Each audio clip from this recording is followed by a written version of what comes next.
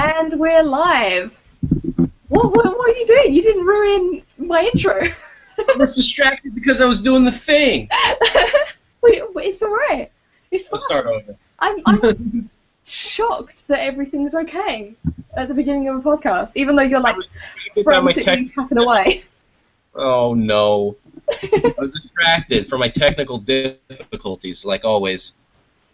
It's fine. You haven't got like the podcast open anywhere or anything like that, have you? It'll be fine. As long as we don't divide by zero. We did. We had some technical issues. It did divide by zero about 3 times before we went live, but it's fine. But yeah, hey everyone. Welcome to the Artist Lounge podcast. My name is Sarah Childs, as always, also known as Game of Drawers.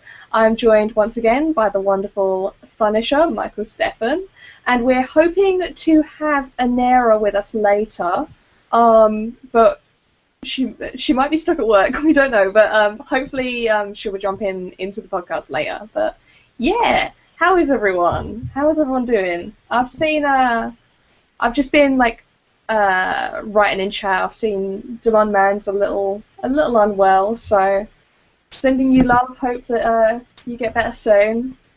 Oh, thank you. Who Died says that I look nice. I just got this top today.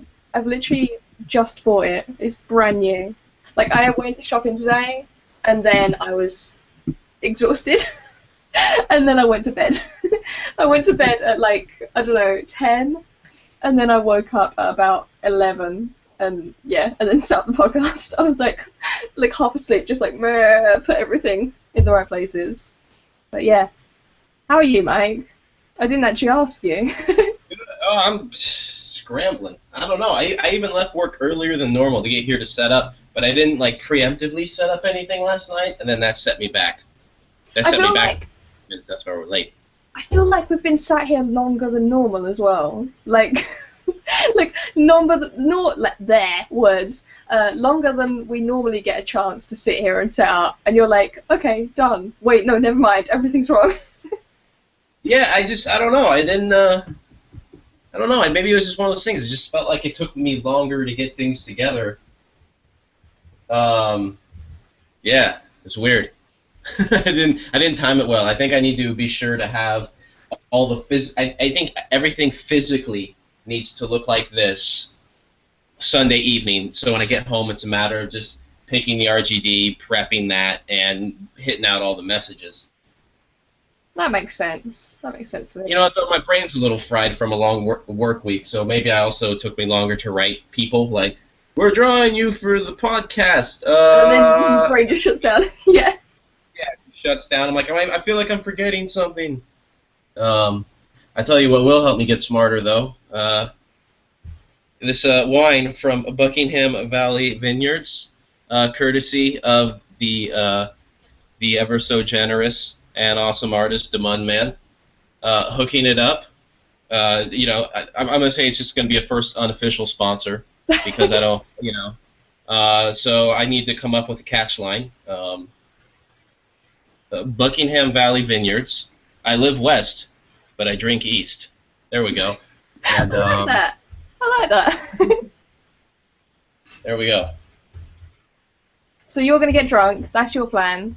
I realized that I hadn't touched this area since our last podcast because the RedditGetsDrawn that I was working on last podcast was literally still sat here on the easel with like the inks and that around it, and I was like, oh yeah, that. Yeah.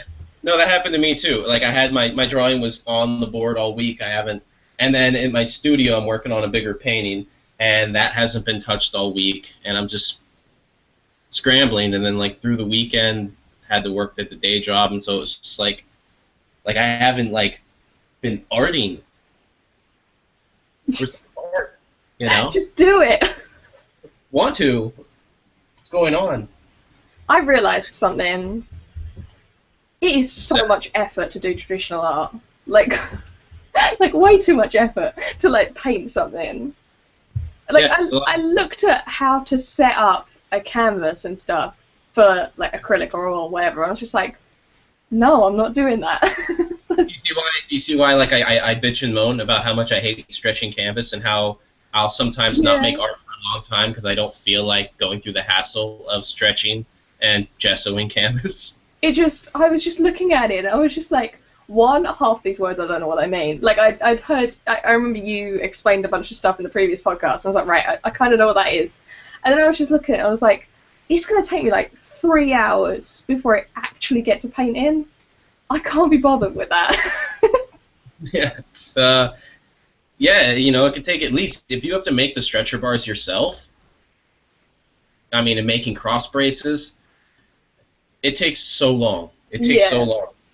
That's why it's like I only make it if the canvas is 3 feet, like larger than 3 feet.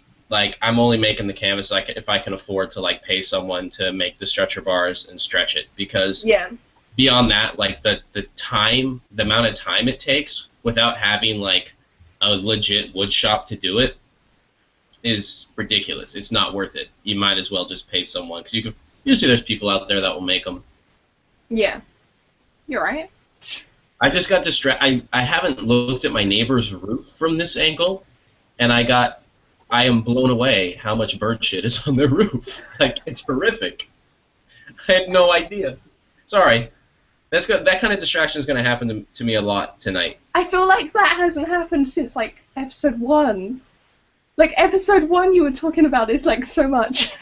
Well, there's a bunch in the usual area I'm used to. Oh my god, there's even more over there. This is crazy.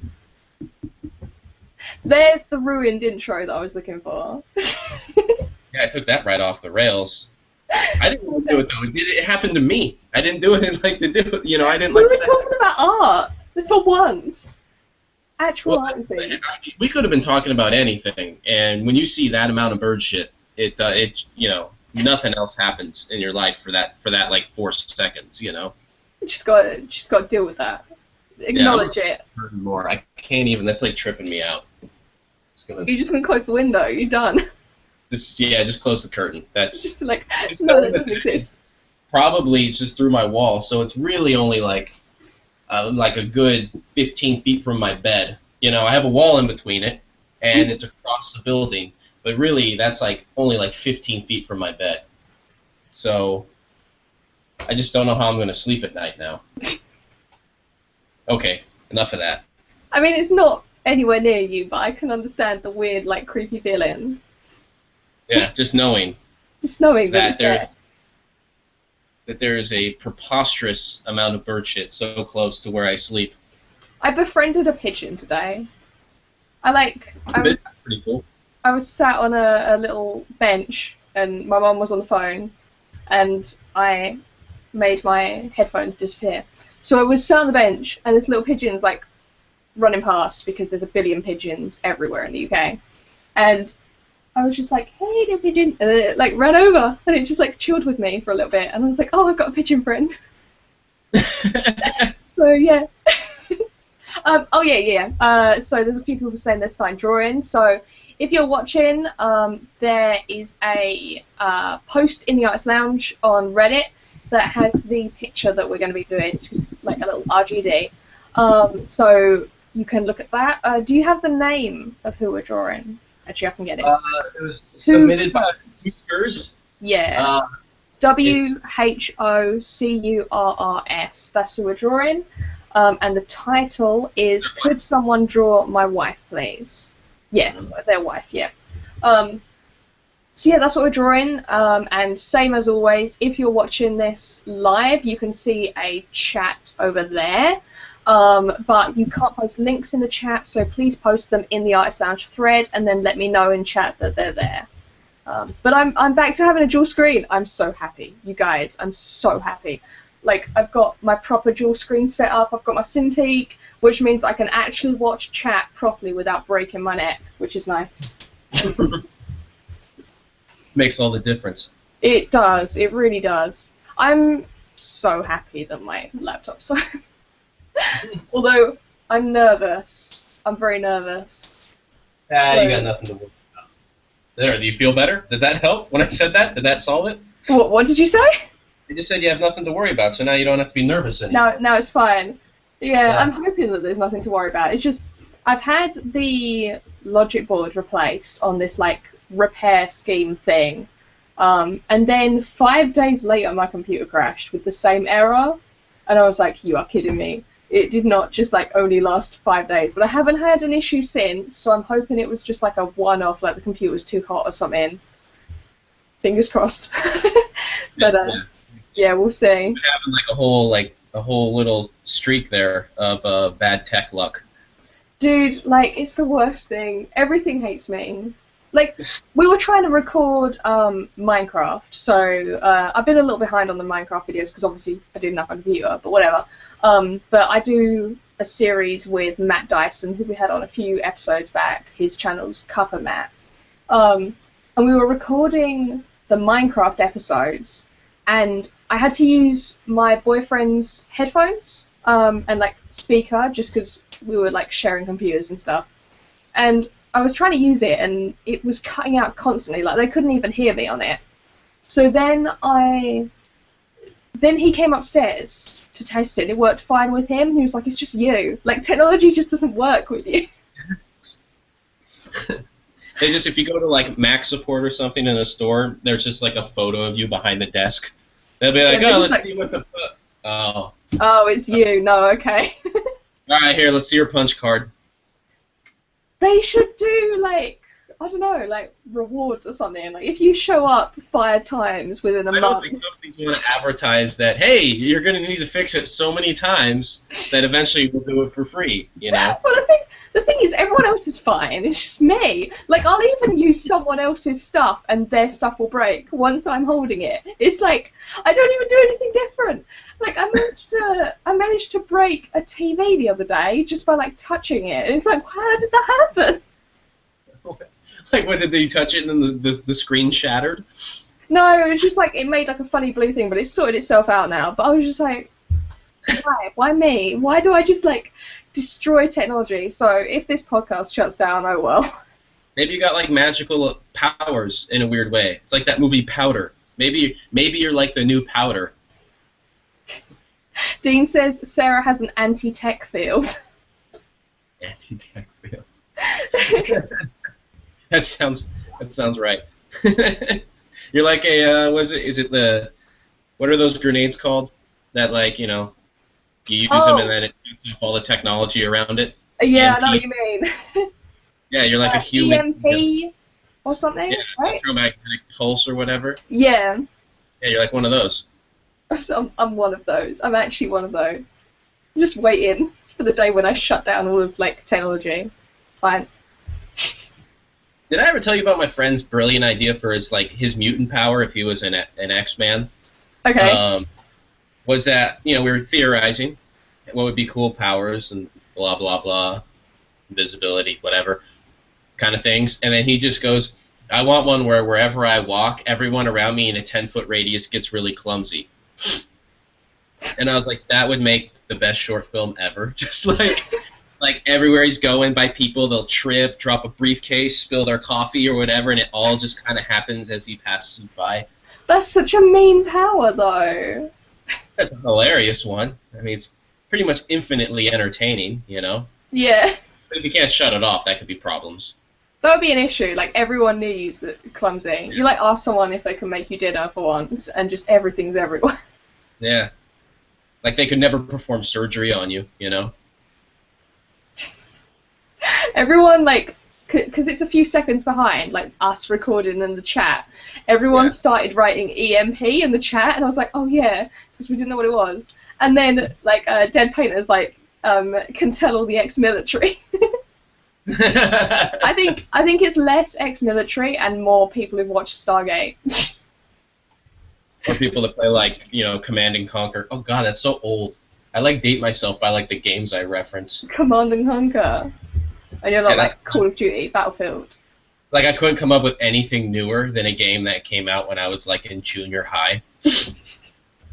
That game's Jesus. That game's probably approaching, like, 20 years old.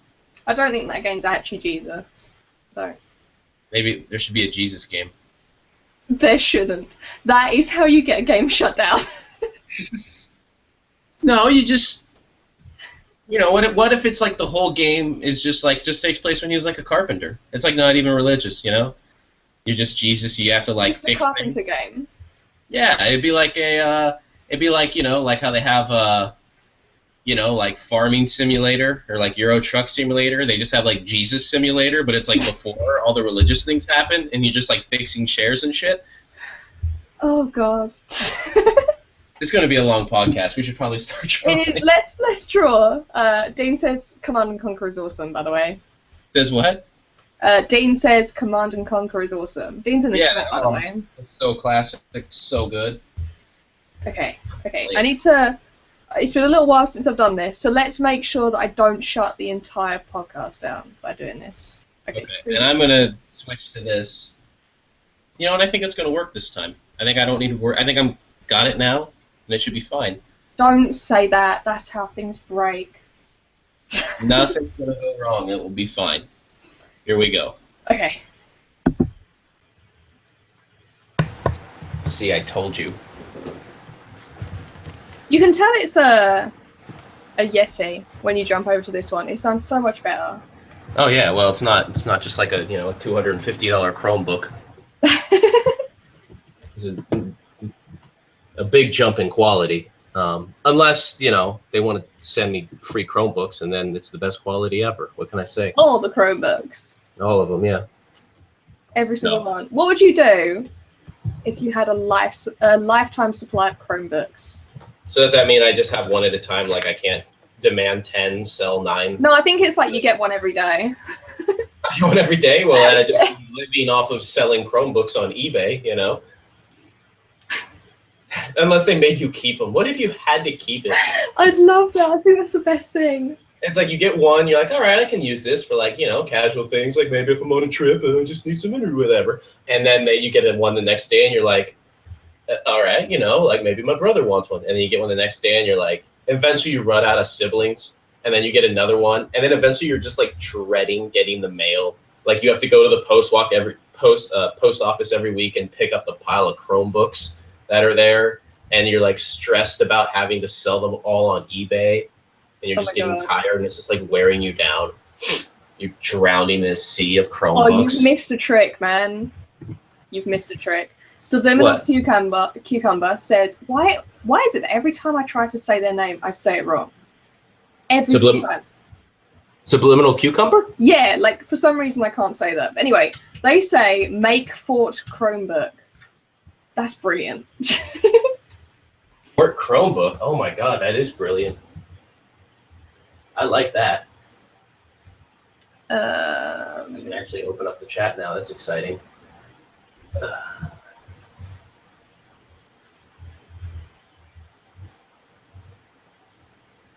I'm not going to do all these flowers. I'm sorry. They're lovely flowers, but... Yeah, not happening. I'm sorry. We'll never finish.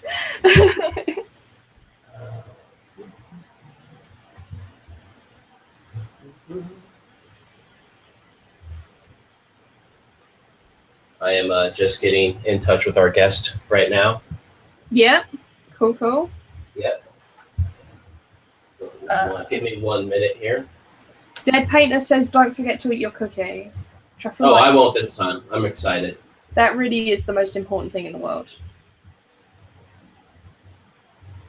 Alright, I'm going to try and do something. So I haven't done this before. But last week we had Foxtrot on. And Foxtrot did this like grid thing. And I learned about the grid in school, but it never really worked. But I kind of got an idea where I wouldn't do the normal grid, because normally you just do like a 1 inch by 1 inch all the way across, or whatever, and then it'll be regular. But that doesn't really work with me because I get confused. So I'm thinking of just plotting out where like individual areas are, and then moving that across, and then basing it off of that. So I might try that. Yeah, give it a whirl. Why not? Podcast is all about adventure.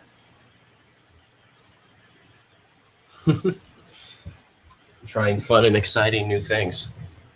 I'm just getting things set up here. Yeah. I feel like everyone's going to hate the lines that I make because I'm on Manga Studio and not Photoshop, and therefore my lines will be horrendous. I could set up like rulers and stuff, but I can't be bothered. That's so much effort.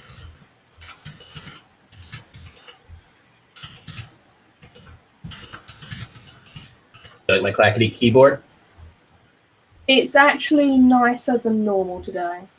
Ah, I made a thing. Let's see here. Well, I do usually despise it.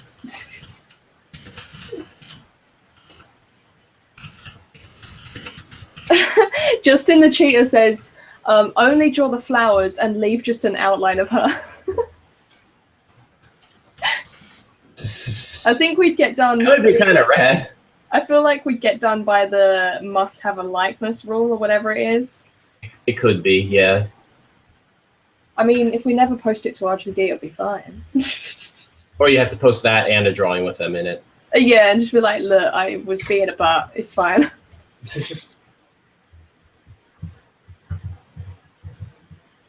These lines are not straight. Oh well. Our guest will be jumping in shortly. Cool, cool. Exciting!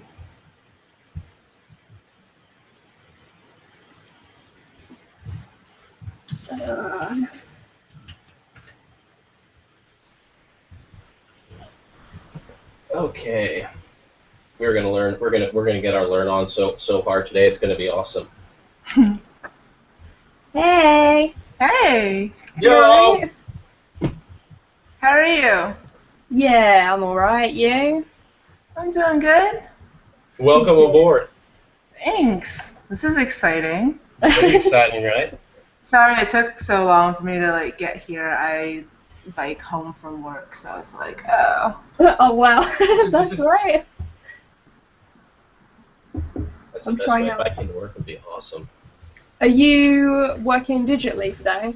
Yeah. So I've been trying to figure out like a way to do the like gaming streaming thing where you can see a person's face and also whatever they're working on, but I don't think I am. It does that automatically.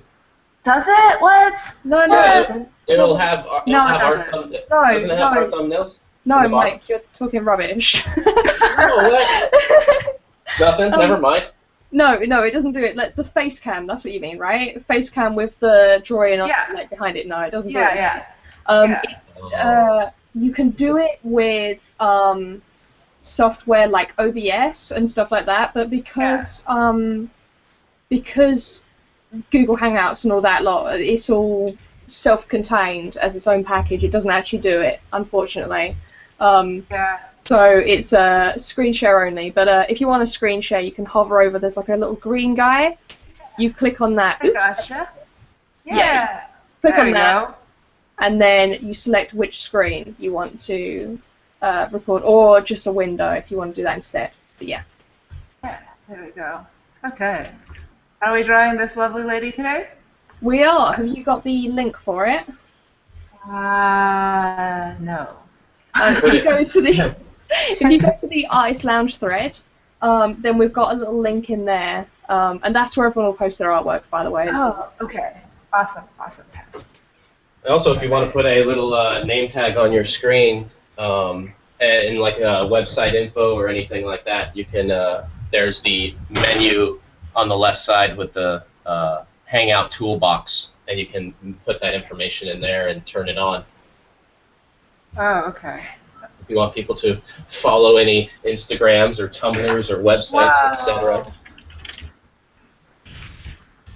There's also a button that puts hats on people, but I haven't Yes. figured out how to make it work properly. This is so fancy. Yeah.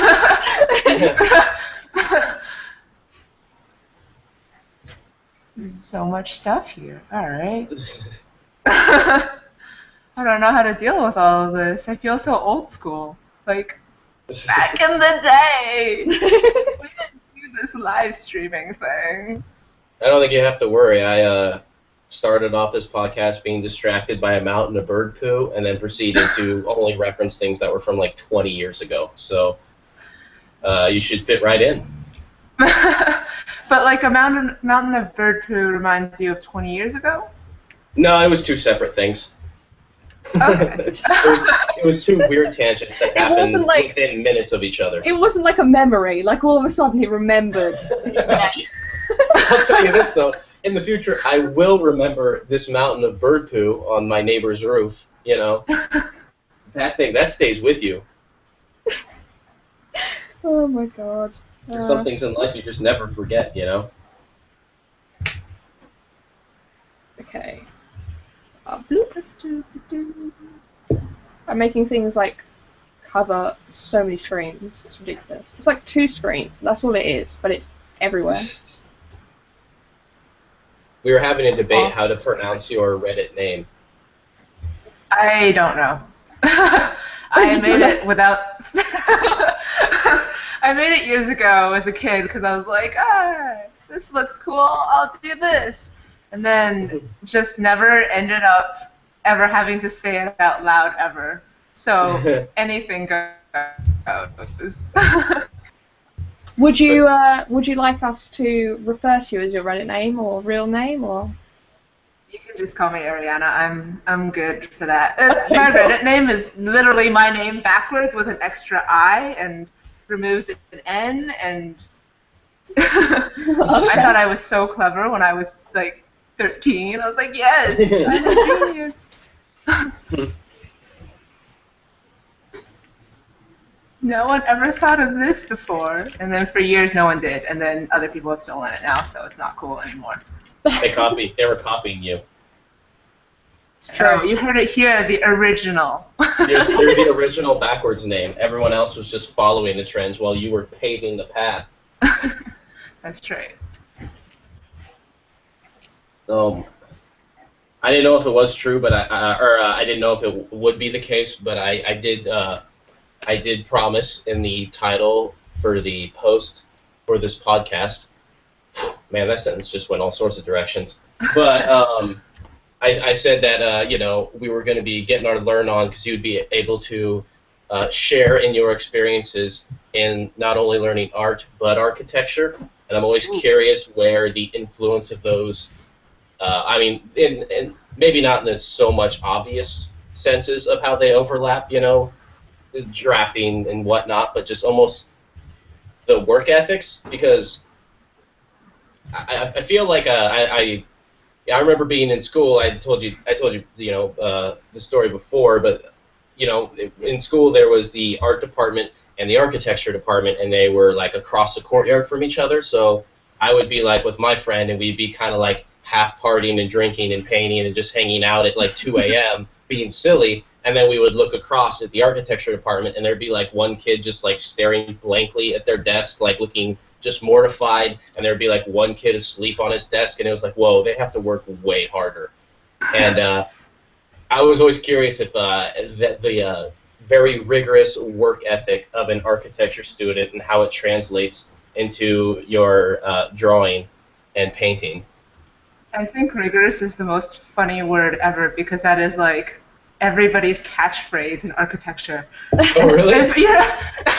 If a professor doesn't know how to explain why your project isn't good enough, their go-to response is, oh, I don't think you explored the concept rigorously enough. And so you're just like...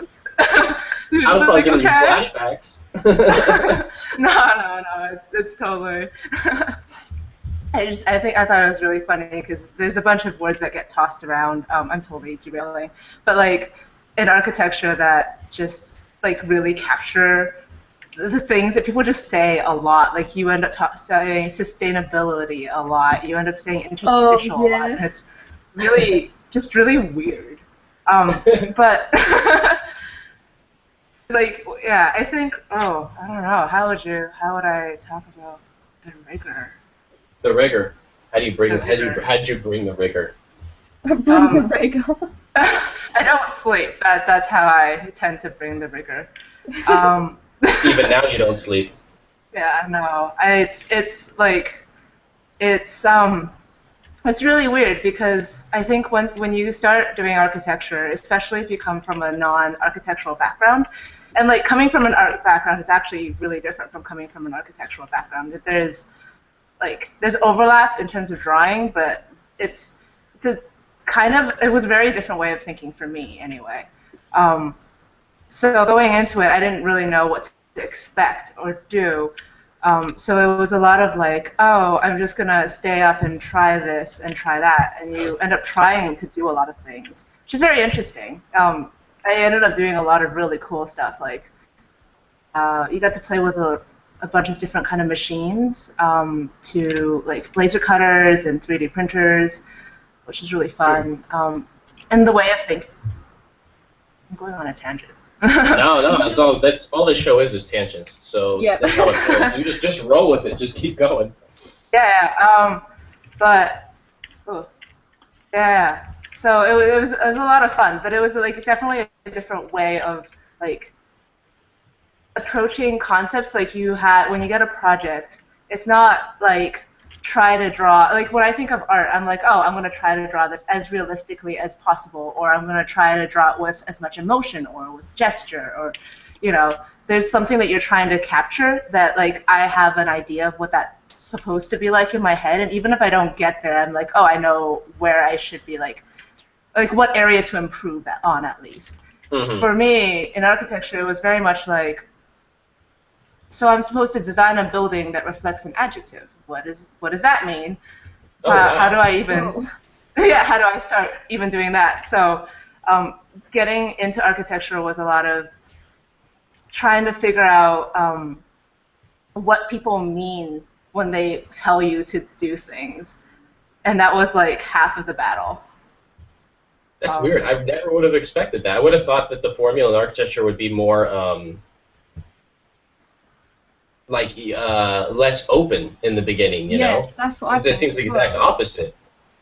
I think, especially the school that I went to, there's like definitely different schools of thought for architectural pedagogy.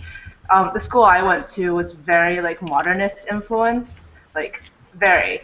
And so they really wanted to avoid teaching you anything like this is what a lintel is, or this is how big a window should be, this is how big a door should be. It was a lot of like figure that stuff out by yourself.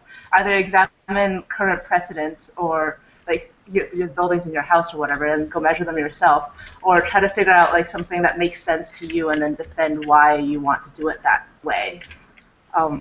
So it was really loose. Huh. So what would be like? I'm sorry. That's right. Because when I did graphics products, we would sit there and we'd study we wouldn't like study it, but they'd tell us how to study it. Anthropometrics and ergonomics and stuff like that, so we made sure that everything worked in reality. So did you never do that? Because yours sounds way more like classically fine arty, if that makes sense. For architecture? Or, yeah. No, they definitely mentioned it. It was definitely like, because when you get such like a loose topic like design a building according to an adjective, a lot of it ends up being like, okay, how do I make sense of this to myself? Like, how do I justify, if this were a building that would potentially get built, how do I justify building a building that looks like Beyonce or whatever? And so you end up end up looking into ergonomics because you're like, look, it's a really cool looking building, but also I built into it these super comfortable seats and like these super comfortable rooms, and that's what sells it. The other stuff, it's just kind of like you end up working on two levels almost, where you work for show and also work for like rationality. Yeah. I don't know if that makes any sense. And like, definitely my experience of it, like I think people going through architecture, like architecture school, tend to get different experiences out of it. Like my experience of it definitely is a little bit different from other people's, especially if they went to different schools. Because I know that like if you wanted to go, I went into architecture thinking it would be like a merging of physics and art, which were two things that I loved. And I was like, oh, this is perfect. All I have to do is worry about like structure and how things put together and make sure it doesn't fall down, and then I get to make it look pretty, and that's what I want. And it was kind of not that. but there are schools that taught more like that than the one I went to, or like what I was thinking of almost was more of a technical school where they would give you all the like training you need for drafting skills, and then you can kind of take that and go where you want with it. Yeah. But instead you ended up in theory land. Yeah. Like you go into class, you got your T-square, right? And then the professor's like, I want everyone to break your T-square. We're going outside the box. And you were like, I just bought this. You know? I think they might have said something like that, like my first day of class. Really? It's so funny. But Fortunately, it was just a T-square. yeah, it's two pieces of wood stuck together. I want everyone to snap your laptop in half. Oh, this is a MacBook Pro. No! This A is not worth it. Nope. So, speaking of theory, Michael, you said you went through like art school, like fine arts, in illustration? No, painting and drawing. Painting and drawing. That's fairly theory heavy too, isn't it? Not at the school I went to. I was at the University of Utah, and it was kind of a more traditional approach. They had there was a lot of influence in there from more kind of traditional art professors, and it was just there were some newer professors that were just starting to be more kind of theory based. You know, and it was funny because at the time, I probably would have going in have liked to have been in the more kind of contemporary theory-based school, but as time went on, and in hindsight, I was kind of glad that I had the experience I had at this one, you know, and it was kind of interesting how much it influenced my direction because I spent a lot of time, particularly after school, studying, you know, more contemporary art and kind of art that was more out there.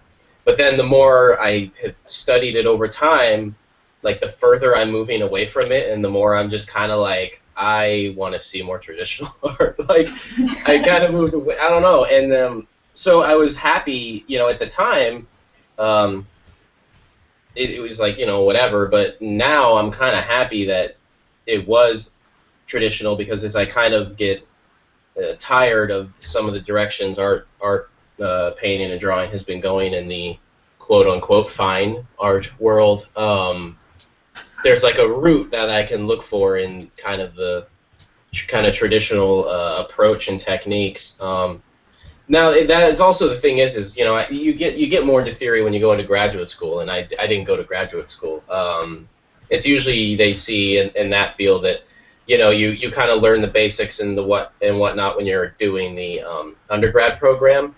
And then when you go to graduate school, you're working on your kind of conceptual thing. Like you're working on, you know, your own kind of thesis for it, and it gets much more conceptual then. But to be honest, it's like I think about like some schools I see, and I like the art coming out from the undergraduate department more than the graduate department. Like it seems like well, I don't have to defend them, so I guess I can. But you know, they have the California. I don't care. But they have the California College of Art out here, right? And from the undergraduate department, there was a couple of the artists that started our gallery studio space in Oakland. They went there, and we've had a handful of artists because it's the local school.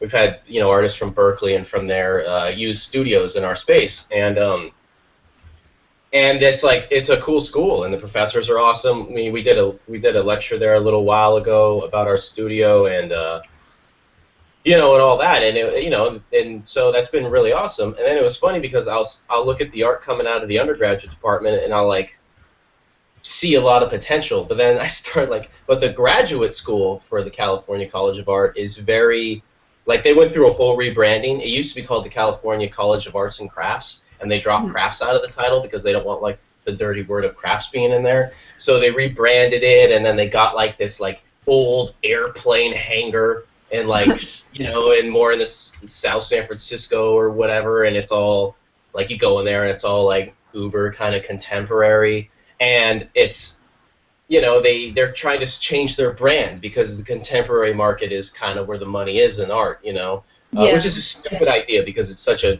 it's such a corrupt it's such a corrupt market. It's ridiculous. I think it's a horrific idea to go that way personally. But it's just like yeah, go that way. See how quick that rug can be pulled out from under you. But you know, it's like I think it's a good example because like on one hand in my school they didn't teach enough concept like my undergraduate school. So I like having the traditional kind of background, but I think it took a bit of extra time after school to like start finding like your own art, you know, because you spent so much time learning techniques, you ended up just leaving, just kind of emulating the professors.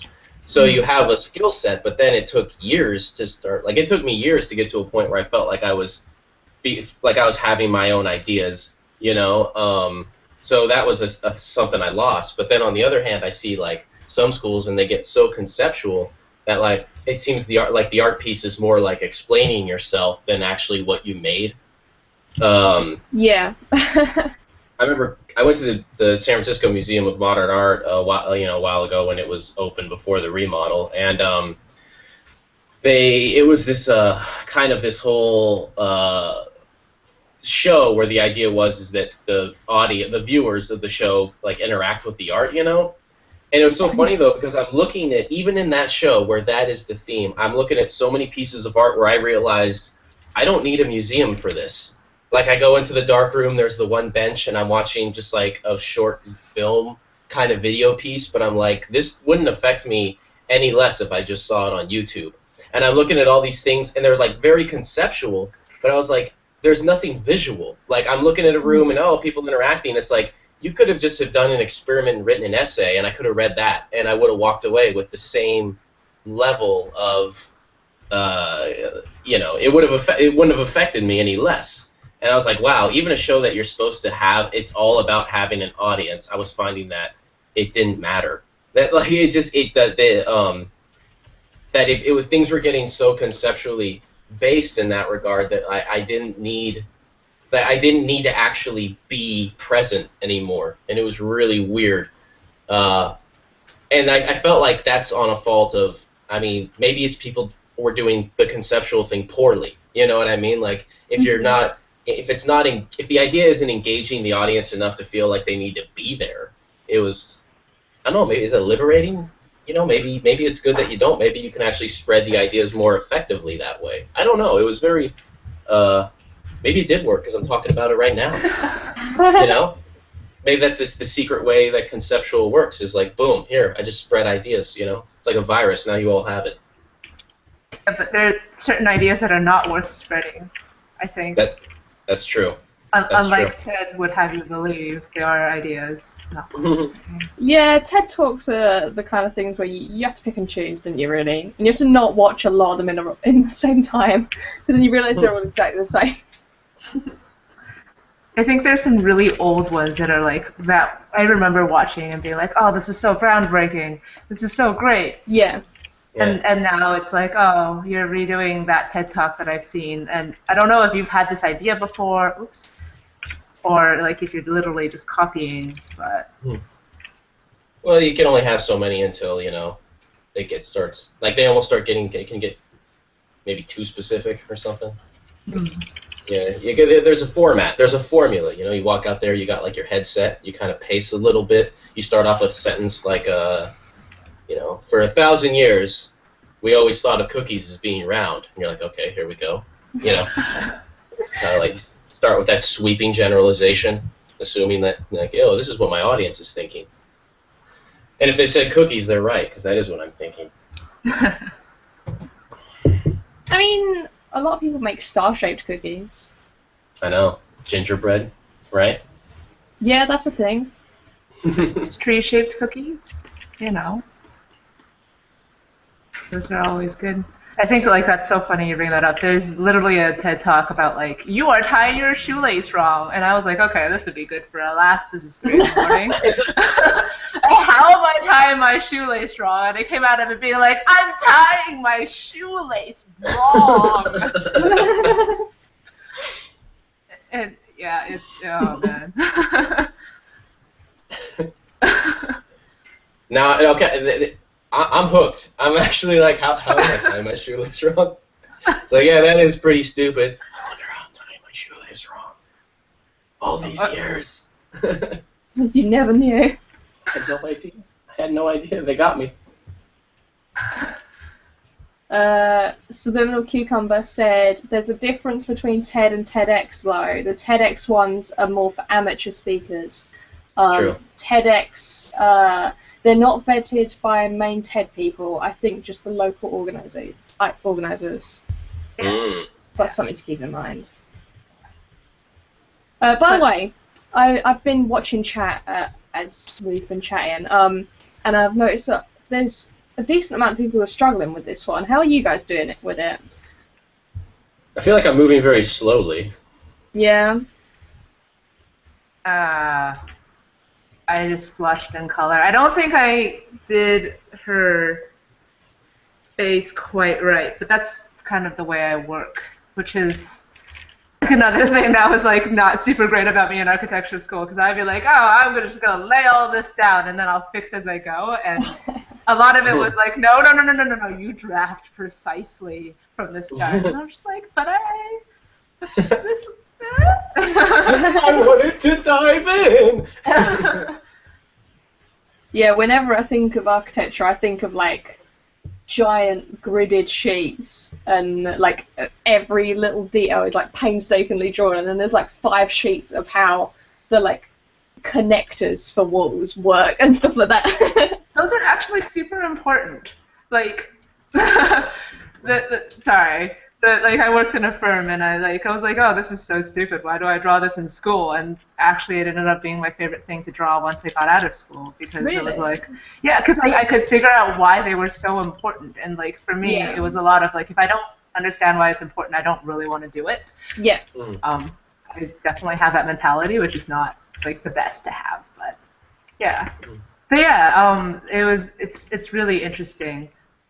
It's so funny. This girl looks like a girl from my class, and I like keep on thinking her name while I draw this. I'm like, oh, this is a portrait of so and so, and of course it's not her at all. What if it was? Oh, it'd be. Oh. Let me ask you. You don't need to say her full name here or anything. But if it ended up being her, would you not want to do the drawing anymore? Oh no, she's a great person. Like, I think way less exciting. Sorry. I think like the best thing about the school was that like it was just full of just kind of really crazy people. Nice. Crazy in the best way, because they're super intense and they love, and even if you don't really love it, you kind of get caught up in the atmosphere so much that you're like, I have to love this. Everyone else loves this. Everyone else is working so hard. So, what kind of like projects did you work on in school? In school, there were, I think, especially when I started out, they were very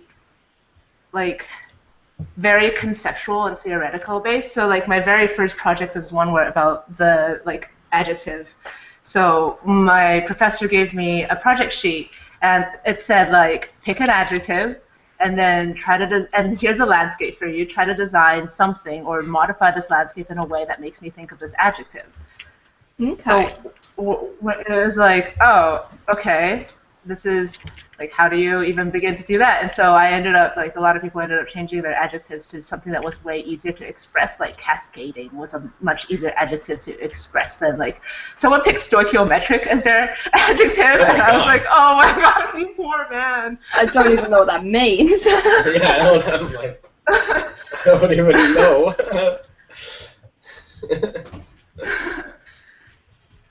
They are smarter than me. But I wasn't in that critique. Either that or they found a thesaurus. Mm-hmm. Yeah, well. What was your adjective? Mine, I think I picked something like cascading, and then I was like, no, this is not difficult enough for me because I was stupid and I wanted it to be difficult. So I ended up changing to aerodynamic, and it was it was a really interesting thing. I think I could have done a lot more with the landscape and the building. But I ended up building this like weird floating helium balloon thing, and then like it was like I built a spaceship and called it architecture. I'll cut the shit. It was a spaceship. It was a spaceship. I wanted to make a spaceship, and I made a damn spaceship. So I did. Awesome. Yeah. And then as the year, you get basically mine was 2 years long, and we had 4 terms, and every single term you had about 3 projects to do, and then the third project is generally like your big end of term project that was worth the most marks, and everyone no one slept for the day before that, just no one. I think one person did, and we were all super mad. How dare you? We had a code here. That's not part of the deal. We all suffer together. Yeah. But I think.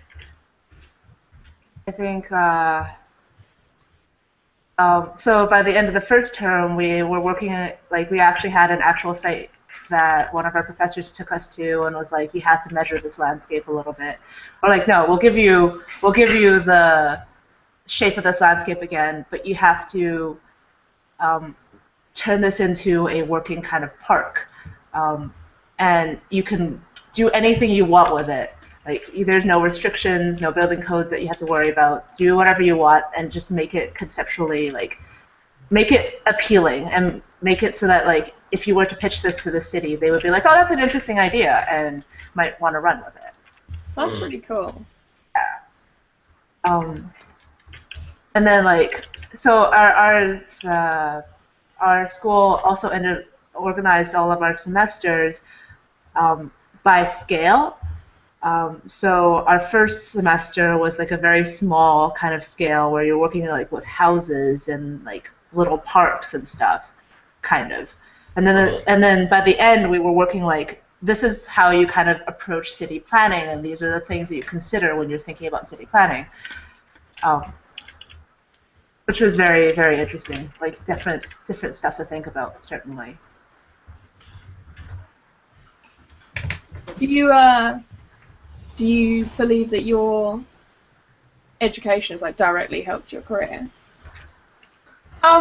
Yes. Right now, well, yeah, because I'm drafting right now. So I think if I didn't do architecture, I wouldn't be drafting right now. But I don't know if that's where I want to end up going. So okay. Yes and no. Where do you want to end up going in the field? Honestly, I think I might step away from architecture and yeah, I don't know. Wow, completely step away, huh? Yeah, well, I kind of want it to take me towards maybe 3D modeling and environment design and stuff. Mm-hmm. So it's definitely possible. One of my classmates ended up going into it, but he was really gung-ho into 3D modeling, and that it's not really my strong suit. Yeah, there's a lot of opportunities. It's a really flexible degree, I think, is what I got. So that's well, okay. So if you're in architecture, you'd be using things like AutoCAD and whatnot. But are you learning would they use things like Maya and stuff like that? Is that what's the 3D in other words, what 3D modeling kind of programs or what would you be using or have you used? It depends on the person. You're very free to use whatever program you feel comfortable with. So a lot of us ended up starting with SketchUp because that's super easy. I picked it up in 2 or 3 hours, and I was like, oh, I can do this. So that was my go-to program because I was like, I don't want to figure this out, and it's due in 2 days, and I can't be learning Maya right now. This is terrible. Maya's effort. But I think our school tended to use Rhino a lot, which I hear right now is actually a fairly big software in the whole product development world. Yeah, but and there are definitely grad students who really use Maya and 3ds Max and stuff. And I was so excited when the Unity engine came out. I was like, oh man, I'm gonna learn this. Yeah, that's the I think that was the thing. Now that I see all those engines becoming free, it's a pretty exciting time if you want to learn, 3D design or graphics or however, because it's like, the Unity engine is free to start, the Unreal engine's free to start. I don't know, does SketchUp still have because that was like I remember seeing that on Google, and it was like a Google free thing when it came free, out. Yeah. It's still free, right? And then they have like a pro version or something. Yeah. It's cool to see how accessible it is to dive in. Like, I had Unity and Unreal on my computer, which is ridiculous because I'm never going to get around to doing that. But a guy can dream, I can dream big. Doesn't mean I have to actually follow through. But it's awesome to see the level of access people have to those tools, And that was just kind of recently that they started opening the full versions for free or for very low subscription prices, Have you been using Unity at all? I loaded it up once. So, not as such, no. I know that feeling. Yeah, I got Unity, and I made Pong in it, and that's about all I've done. That's pretty good. That's pretty good.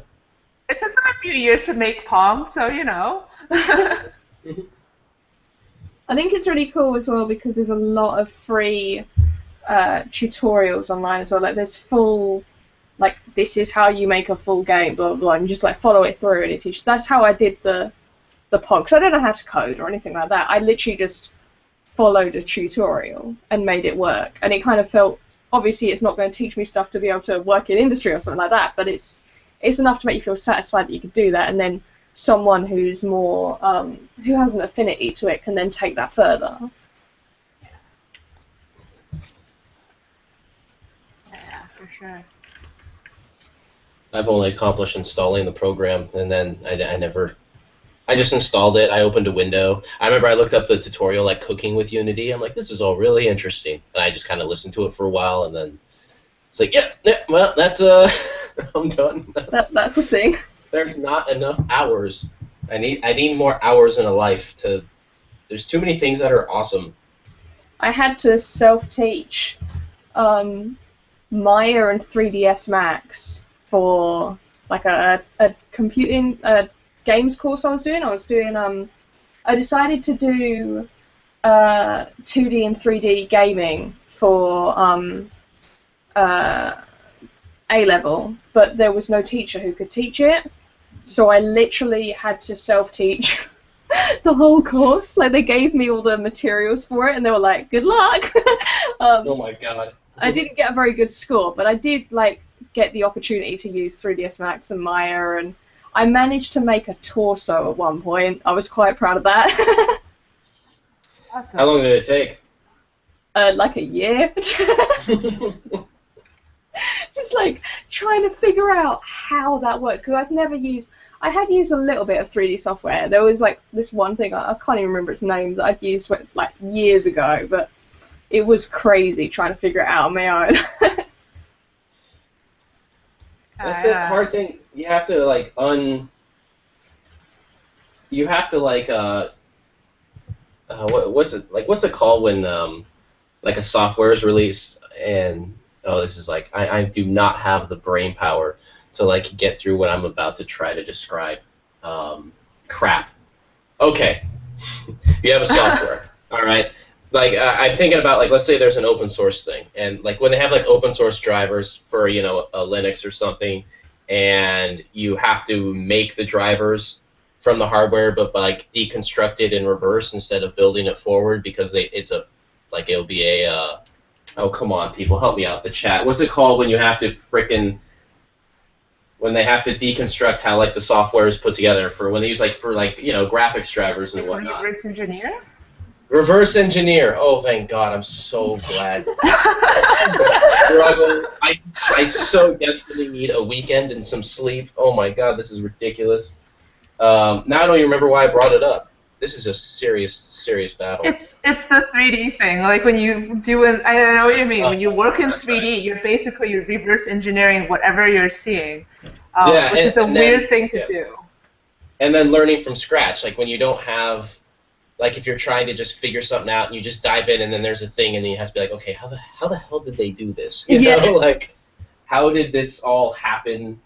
And it was funny because we were talking about Unity and all that, and then it, you know, our good friend of the lounge and RedditGetsDrawn and the Sketch Daily crew, Ninja Monkey Dog, excels at that stuff. He's at the point where he's just like, you know, like building his kind of 3D engine stuff and modifying it in C++ and whatnot. And I remember it's like I always find all that the tech stuff very interesting. I don't know how to do it, but I find it all fascinating and the culture of it. And I remember him trying to explain to me what he was doing, and I was just like, man, those are some awesome words. I don't know what they mean, but this is all really cool. And so that's why it's like that's why I'm always gonna pretty much hound you regarding the architecture background, because it's gonna be a bunch of things that I'll never know and understand that are gonna be endlessly fascinating. Living vicariously. Yeah, pretty much. You know, I don't have kids, so I don't have like a kid I can try to force to accomplish things that, you know, that I didn't accomplish. Be like, no, you're gonna get into this program. You're gonna be the best artist ever. But Dad, I want to play football. Shut up. I don't know. If your kid gets into like the NFL, that'd be pretty cool too, huh? I'm in the NFL. But you're not painting in the NFL. Oh, he could totally pull out. Oh my God, what's his name? Terry Crews. Terry Crews. Okay. So do you guys watch Brooklyn Nine-Nine? No. No. Okay.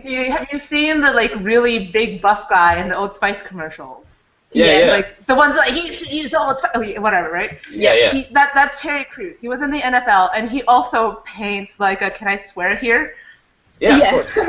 Okay. He paints like fucking amazingly. Like he does like acrylics and spray. You have to like. I want to go like Google this. I didn't realize he painted. We gotta look up some of his art and share it. I'm gonna put it over my picture of this lady's face. I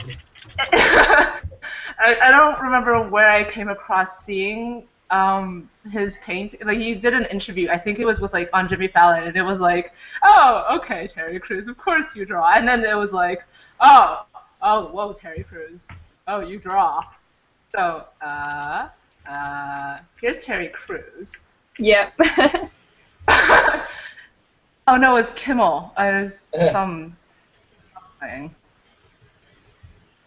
But like he was like, yeah, I love painting, and then he would like kind of got into the NFL just because he was a big dude and was like really good at it, and just like would also paint on the side. And it was like, okay, all right, This dude. is really good. Yeah, he knows what he's doing. Weird. Let's see. He's done like some really, like they're all like sports related kind of. I would take drawings and that over stuff. a Leroy Neiman sports painting. I would totally take a Terry Crews painting over a Leroy Neiman. Leroy Neiman's are cheesy looking. That one's got sweet lightning. Lightning's always good. Yeah, it's always I approve badass. of lightning. Let's see. I think this one's another one of his, like, they're like cheesy sports like drawings and stuff, but you know. Wow, I'm getting closer to the monitor. We can actually see it. So those are paint-ins. I think he uses acrylic and he spray paints. I'm not entirely sure what his process is. I just saw him on Kimmel and was like, oh, you are my forever hero. Yeah, they're really good. He's awesome. And those commercials directed by the great Eric Wareheim, who people might know him as part of Tim and Eric, and also directing a bunch of amazing music videos, and particularly the Major Lazer videos that got quite popular. Thanks. Tobacco, Beach House, etc. Now I want to look at more Terry Crews paintings. We should get him on the podcast. That should be easy. No big deal. He did an AMA a while back, so he is familiar with the Reddits, kind of. Aware of Reddit. Yeah, we do a podcast based out of a sub that has about 4,100 followers. So if you're really looking to expand your career, we're here, gonna really blow things up. I know you're really busy doing Brooklyn Nine-Nine, being super popular, and just a giant teddy bear and all, but... Yeah, everyone loves you and everything, but if you want to come on here and... You want to paint a thing, that'd be great. Paint a thing and, you know, drink some wine and eat a cookie, you're more than welcome to. Oh man, that would be so cool. People with celebrities should be a TV show. Yeah, it's just celebrities that make art, so it'd be like him and Jose Canseco. I'm just kidding. Jose Canseco's art is yep. It's not Terry Crews art. No offense, Jose Canseco, if you're listening right now. But yeah, man, sorry. Terry wins. Terry wins. But for right now, you know, there's always next year. If there's anything you learn in baseball, man, it can just be next year. Like I'd never put my doubt in a former Bash brother. Not former, the Bash brother. Always invite Putin as well and be like, hey, I know you sold your painting for millions of dollars and you're like a dictator of an entire country. But this is the peak of your career. Well, just get people that, you know, don't normally associate with art. Get George W. Bush on here. He can do some of his paintings. I will Does he do admit, paintings? yeah, he has paintings. He did paintings. That's what he does in his retirement. He paints his dog a lot. And I'll admit, he has a painting, one of himself in the shower from, like, his back and one of, like, his legs while he's sitting in a tub. And they're kind of amazing. Like, it was that weird thing where you're like, you know, regardless of your politics, are like, those years. You look at the paintings and you're just like, it's oddly humanizing immediately. You're just like, whoa, okay, a person. Wow, look at that. Like, it was very, like, because I think his paintings got, like, I don't know if they were supposed to be shared. It might have been a thing where something was leaked and it got out there, but then everyone was kind of just like, huh. Like, because it wasn't like that they were like these technical masterpieces, but he definitely had an eye for things like, oh, interesting. Like, you could get away, like, getting those paintings like that in a gallery, and you could talk through it. There was definitely a unique perspective to them. I'll dig them up. In the meantime, does anyone know, Subliminal Cucumber's asking if anyone knows the type of flowers those are in the background. I thought they were stargazer lilies, but I don't know much about flowers, so I don't really know for sure. I feel like I've seen them loads of times, but I still don't know what they are. Look up stargazer lilies. Hold on. I have no clue. I'm useless with flowers, or identifying flowers. No, I'm wrong. Stargazer lilies have a bunch of red in them. Though the shape I is feel pretty like close. they're probably a clematis of some kind. So that.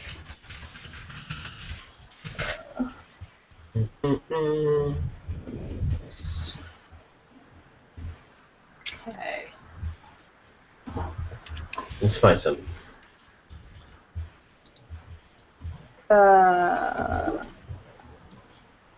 Clematis candida. I think there might be that.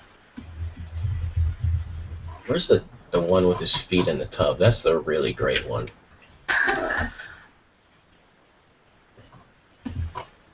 Okay, it's not those. Those petals are wrong.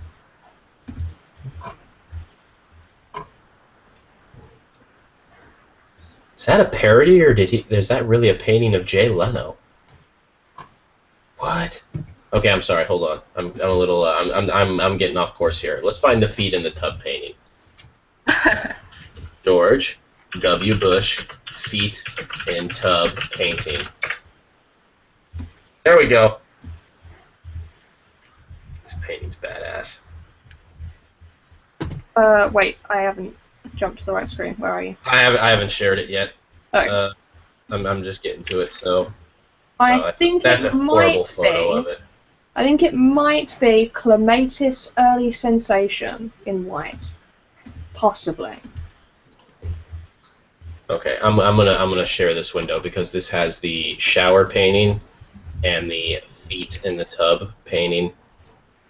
it might not be the best resolution, but people can research it on their own damn time. There we go. Yeah, look at that. Some George W. Bush paintings. Those are the two that I was like, interesting. Whoa. Oh, okay. It's got kind of like a little bit of a modernist, almost. Yeah, I feel like- Feet in the Tub's almost kind of post-impressionist, you know? Yeah. Like the non-linear perspective thing, being like, I don't. And it's also a very interesting idea for a portrait. It's got a thing that's like, huh, feet in the tub. Faucets even on and running. It's like a little slice of life. Pre-Instagram? Yeah. The hot dog legs go away. He's got that. And then the whole thing with like the face in the mirror of the shower is just like the idea of like George Bush self-reflecting in the shower. Obviously, you know, say what you will, what your politics, whatever it may be, but most certainly a controversial president, you know, in a very controversial time in American history. I don't know. It was kind of blowing my mind when I first saw those. It's like, what is going through this guy's brain? You know, Bill Clinton's got the saxophone. George W. Bush has got the paintbrush. What does Obama do? Obama? I don't know. People Probably seem to put on. really cool. Well, people seem to be. You know, I remember lots of times people always claiming that you know he was good at basketball, and then you know I saw him play basketball, but he only just seemed okay. I feel like he's the He has a kind pretty of good guy sense who of would be humor. pretty decent at everything. Yeah, I imagine him kind of just. He has a good sense of humor, you know. Yeah, that's true. Stand up. He totally could. Very gifted with the social medias and being like, I will play to jokes. I'm okay with laughing at myself. I think he'd be, you know what, he's probably really good at beer pong. He's probably good at things like he can't, like, really admit as president. But I bet you him just, like, kicking ass at beer pong, right? He's probably said the phrase, drink up, bitches, like, a lot of times. Not sure about that one, but okay. Well, he's had a very interesting, like, college career, so there is that. I'm curious. I want feedback from the chat. What is let's predict what everyone. What's Obama's secret, awesome, random presidential talent? Ooh, you can look this up. I'll take bets.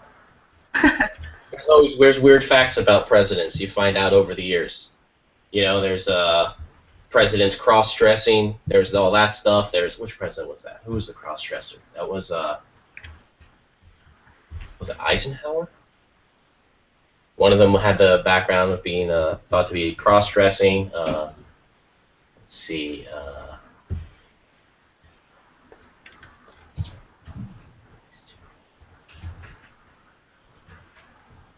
I have literally no idea. Obama secret talent. That's one thing to Google. He sings. He sings?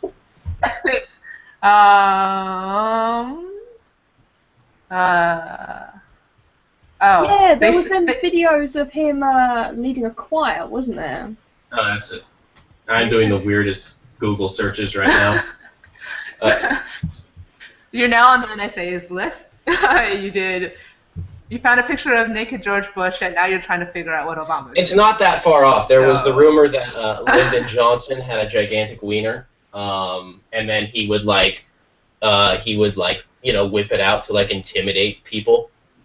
Whoa. Hey, Google it. I swear to God, Google it. I know that sounds ridiculous, but you know. Oh, don't just believe everything on the internet. Oh, yeah, okay. So this website is totally trustworthy because it's called the List First. The list first? Yeah. And there's the 10 secretly talented U.S. presidents. So Roosevelt wrote like a movie. He like wrote a script, like what do you call it? Oh, this is Like so a play. stupid. Yeah, he like wrote like a script for a movie. He like okay. yeah, and I think it got made into a movie. Yeah, he has a writing credit on a motion picture. Nixon plays the saxophone, clarinet, accordion, violin, and piano, and writes his own compositions. Wow. Yeah. Yeah. Will Harding plays a lot, like almost every musical instrument, and his specialty is the sousaphone, which is just a really giant tuba. Like it goes around your body. It's just like a huge tuba. Okay. And Eisenhower he's an artist. He has over 300 works.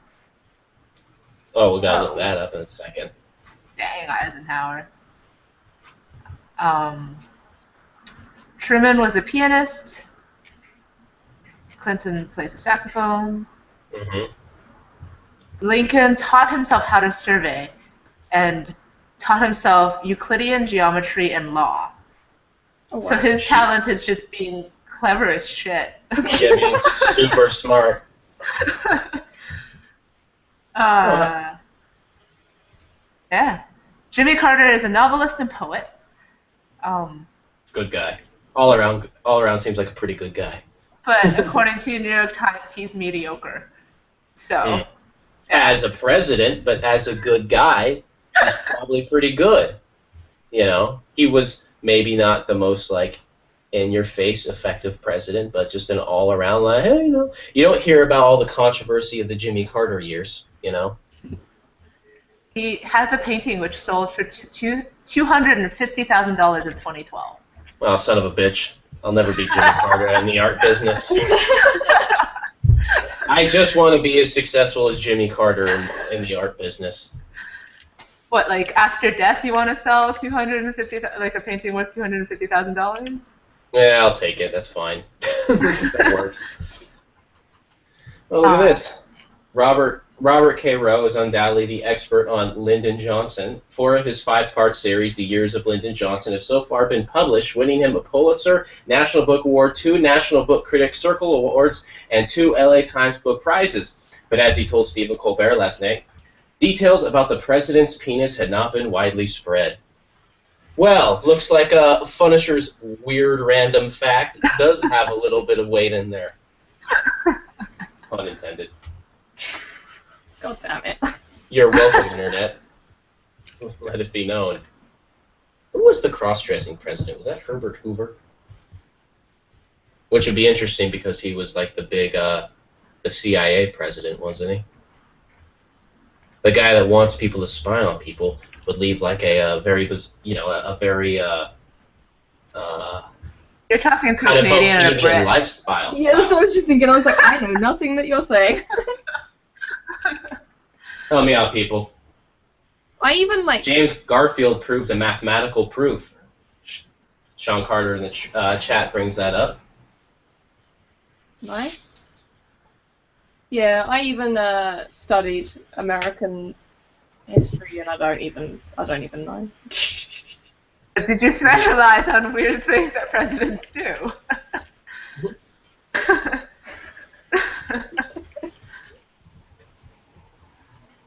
That should be a major.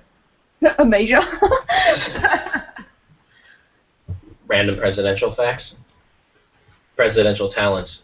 That'd be a good thesis. Who died claimed that one of the presidents was an expert kitty handler. I'm gonna just believe it because I want to believe it. I want to see a former U.S. president surrounded in a pile of kittens. That's the best thing. Really. It's actually like a really cute, like that could be a T-shirt. Where you just have like a very cartoony looking president, and then like just piled on by a bunch of cats. I feel like that would do well on the internet. Right? Someone get on that. Someone get rich because of that. Okay, wait, which president is this? This is important to know. Which president was very popular with the kittens? I I have a painting to show you guys. Oh, I think I can find it. This is actually a former California College of Art grad student, which was a good sign because you know, I was just talking smack on the grad school, but this guy made an awesome painting. Hold on a second, I'll find it. Well, I typed in president with cat, and the first picture was Lincoln with a cat pasted on top of him, so I feel like that'll do. Yep. Good old Lincoln. I mean, Someone just said Hoover was never a president. That's not true.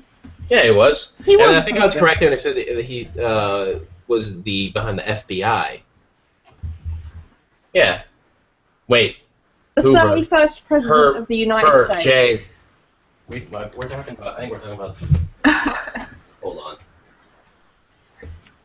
No. Oh wait. no, who died was guessing Obama's talent. Oh. Yeah, he We're was the talking about J. 31st. Edgar Hoover, Director, Federal Bureau of Investigation. 31st president. Yeah. Herbert Clark Hoover, 31st president. Herbert Hoover was the president. Oh, are they different people? Is that the thing? Yeah. J. Edgar Hoover is the FBI guy, while as Herbert Hoover invented the vacuum. No, I'm just kidding. Lol.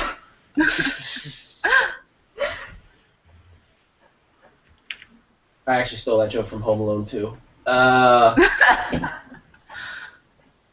First director, Cultural federal references. Yeah, Sorry. director of the Federal Bureau of Investigation. That's right. Elected by... Oh, wow, he was in there a long time. Seriously? Roosevelt, Truman, Eisenhower, Kennedy, Johnson, Nixon? Wait a minute.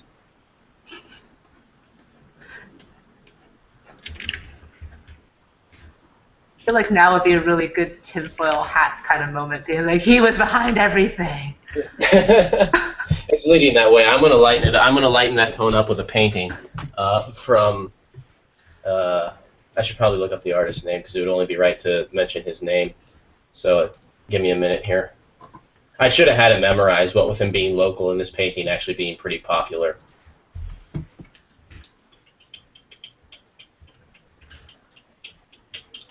Conrad Ruiz. That's right. Here we go. This is a painting that the chat needs. Oh, damn it. Hold on. No! Oh no, what have you done? I did the super mirror. I shared the wrong window. You Let's try divided that by again. 0, it's fine. There we go. That painting. Oh wow, look at that. Wait, That's I'll make exciting. it your face. That's a huge watercolor. See? It's a Obama on a corgi, jumping through the air. All sorts of excitement. There you go. That's his talent. That's Fighting with cuteness? Excellent. Barack Obama, professional corgi rider. Oh, Foxtrot has posted a work in progress. Let's check it out. Foxtrot Oscar says, it's just a work in progress, not feeling this one. How are you Well, guys doing? Are you guys jumping into it yet, or struggling, or? I'm struggling and working super slow. Yeah. Oh, god damn you, who died? How did you already... Oh my god, I'm so far behind. I'm at this point where, like, I get in my drawings where I'm like, oh, I can't tell if I'm drawing her accurately anymore or not. I'm just, like, kind of in the, like, I'll keep working on this. Okay, here we go. Sharing.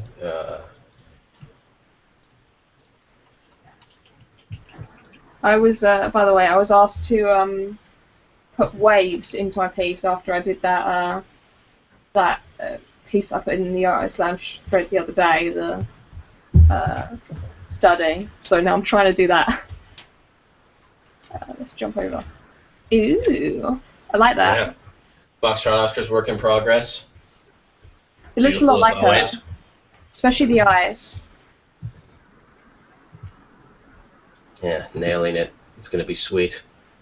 Oh, Wait, Subliminal Cucumber's trying to find a reference for the flowers. Like, I kind of guessed what, like, flower it was, but I don't think it's exact.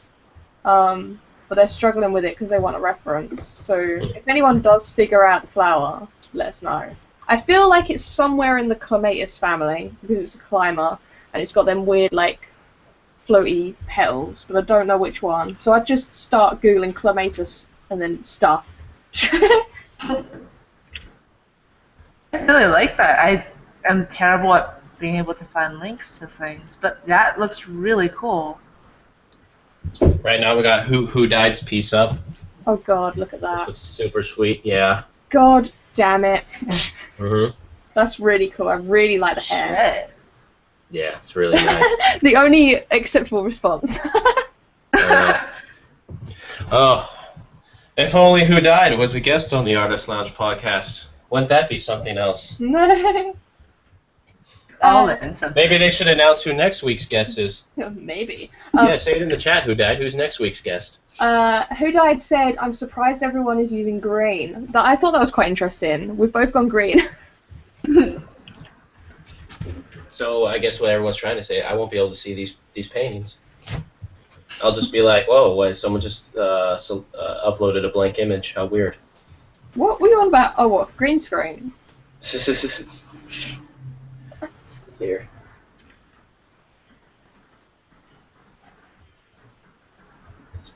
Pieces are super nice. Oh god, I gotta draw faster. Everyone's kicking ass. So much pressure. I wandered into the Reddit, and someone posted a work in progress, and I put it on the wrong layer. Here we go. Yeah. Who's is that? That is from, the Munman? The Munman? Oh, the Mud Man! Oh, it's really nice. Yeah, I really like that one. He's even doing this with blurry vision right now. The flowers are lovely. Yeah. Nice one, my man. I really like the texture on it. It's so good. Like, the flowers have a weight to them. It's nice. Yeah, it's acrylic Nice. painting, I believe. Wow. Oh, Who Died says, I'm not saying who's going to be guest since you know computer stuff. Okay. Alright. We'll hold off then. Fair enough, fair next, enough. Patreon for fun computers for everybody.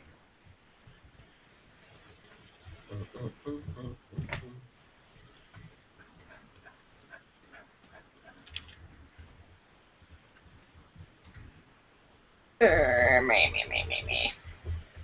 Sorry, that's the sound of me working on the wrong layer.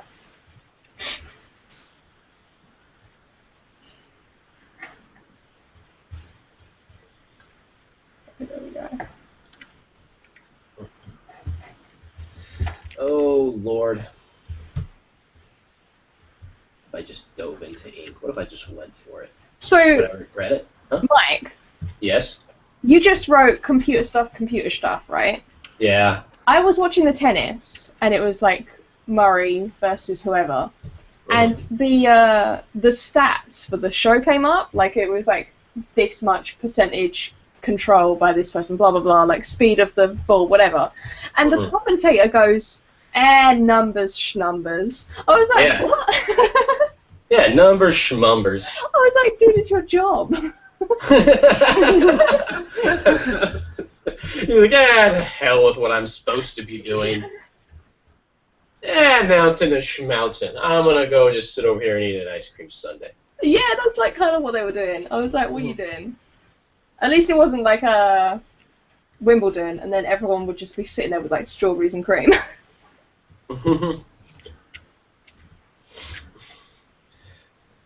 Good old Andy Murray. When I was in London, he was it during Wimbledon? Might have been. Everyone out there was like all big on him winning, and he didn't win. In fact, I think he lost to who was the American? I think he lost to him, and I was like, I have to get out of here. No one I have can to get out of the country now. I gotta blend in.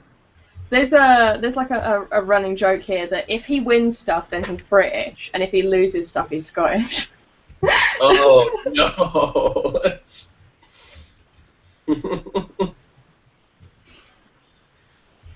guys are harsh. You're harsh on your tennis players.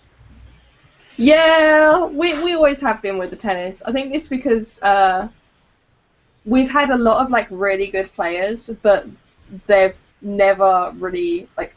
I don't know what the numbers are for how many have been won, how many haven't. But there was like a running joke that like Tim Henman would never win, and he was like our guy.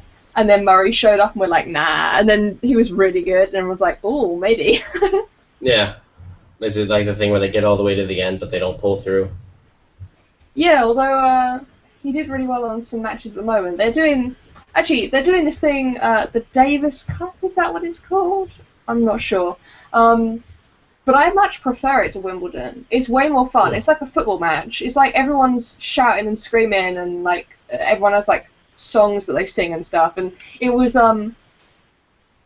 Britain versus France the other day. That's always a good one. Anything that's got like Britain versus France, you know, it's gonna be good because we're like brothers who hate each other. Well, yeah, you share the channel, you know. The channel. You guys are all you're now forever connected, right? You work together.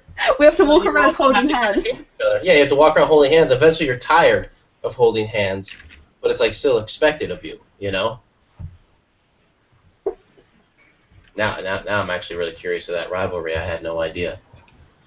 Yeah, it's like a running joke. Like every comedian will be like, the French, but we love them. It's just we've got like this kind of like brotherly rivalry, which is kind of fun.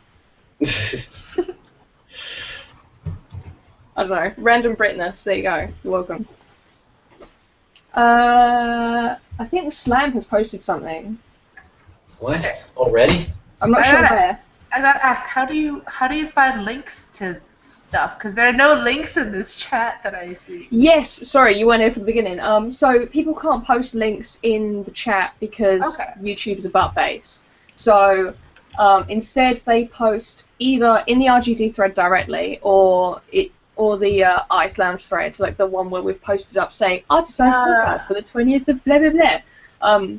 There'll be links in there as well. So cool. Alright, let's check it out. Slam 9. Boo, boo, boo, boo, boo, boo, boo. Oh, I'm not sure if I'm happy with this colour palette that I've chosen, but I'll have to deal with it. It's fine. I've gone this far. Oh, sweet. Here we go. Let me screen share. This time I'll do it correctly so it won't turn into mirror land. I really like that. Ooh, look at that. Oh, I really like the eyes. Everyone's capturing the eyes so well. Yeah, it's making me, I gotta push it. Pressure's on, everybody. This is how the podcast works. Draw live, then everyone brings it. Everyone in the chat just kicks ass. And then they put the heat on. Then you gotta work extra hard. Oh, Subliminal Cucumber says, don't forget the centuries of war between England and France. Meh. Nah, the jury's still out, on that. So, at some point, everybody, everyone fought English, the English at some point. We all had our time with the British Empire. Now we're all cool. We get it, all right. Now it makes sense. It's all good, Just needed some space. That's all. We just need some space. It's all cool. It's all good.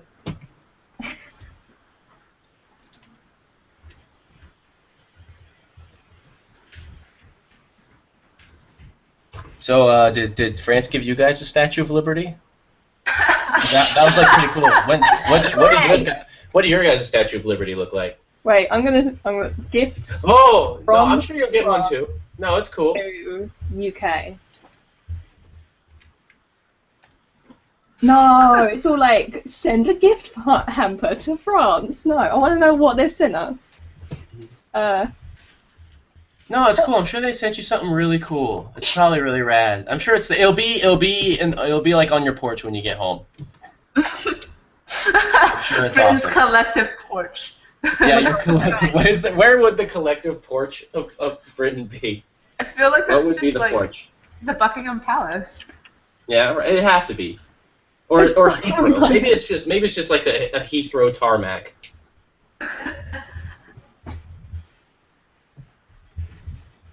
We got a piece by a cater artist. I'm gonna share it.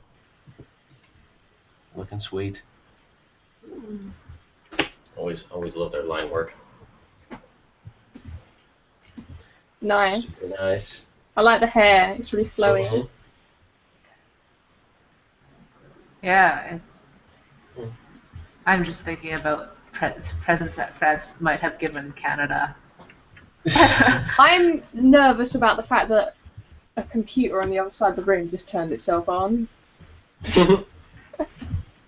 Who Died asks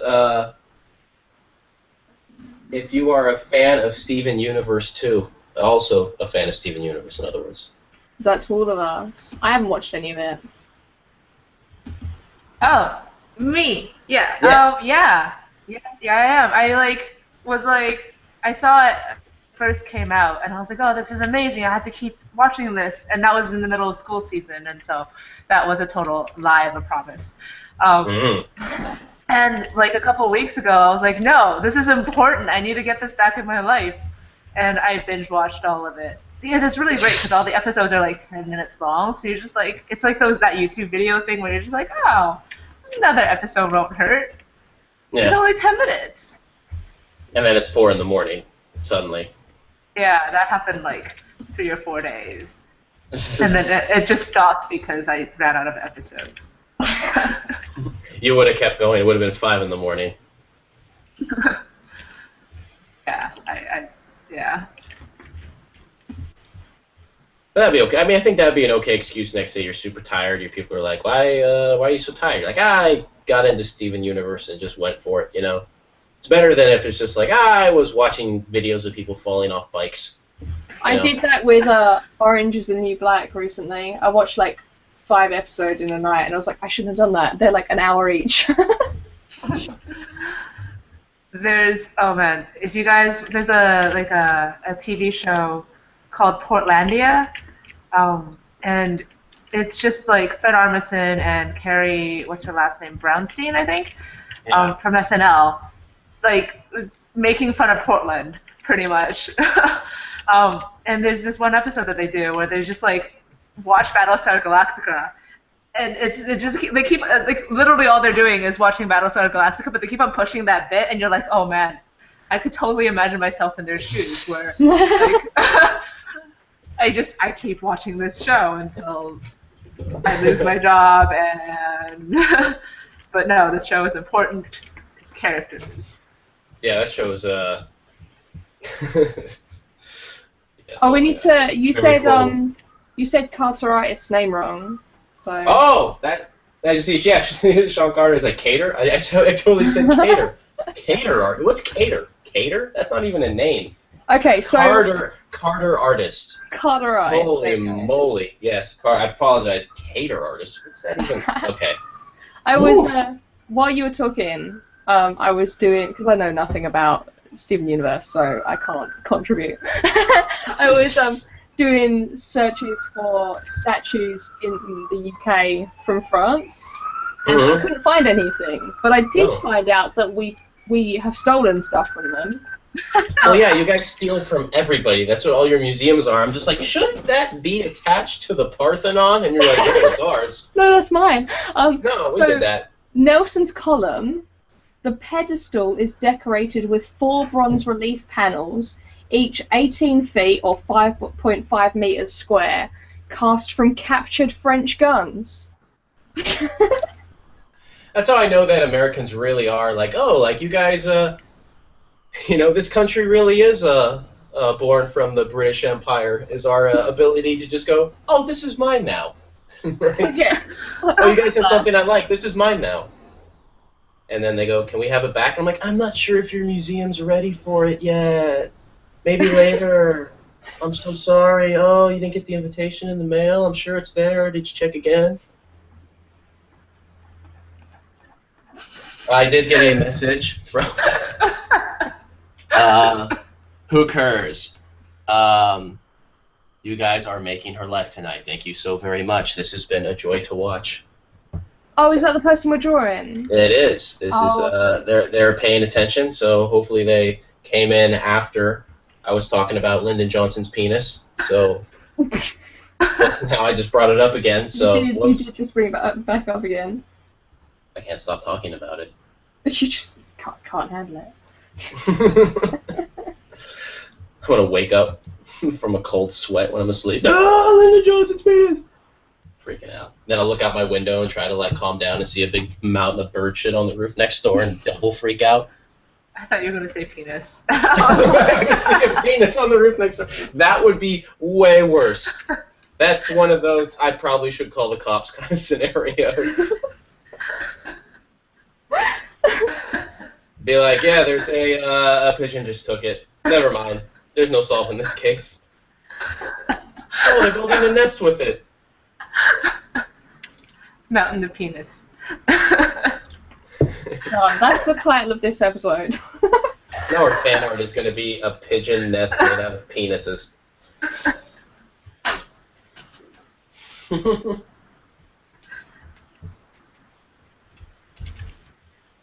All right, I gotta be bold here with the pen. I think I need to just kind of go for it and start really drawing the lines here.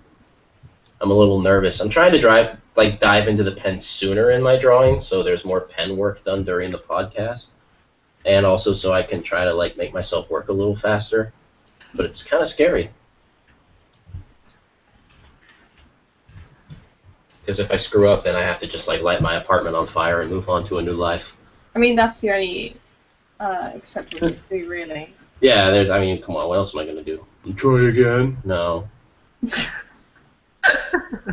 Have a critique and then try to work hard, get it right next time? New life. Every bad painting follows you, right? So. Exactly. Every time I screw up a painting, the next day, I'll be on the road with my stick and bindle.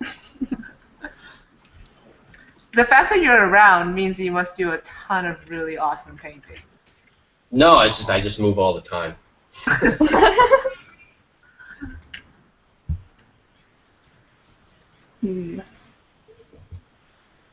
Which brush should I go with? One random brush. I haven't even looked at your guys' pieces. It's been so long here.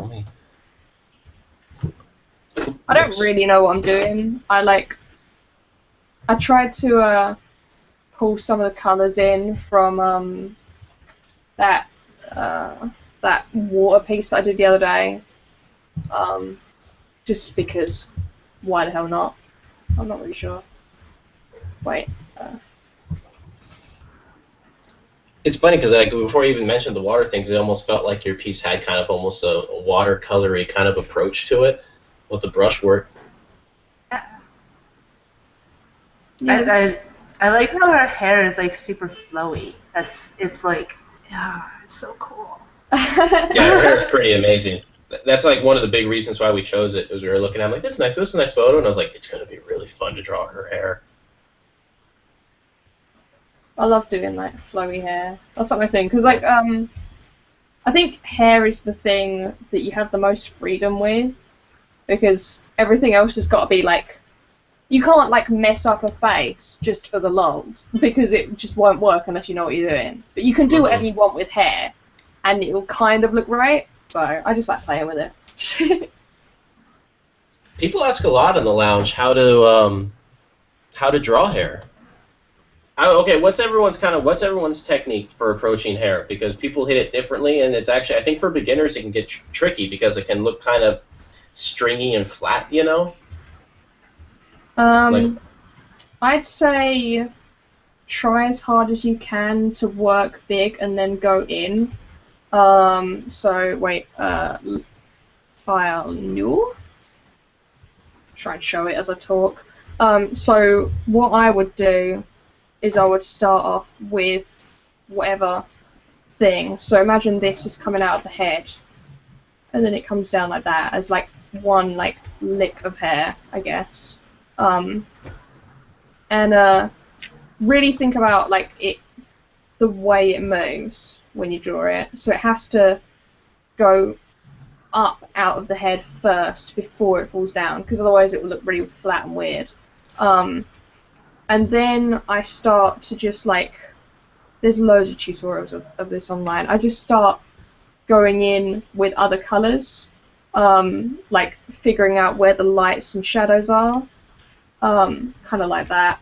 And then I'll go in with a much smaller brush and kind of give it the right texture, and I'll basically keep doing that and having the different like hair crossover. Sorry, my computer's on like 6% battery, so it's not being massively helpful right now.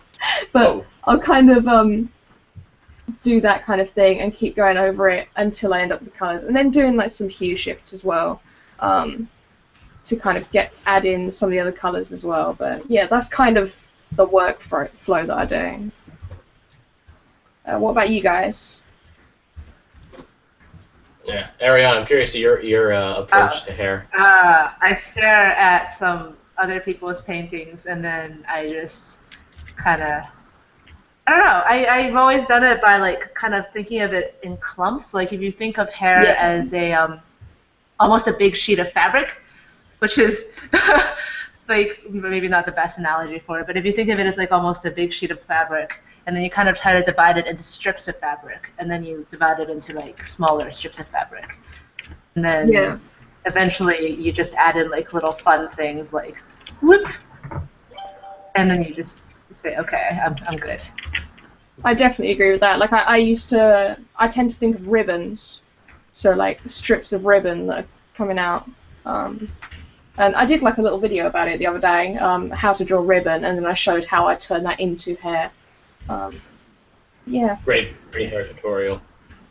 Oh, thank you. It's so funny. I literally have nothing to add because you guys just said the exact things that. Yeah, that's pretty much it. I do like Who Died's approach, which is you do huge blobs and cry, and sometimes hair happens.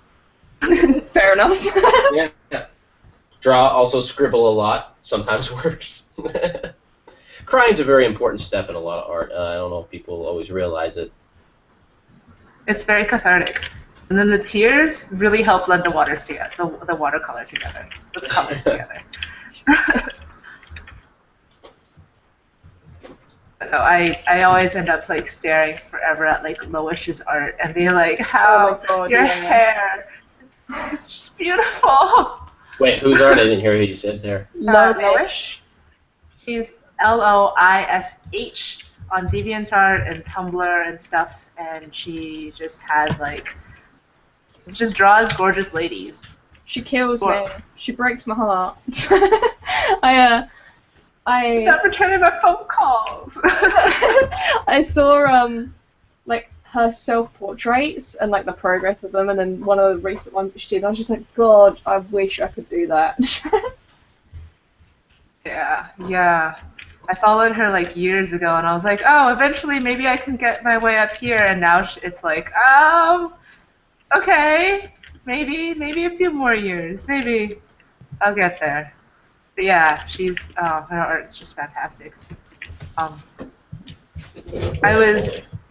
feel like I've been mentioning her a lot in my life recently, because like everyone's like, I don't know, but there's a podcast that is done by this guy named Chris Oatley.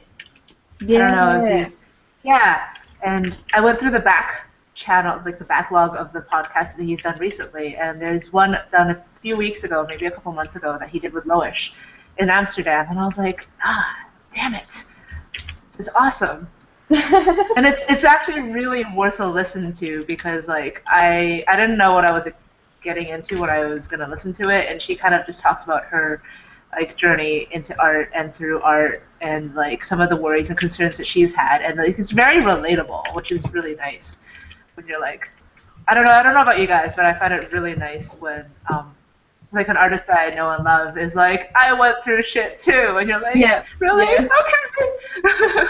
Well, that's the best feeling ever. If you like that kind of thing, Psychra does a lot of interviews with people, and he actually did an interview with Loish, and that interview is really cool. And she kind of shows like her artwork through the years, like in I think like late college or whatever, and talks about like the changes and stuff with it. So yeah, that's a really good one to watch.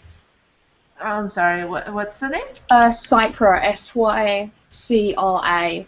His videos in general are brilliant. A lot of really great tutorial stuff. Very I'd say high intermediate to advanced type stuff. There is some basic stuff, but the way it's approached is trying to move you towards being professionalized, if that makes sense. So he does talk about the fundamentals, but there's a lot of anatomy stuff, and it's the kind of stuff that artists like us can find useful. And it's revisiting the stuff you learn in school, but now in a more refined way.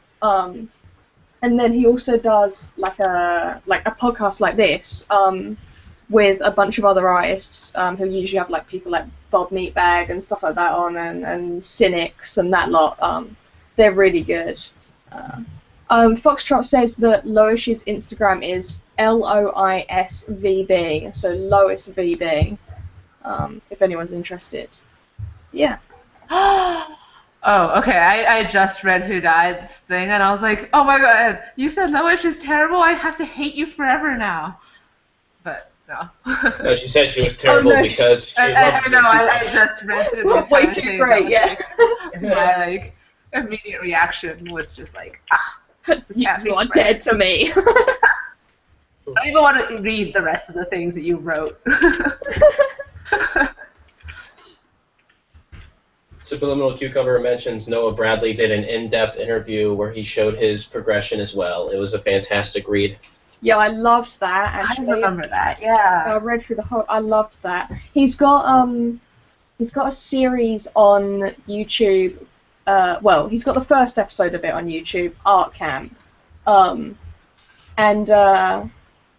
it's part of his you can buy. It's like a tutorial, tutoring type thing that you can actually buy into. But he's got the first episode for free online, and it's incredibly good. It's teaching you the techniques to make yourself better, if that makes sense. So it's the first episode was about master studies and teaching you how to tackle one. That's why I did my master study. So if anyone hasn't seen it, I'll just I've got it up here. So there you go. So I'd never done a master study ever, and just watching his video on it meant that I could do that. And I've never done anything like that. And it's not anywhere near the accuracy of the original because I only spent 8 hours on it. But I would highly recommend those videos. I think particularly if you never went to art school, because I never had the opportunity to go to art school. So I've never had the kind of tuition where they teach you the correct technique. So the only art school I had was how to study an artist's life. That was kind of what it was, and it was how to meet a project brief, but they didn't teach you how to draw or how to paint or anything like that. So it was like they skipped it a step, but they taught you how to make something that someone wants, but not how to actually draw it, if that makes sense. I definitely recommend those videos. Sorry, what was that? Oh, I was just going to say it makes total sense. Yeah, it's really weird. The schooling system here is kind of based around, you do have, here's a brief look at perspective, and here's a brief look at tone, but they don't really explain it, not to any kind of useful level. It's this is the difference between black and white, and here's how to make the gradations between them, but they don't teach you how to apply that to anything, how to use tone and color together to create a face that so that the nose comes out or whatever. And I really wish that was an actual thing. And in the UK we have something called a foundation year, which is once you've finished schooling at age 18 or whatever, or age 16, I can't remember, you then go on to a foundation year before you go on to university. You have to do this random year at the university where they just teach you how to use all of the materials and what different foundation things and fundamentals are. It's why weren't you teaching me that in the first place? That is pretty odd. Yeah, it's really weird.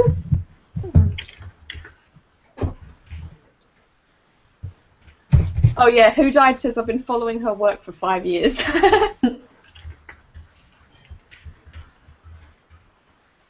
I'm so out of the loop. This is the first time I heard of this person. Do you ever go on DeviantArt? Nah. That would be She's one. all over DeviantArt. Like, I don't know. I don't know. I just didn't get around to it yet. Or I don't know. There's like. Yeah. well, website's only been alive for like, what, 15 years now, so... 500 years. I'll get there. I'll get around. I mean, it's only like ponies and naked ladies now anyway, so... I just... Sounds like my kind of jam. That's those are my people. Naked pony ladies, too. Let's not forget those. True. It's very true. I made a mistake. So, I've got a friend who's an awesome friend, but she posts a lot of pretty anime girls on her Facebook, and she was like, "Oh my god, anyone who likes anything that I put on here, you need to watch this anime." And I was like, "Fine, I'll watch the anime," because I really like the artwork that she posts on there. I'm like, "That's really cool. All right, I'll watch the anime." Oh my god, why did I watch Monster Musume? Like, oh my god. If you see at the moment, like, the amount that the internet has fallen over this thing, it's literally like this snake girl. She's like half girl, half snake, and it's like the longest snake tail you've ever seen in their life, and she just like chokes people and then falls all over the main guy. And it's like, what is this?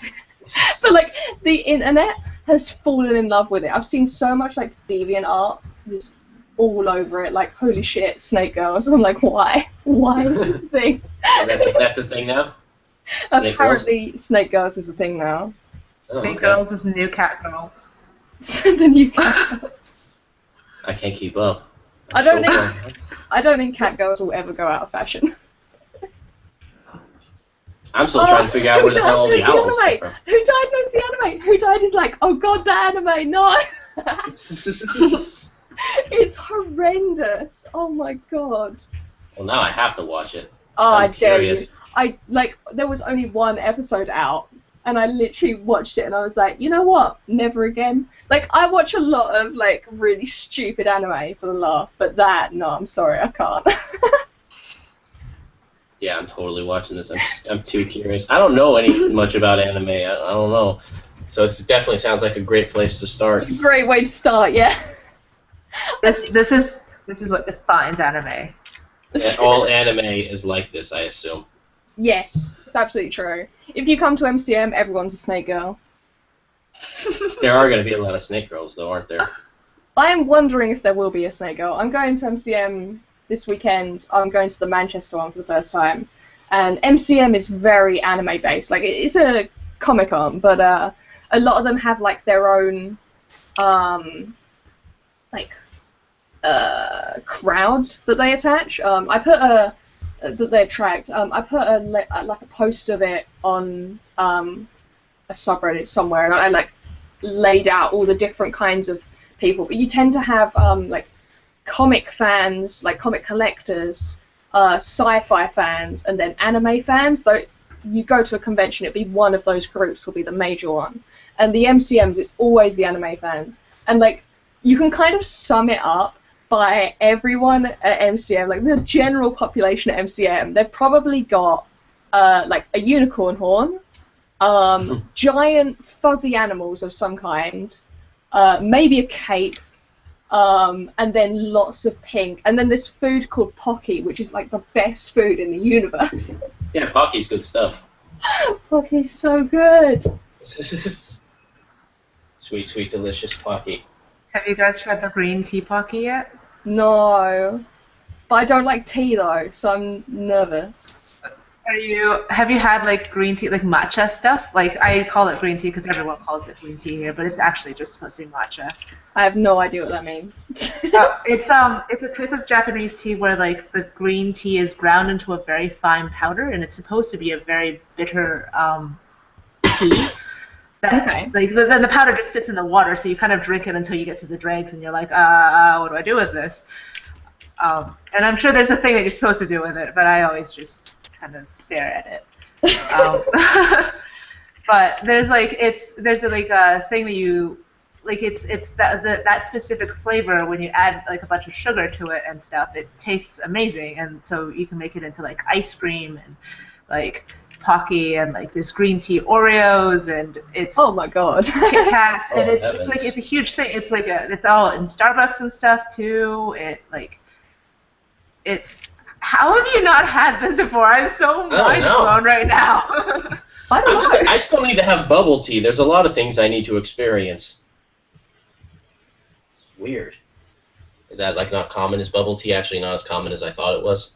I've only heard of it from like Dodgers videos. That's all I know it from. Oh. Oh, you poor Interesting. people. You poor people. Well, the thing is, there's probably tons of it here, but I don't drink hot drinks, and I know bubble tea, like, I think bubble tea is not a hot drink, but I don't drink Wait a tea minute. or coffee or anything like that. Bubble tea is so- cool. Whoa. You don't even drink like hot cocoa ever? No, I don't like hot chocolate. I don't like anything. It makes me, like, cringe. Like, I had to drink, like, a hot drink, like, medicine type thing, and I was just, like, gagging. I was like, this is the worst thing. I hate it. Man. And I'm Wow. British. I'm British Yeah. English. How do you make it? How do you get by? I don't know how I exist. And like, do you it's the exist? worst thing. Okay, I'm gonna have like a little mini rant here because it hurts me, right? Every time you go anywhere in the UK, anywhere, the first question you get is, would you like a cup of coffee or tea? Yeah. Every single person. Like, it's not like, how are you? Hi, nice to Yeah. meet you. It's, do you want a cup of coffee or tea? And then you say no.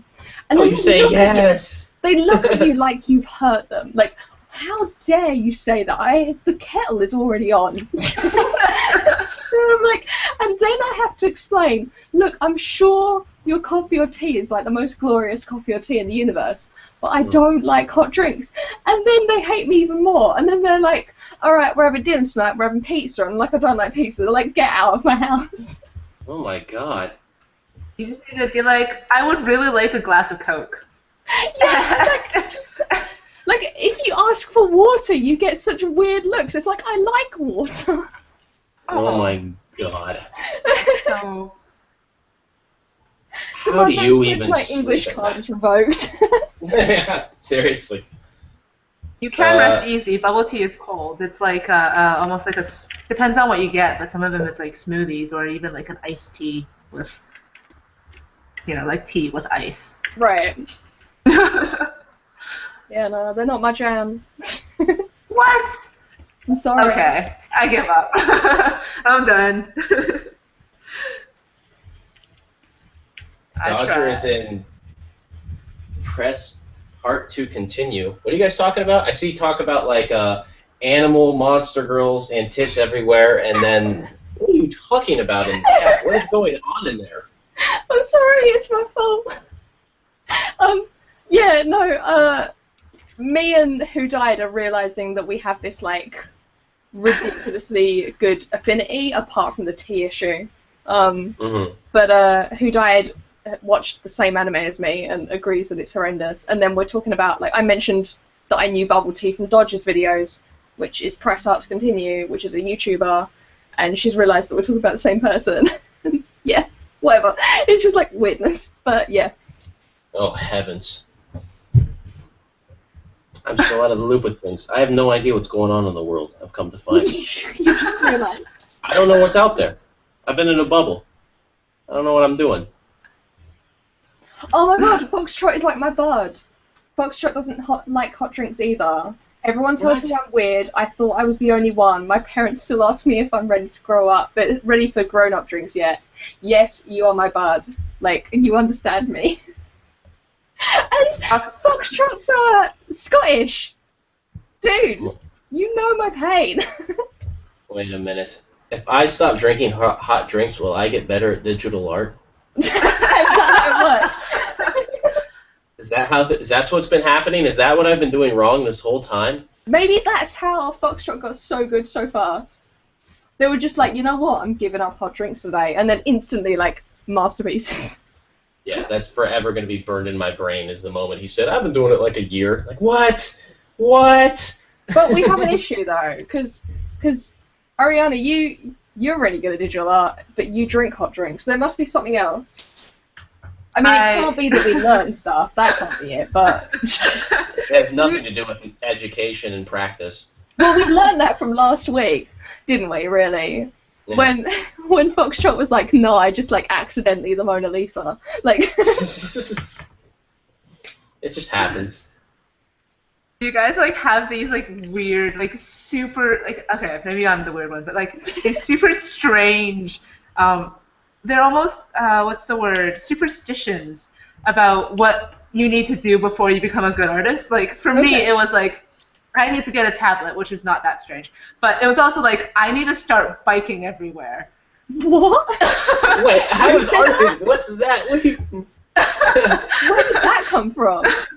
That's strange. What are you talking about? I was thinking about that like while biking home today, and I was like, man, that was such a weird thought. That it's because like years ago, I was following Endling stuff, who is another deviant artist. I don't know these people. and he's amazing, and like he just made this offhand comment about how he has like massive thighs from biking in the like San Francisco hills and stuff, and I was like, that's how you do it. That's how I'm gonna do it.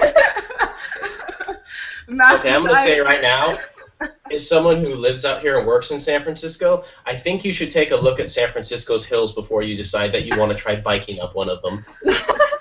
You have no idea what you've just committed yourself. You might as well bike up a staircase. I mean, I think you would get massive thighs though. Like, I feel like that makes sense. That's a lot. Oh yeah, you would. You would be able to. Yeah, you could probably smash through buildings with your thighs if you were able to bike up San Francisco hills.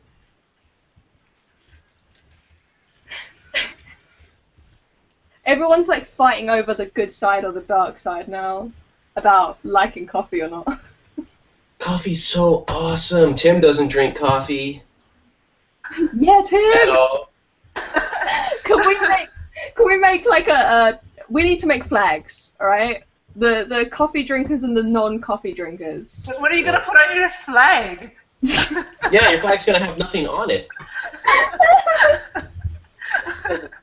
We're gonna put amazing masterpieces on it because we're really good because we don't drink coffee. Oh, I see how it is.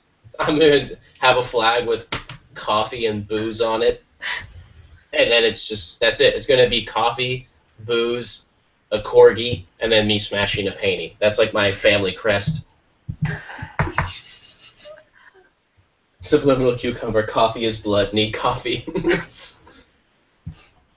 Oh, I like that. Who Died is talking about an artist. They really like the artist you mentioned. They said, "I hope one day that someone will hate me as much as I hate him." That's fantastic. That's an awesome goal. I just want someone to hate me as long as I've hated him. I've hated him for like it's going on like 8 years now, so Oh, I feel like I've ruined this picture. What am I doing with my life? You guys. Don't Punisher it. I'll move away with Mike. Coffee's so good. My favorite part about coffee is it wakes me up so I can start drinking. No, I'm just kidding. I don't know.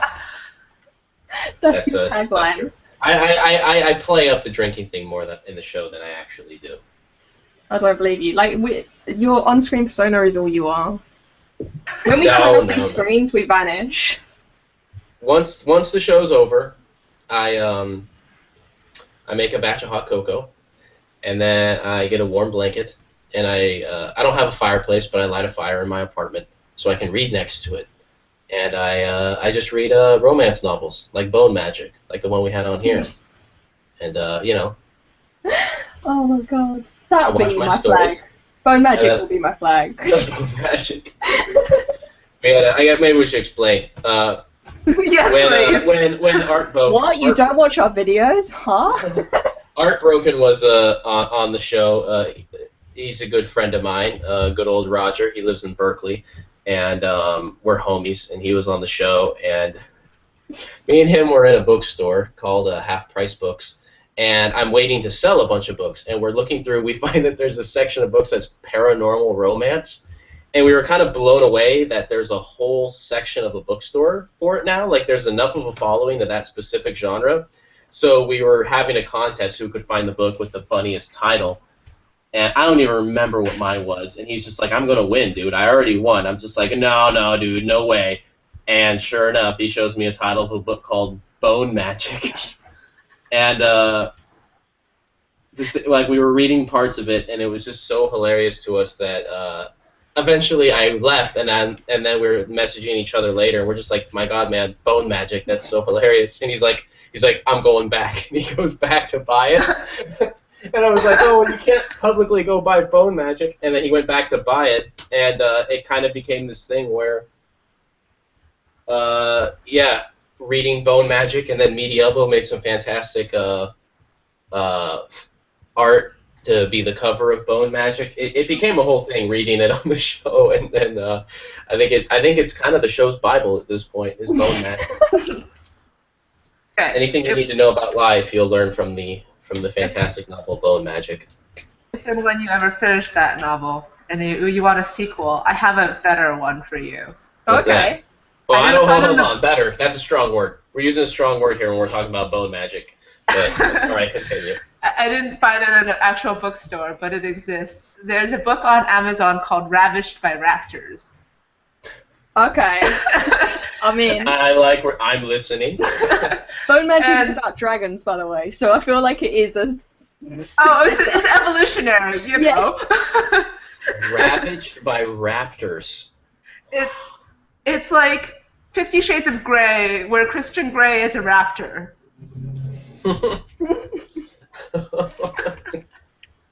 I was in Las Vegas with some friends, and... Oh my God, it's a series. Ravished by Raptors is a series? Ravished by the Dinosaurs 1, Ravaged by the Raptor, Kingdom Edition for £2. There's something for everyone out there. That's just good to know, you know? Like, okay, here's the thing. Someone is sitting out there right now, and they're like, I can't tell my friends, like, what I'm into. I can't tell them the things I think about when when I want to be kinky, up in my brains. People will judge. And they go on Amazon, and there's just like, all right, you know what, screw it. I'll take a shot. There's no way this book exists. Boom. Do you want to hear the blurb? Of course. I want to hear the blurb.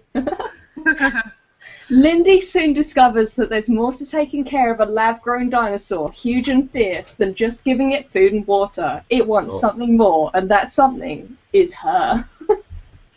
Oh my God.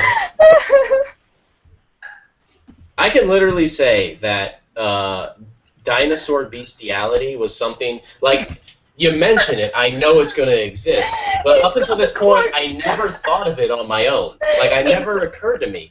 It's written, like, it's got like a genre called dinosaur erotica. This is a thing. There's a genre of this?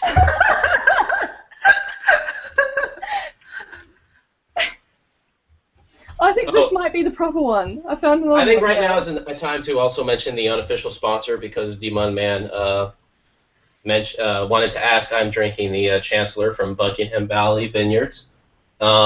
This is the perfect wine to drink when you're reading dinosaur erotica. There you go. Oh my God, this is horrendous. Tell me that there is a check inside, like, preview, so we could, like, hear a little bit of this book. Please. There is. Please read a little bit of it. Especially, I mean, I gotta say, hearing dinosaur erotica also read with a British accent would be so perfect. You have a natural storytelling voice, and I think that would be perfect for this show to have dinosaur erotica read. We ignore my mild stutter every now and then, but fine. All right, I'll read a tiny bit of it. I don't know how far it goes, but we'll see. Jasmine pressed the big red button marked emergency exit and watched as the large circular manhole slowly raised up half an inch in the air, then tilted backwards on its mechanical hinges, gradually revealing the inhospitable world with a gust of hot wind. It must be summer, she thought, or spring. The seasons were irrelevant within the underground world, the underground walls of the compound, and the months were all changed when the Guardians reset the calendar all those years ago. She'd learned about its about its seasons when she was a kid, though. That's a weird sentence. That's so unnecessary. Well, it must be this season or a completely different one.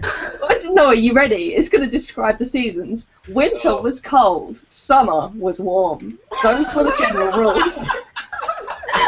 Although, on the surface of the Earth, it was always warm now, near tropical temperatures most of the time.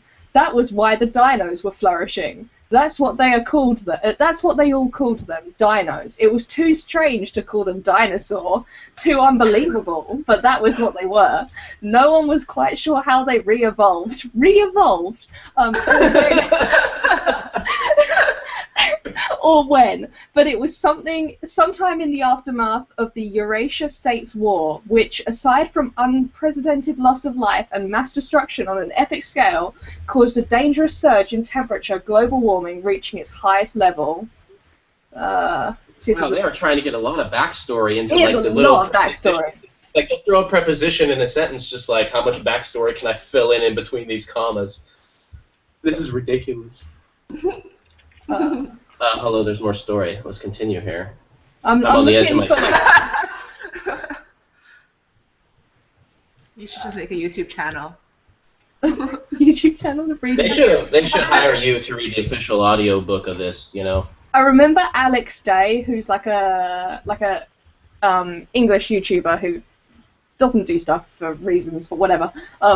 He used to read out 50 Shades of Grey, and it was the most amazing thing ever, because he just hated it so much. I want more of the dinosaur sex books. I want to know what happens. I can't just, don't give me like a season-end cliffhanger here. Like, is the manhole open now?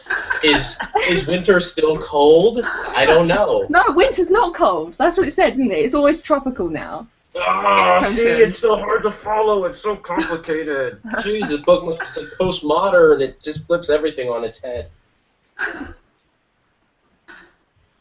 I just want to get to the part where she gets ravaged by raptors. Yeah, well, I'm trying to find some actual dinosaurs in there. But it would be so disappointing if it just ends up being like some guy in a raptor suit. There's a guy called Lexter that she has a thing for, but there's no raptors. Lexter, what? Wait a minute, what if she got ravaged by a raptor and it ended up just like being okay? Like it's like the whole part, it was just like, oh, he was already done. Looks like he got what he needed, but I was still unfulfilled.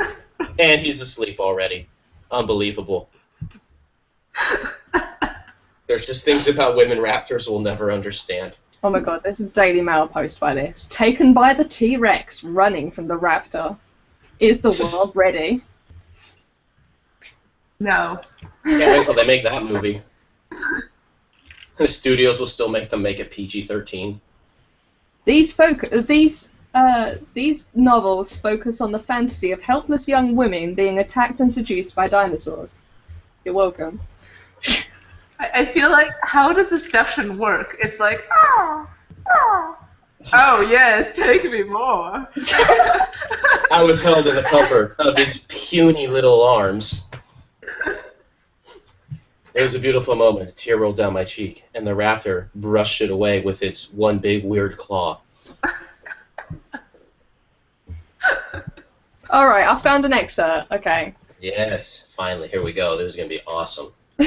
Azog stood, back to the wall, clad only in damp buckskins, waiting for the beast to slash at her torso until she lay helpless and bleeding on the damp cave floor.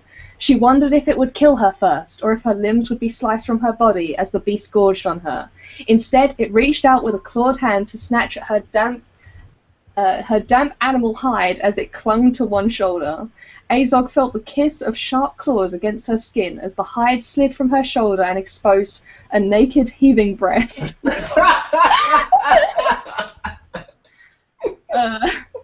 raptor paused, curious, sniffing at her as she pressed desperately against the wall. A reptilian tongue, stiff and hot, dashed out to lick at the tender, naked flesh so suddenly exposed. You're welcome. You're welcome, internet. God damn it. Why? Why not? Finally. I say finally. That's the word I choose. Finally. I love that the title of that article is the world ready? I think the world's been ready for millions of years. Oh God, I've missed so much stuff in chat. Wait, let me have a look through. Who Died has drawn a picture. It's in Art Sound's thread. I don't even care what art is You don't anymore if it's care. not raptors ravishing women. Huge. Can't you picture this author like seeing Jurassic Park in the theaters and then they look over their shoulders and they ask themselves, "Is the world ready?" And then they go home and start writing. Oh, okay. There's actually, like, people are actually talking about art, okay? Very serious things, Oh, copyright okay. laws and stuff. Okay, I'm Yeah. gonna find the new But- art that's submitted and you catch us up on the chat. Okay, so Danilyn West says, has anyone heard about the new copyright laws? First I read about it was tonight, posted a link in the main Artist Lounge sub. By the way, if you hear crashing, apparently my cat has decided to be a menace. I don't know why. Cats. You might hear him meowing. Oh my Yeah, god, what is totally he hear doing? it. Oh my god, he's chasing a moth. Don't, oh my god. And now he's having a sneezing fit. Alright. Let me find this. Artist Lounge. Let me see what else they said as well. Basic bullet points of this. Okay. The next great Copyright Act would replace all existing copyright law. I need to find out where this affects. Okay. It would void our constitutional right to the exclusive control of our work. It would privilege the public's right to use our work. It would pressure you to register your work with commercial registries. It would, quote, orphan unregistered work. It would make orphaned work available for commercial infringement by good faith infringers. It would allow others to alter your work and copyright these derivative works in their own names. It would affect all visual art drawings, paintings, sketches, photos, etc., past, present, and future, published and unpublished, domestic and foreign. And then they're getting told off for typing in chat.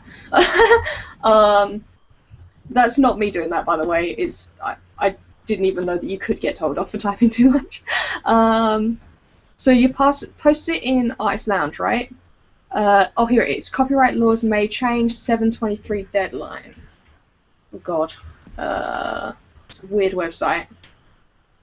Okay, I have to say this. I'm willing to listen to anything you read right now. Like, read anything. And I was like, oh, this copyright stuff, this sounds fascinating. What, really? Yeah, have a Brit voice. It's perfect for reading. It's just like you don't understand. This is like story time voice for everyone else in the world. Storytelling voice. It's true. Every single audiobook, every single person who reads in an audiobook has a slight to very strong British accent. Yeah, and it's just the best. Like it's like I don't know if I should be looking at people's art or if I should be putting on my bulldog slippers right now and just like settling down. Okay, I'm all like mixed up. I see some art by This Is the Same Dog, and I see some art by. I believe Who Died posted something. Oh, okay. Hold on a second. Let me see. And then we got. Is there? This is to chat. Is there a post of this that's more official? Just because I don't know anything about this website that you posted from. Oh, I've got an itchy eye. Oh dear.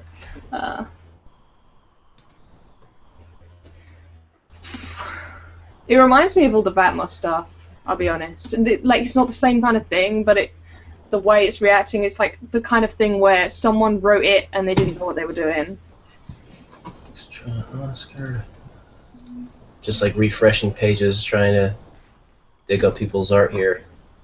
They might, if anyone posted something originally, they might reply to their original post. I know It Will Be Mine encourages that.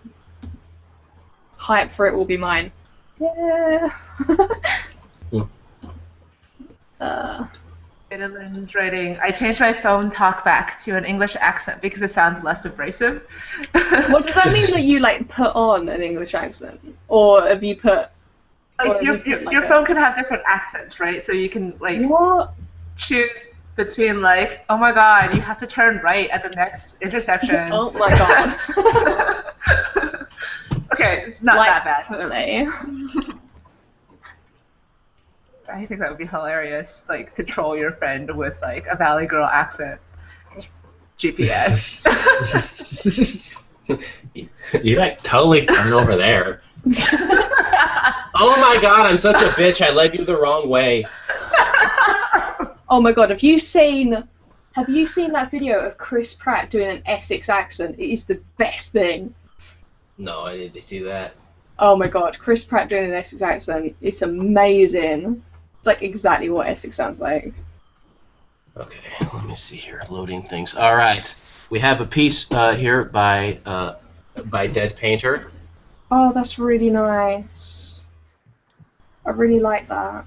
It's got so much character. I think that's the thing. It's got like the thick brush strokes and particularly like the shape of the mouth and stuff and the angles. It's got so much character. Mm-hmm. I like that her eyes like. Oh, sorry. The what? Oh, I like how the eyes like really have a lot of warmth to them. Yeah. There's something about it. That's so nice. Beautiful structure done with like the the shorter brush strokes. Awesome. Hitting a highlight line on the jaw. So good. Foxtrot Oscar is finished. I really like yours, by the way. It's Whose? pretty cool. Yours, Mike.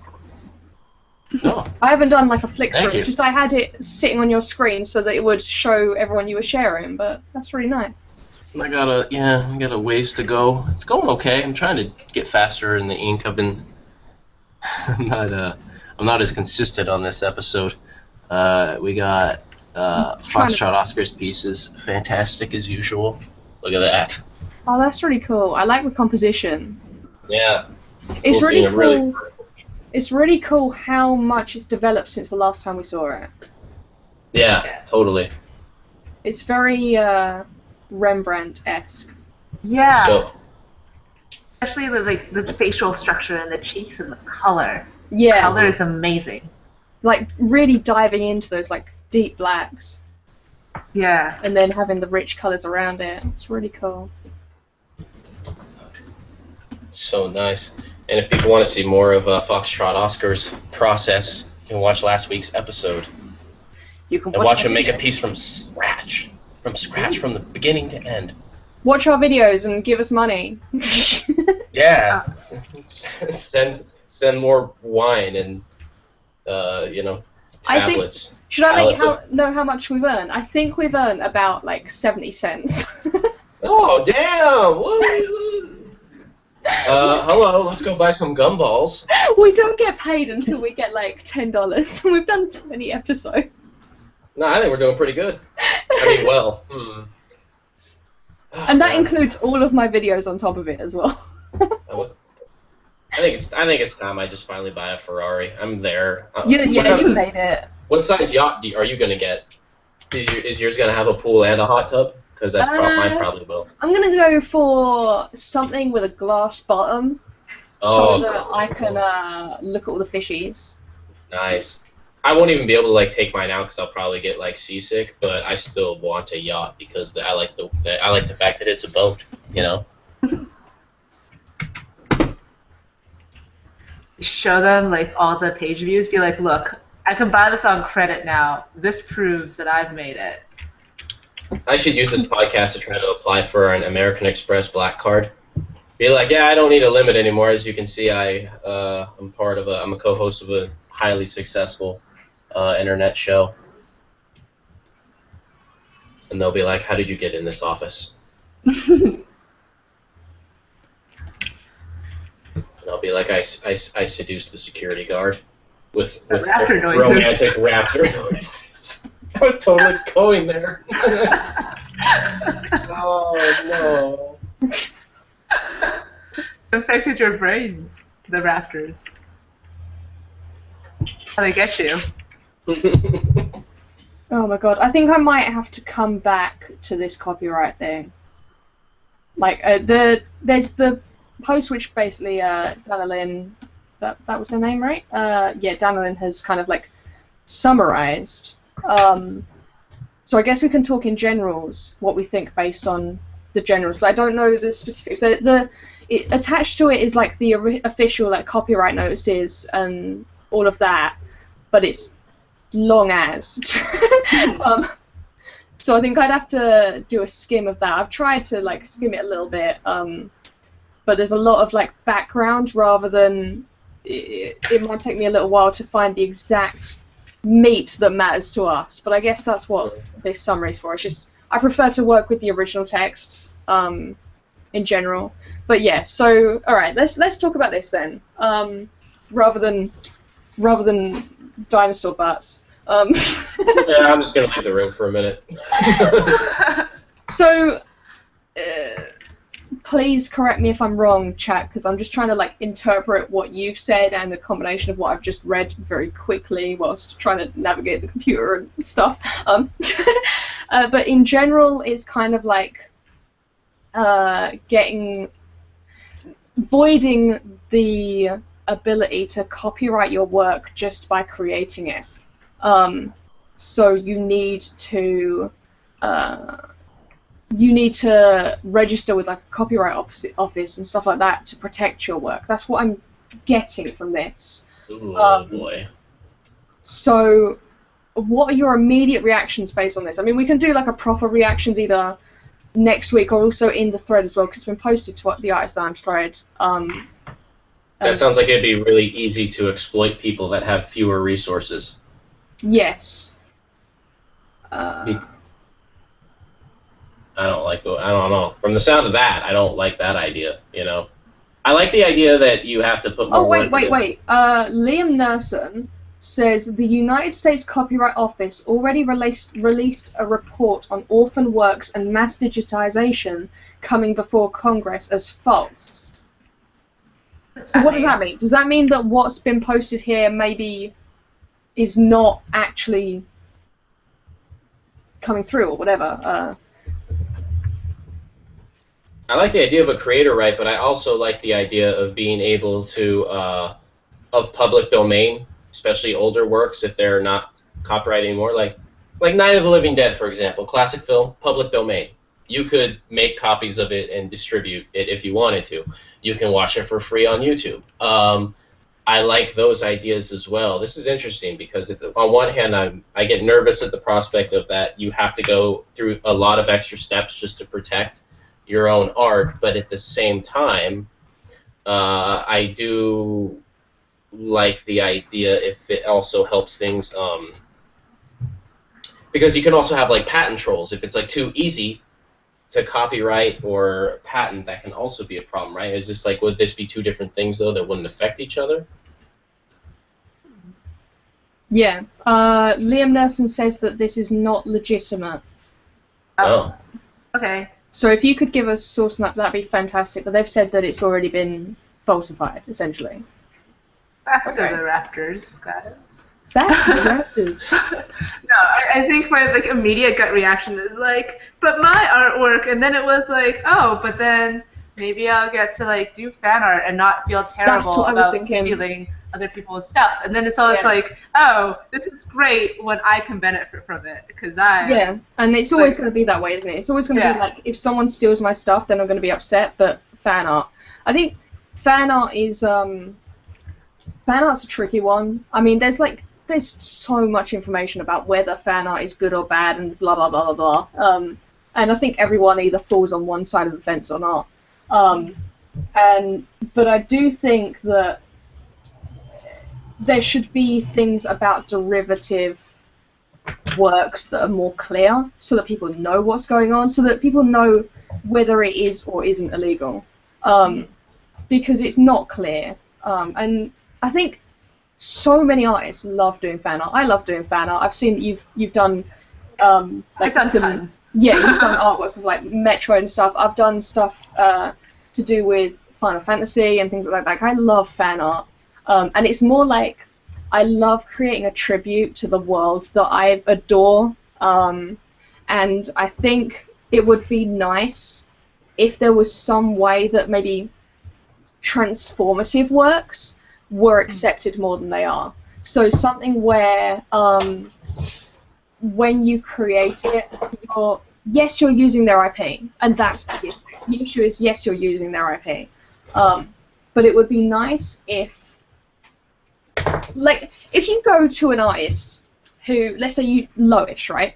You know what Loish's artwork looks like, or you know what Foxtrot's art looks like, or you know what Demonman's art looks like. They've got a specific style that you know, and that you know if you're going to go to them, you're going to get that specific type of thing. I think it would be nice if it was okay for people to sell artwork in their style. So if you bought a Loish piece that was Adventure Time, it's not going to look like Adventure Time. It's not going to look like the kind of stuff you see on the TV show. You know it isn't, because it's a Loish piece, and it's going to look like her style. And I think I wish there was more friendliness towards that, particularly because this is the kind of thing that I've been burned by, because as people know who watch this show, I did a lot of fan art before, and it was more of like the transformative stuff. So I did stuff based off of Final Fantasy. I've got it on my website as just like portfolio work if anyone's interested. Like based off Final Fantasy, but as like 2D flat pieces that have like a color gradient over them. And it was just something that I enjoyed doing and that people really liked, so why not sell it? And then you ended up with this issue where I wasn't allowed to sell that because it was deemed as illegal or whatever, or like that wasn't acceptable. But someone like opposite me could draw their character wearing an outfit from Final Fantasy, and that was okay, which is out of order. Like, they're still using the same amount of IP as I am. So I think it was. This isn't Cloud. This is Strata. Yeah. Oh, like, yeah. Like if you drew, like, Cumulus. for example, imagine this girl that we're drawing. Imagine she was one of our characters, right? Yeah. Like the character that we're drawing right now, and then you put her in an outfit of Cloud's outfit. Apparently, that's okay. But if you drew like Cloud's sword or a piece of Cloud's outfit, that's not okay. And it was like, why is there that? That doesn't make any sense. So I think I wish that there was more clarity worldwide. So particular places, like, you're never going to be able to do any fan art, whether you sell it or not, to do with Star Wars. Because they're just going to crush you. If you look like you're doing well with it, they're going to crush you. But something like, and particular places like Minecraft has put up a thing where they say you can do videos of our content, but you can't create artwork of our content. Which is fair enough. You've got your own rules, do that. But it would be nice if there was something worldwide that said this is what is legal and this is not. And I think this kind of legislation, I think it would be nice if there was something similar but that doesn't do this. I don't think it's good that someone can lose full copyright of something. That's awful. And particularly the idea that someone who doesn't have the kind of backup, like particularly in America, you need a lot of money to be able to have legal backup and stuff like that, losing their ability to protect their own pieces. Like, we've actually had, I know this has been shown to be not legitimate, but in the UK, the Conservatives, was it the Conservatives? No, it was the Green Party. They talked about getting rid of, like, lowering copyright. So rather than it being that it lasts for as long as it's in production, like if I'm making the Chronicles of Geyser, then I own its copyright, blah, blah, blah, it would be completely lowered to like a set term. And it's like the moment it runs out of like 5 years, then it's gone. It was something like that. It was like 5-7 years, something like that. And that's ridiculous because sometimes, like, it can take like 5 years to make a video game or a book. Like, that's a reasonable amount of time to physically make the product. So by the time you've actually made it, now it's not yours anymore, which is ridiculous. And people deserve to have the control over the copyright. That's important, and I think people deserve to have a right in saying what other people can do with the copyright. It's just a shame that that there's a lot of mixture. Like Liam Nelson just said, are you saying that there's an issue with the vague wording within the parody clause, aka fair use clause? Yes, absolutely. That's what I'm saying. Because parody, quote, quote, is okay. So if you're making fun of something, it's okay. But you can't make a tribute to something, because that would be fan art, and that's not okay. Like, it's like, where is that? You can't genuinely, like, you have to mock it. If I made fun of, like, Steven Universe, for example, and I made a really stupid animation that, like, made fun of it and, like, said all these, like, awful things about it, that would be okay, because that's parody law. But if I made a beautiful piece of artwork that was inspired by it and was in a different style, and I painted it with acrylics rather than it being anything that would be digital, apparently that's not okay. Like, it's like, there's really weird laws. And everywhere has their own opinion on it. I wish that was more understood. What do you guys think? I was gonna say, I think the whole thing on parodies is that it's like a huge censorship thing. You like don't want to censor people, and that's a big concern on the internet and in the States. Like freedom of speech is just like it's an amendment, and it's huge. Yeah. But I think, like, on the whole copyright thing, I feel like if it's not your intellectual property and if you credit it, I'm mostly okay with that. Like, just, like, I think that's it. Is there a particular reason why? Because to me, it's like, I can understand someone wanting to protect their copyright. Like, there's stupid laws, like, if you don't actively show that you're protecting it, you lose your copyright. That's stupid. That shouldn't be a thing. But I think I can find an argument for that. Yeah, go on then. Well, like, what's the time frame we're looking at? You know what I mean? Do you think at some point that there should be a point where something could be released into public domain because it's been long enough? Yes. Did you guys know that Happy Birthday is copyrighted? Yeah. Yeah. Yeah. Yeah. And then, well, how long? What would be the time frame? You know, would like 50 years be a fair amount of time? Because lots of times in the art world, like especially I work at a gallery that deals with a lot with buying old estates and off of like family members and then blowing it up in the. This is my day job stuff, and I don't know. It's a weird world, but yeah.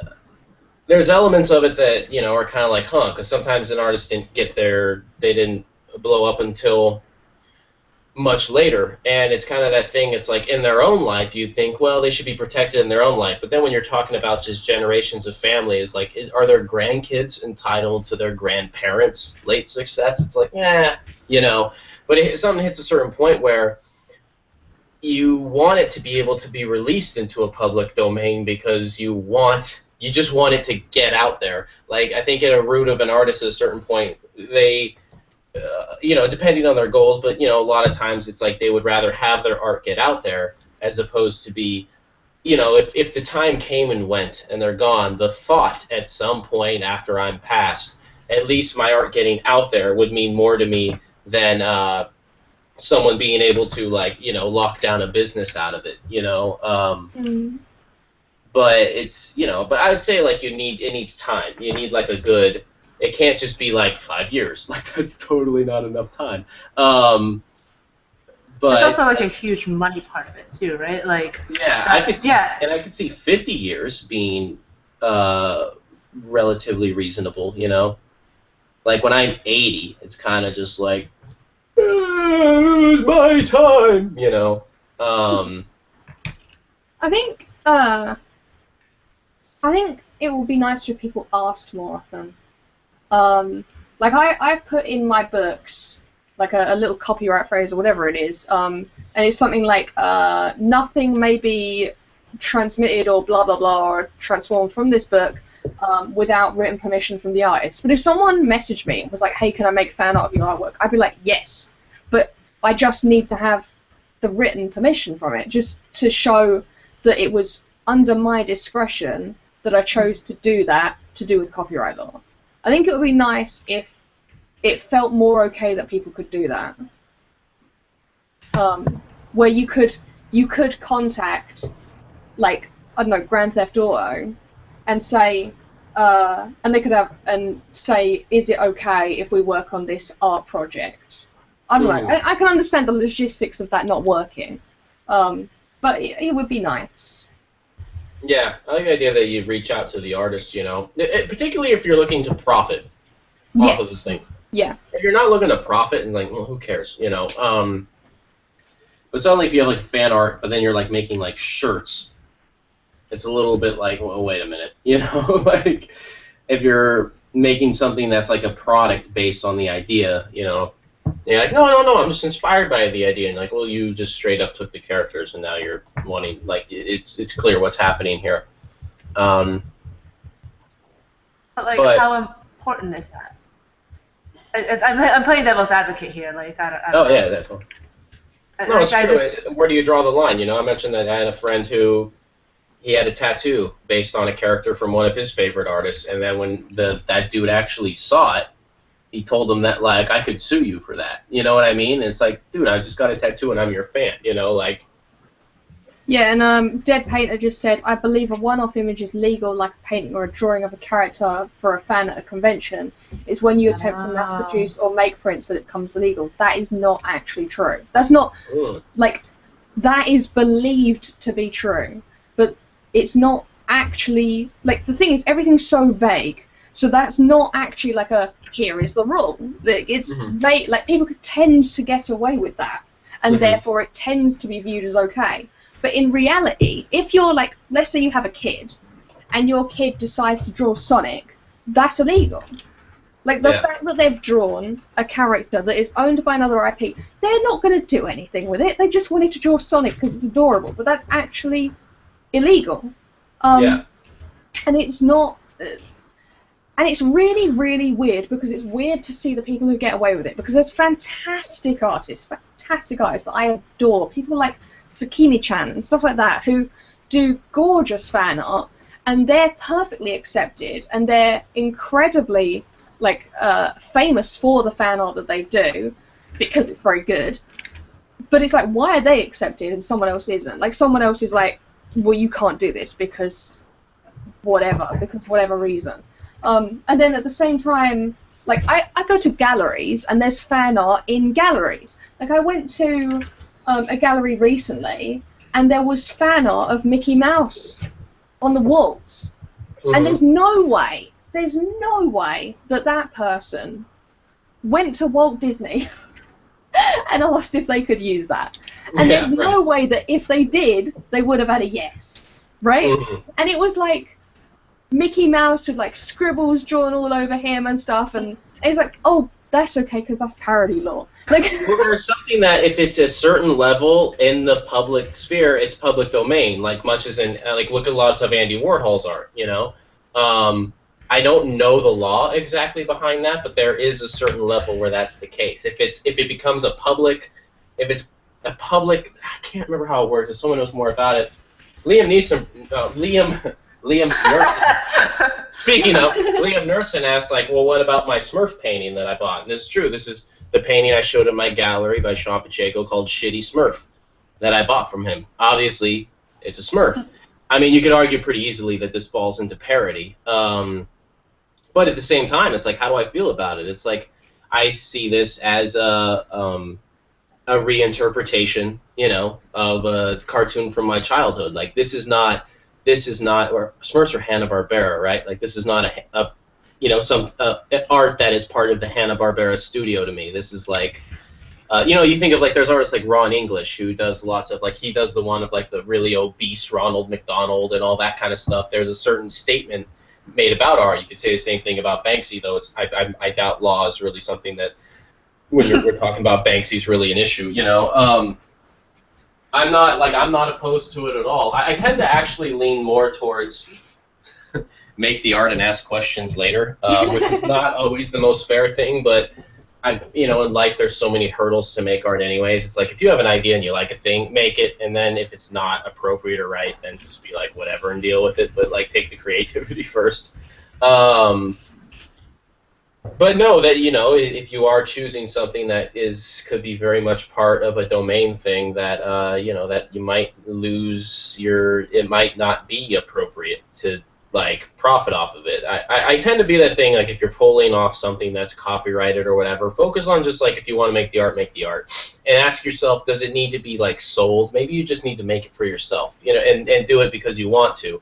Maybe you can have the image, but like you can cross the line when you're like, when you see art someone else made and you're like, I want to turn that into merchandise. It's like, well, hold on a second, like. I don't. You didn't need to take that step. Why not? Like, if you're just inspired, make the art. But like when you're ready to like start making a business based off someone else's idea, well then you're just an asshole like Zynga. No, I'm sorry.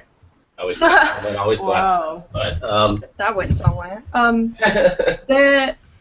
I don't think that's usually the thought process. I think that's the thought process once someone's in with it and they're already doing well. Yeah. I think if someone is like, because I even felt a moment of this, if your fan art is doing well and it's attracting attention, then there can be a little bit of a idea of, well, what do people want to see next? And all of a sudden, you're not doing it because you adore it. All of a sudden, you're doing it because you want to do what gets you money. And like that, and it's not that you want to profit off of the IP, it's that you know no one will look at you if you don't do fan art. And that's a very common thing that I see online particularly. I think a lot of people literally just want fan art. Like whenever I tell anyone who goes to MCM, no, fan art is banned, therefore I don't sell it here, and I won't be continuing to make it, then I'm met with, but I just bought it, or I'm met with, but it's all I buy. So, and it's like, well, all of a sudden an entire market doesn't exist, so I guess I'll just go and be broke then for the rest of my life. And it can be easy to fall into that trap, I think. And I preferred being at the stall without fan art. I found it a lot more fun. Even though I made less money, I enjoyed it more. But I think once you've ended up in that trap, because you made fan art because you liked it, then other people liked it and it got you a lot of attention. So then you made more fan art, then you realized you could sell it and you thought, oh, that's really cool. So then you started selling it, and then people were like, oh my god, do a Persona piece, oh my god, do an Adventure Time piece. You're like, okay. So then you do those, and then more people like them, and then they give you more requests, and then all of a sudden all you ever get are requests, and then you realize, oh my god, what I'm doing apparently is not okay. And you've fallen so far in before you've even realized it. I don't know, I don't think people go in with any kind of like malicious intent at the beginning, particularly. I think I do see it sometimes with like international art groups. I'll see like people who go to a lot of conventions. They'll be like mass groups, and they'll be like, okay, what art is buying at the moment? Are people buying Monster Masumi stuff? Are people buying Kuroku stuff? What stuff's in at the moment? And then people will answer, and they'll do that stuff. And I don't really like that idea. I think it would be a lot better. I prefer the idea, personally, of I really enjoyed playing Sonic today, so I drew Sonic. Lol, here's Sonic. But I think it's hard to make money as an artist already, and it can be, when you see that there's a way to make money that people will buy and people will enjoy and they'll have the same enthusiasm as you do, I think it's hard to avoid that. That's a really interesting. I didn't think about like the effect that once you're in it, and then once a market for it starts being established. Yeah, and all of a sudden people, one, they know you for it. They'll be like, oh, you're the person who does the Final Fantasy pieces, so I come back to you every year to get the new piece of Final Fantasy. Like that is a big thing. And on top of that, you're making money at a convention. No, it's not tons of money, but it pays for your next convention, and it pays like. My Final Fantasy pieces paid for me to be able to print my second book. I wouldn't be able to do my personal stuff at that time if it wasn't for fan art. And I never started doing fan art. I didn't go into the industry doing fan art. I was fully original stuff. Someone just walked up to me and said, you should be doing fan art, do some fan art. So I did. Like, I had no idea of any of the legalities or anything of it. And it wasn't until I learned about them that I stopped doing it. It's interesting because on that scale, it would be funny in this day and age to argue that to not acknowledge at least the potential and appreciation for fan art. Like when you even can look across industry, you can look at the music industry and see how well DJs do now when a lot of their performance is playing other people's music, but they will have an audience of like 80,000 people. You know what I mean? Like, I think reinterpretation, it's a postmodern idea, and like postmodernism, something that never left. And the idea of reinterpretation is that's where art like still is. I don't know if it really leaves it because it's a genre that eats itself, you know. Yeah, I mean, if you go back like centuries, you end up with every piece of art was a page from the Bible. Yeah. That was all fan art. Yeah, that's true. No one ever did an original piece. No one ever went. I mean, they occasionally did, but like it wasn't. To be fair, if they made their own Bible, they'd probably get killed. Well, like no one was like, "Hey, can you commission me a giant piece of random people?" No, they were like, "Can you paint these random gods or these?" Or me. Like, it was always stuff that people already knew, if that makes sense. It does. But even then, like I still see it like as the Smurf painting I showed. I don't see that as a fan art because that's not the voice of Hanna-Barbera. That is just someone doing their voice of something from that you associate with childhood. You know, because he had like his Captain Crunch. He was in and He-Man and everything. But someone had a comment that I really liked as well.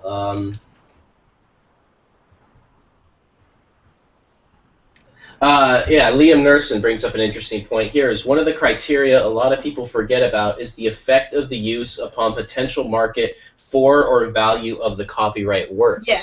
So we think about it in our market, but what about the effect you're having on the thing that you're taking influence from on that market? Because you're now putting more art into the market, which technically will decrease value if there's more out there. It's such a weird subject for me because I deal a lot with auction market shit at work and it fucks with my head. But yeah. I think it's a great topic to like talk about. I think it's awesome because like the first thing I was gonna mention, and then we kind of derailed. That's my fault. But was that like if you were to like, there's tons of copies of old masterworks on the internet. If you're like, oh, I want to see a Caravaggio today, it's not like, no, you can't see a Caravaggio. It's like, I'm going to Google all that, and it's right there. But if I had the chance to purchase one and I had the money for it, I'd be like, yes, I will pay whatever millions of dollars it's worth because it's the original art. And there's something to the whole like idea of originality and that. I don't know. It's weird because right now I feel like, especially with digital art, you almost don't even have an original anymore. Like I don't have a physical copy of this painting that I'm doing right now. This copy that I'm doing right now is basically the same as any other copy that you'll see. So this might as well be like, like if you saw this on Tumblr or whatever, it might as well just be the one that I'm working on right now. It could be the original, or it could also be. Yeah, in the digital age, that line gets really blurry. Actually, I think, though, if you owned a Caravaggio, and if someone wanted to print it in a book, I think they have to get permission from you. Because I believe with museums, you need to, like, if you're publishing artwork that's in their collection, you have to reach out to them for it. I'm not positive. Yeah, I think who might know more on that would be Tim in the other room. If he has a 2 cents on that. I think that's correct. I've heard of the same thing with like the British Library and stuff like that. Interesting. Let's see what chat's saying. Chat's been having a go. It's a very touchy subject. Yeah, I think it's interesting, well. Yeah. I'm glad we could finally tackle the issue and solve it. Oh, forget it. I'm not even going to finish this sentence. I couldn't even pronounce solve. It's over. There was an interview with one artist at convention that said he didn't get in trouble until he sold 100,000 copies of a piece of fan art. You know what I find really cool? One of my friends. So, have you guys ever seen the new Sherlock, the BBC one? Yeah. So good. So a friend of mine does gorgeous artwork, and they did a lovely piece of Sherlock in their style, so like their particular style.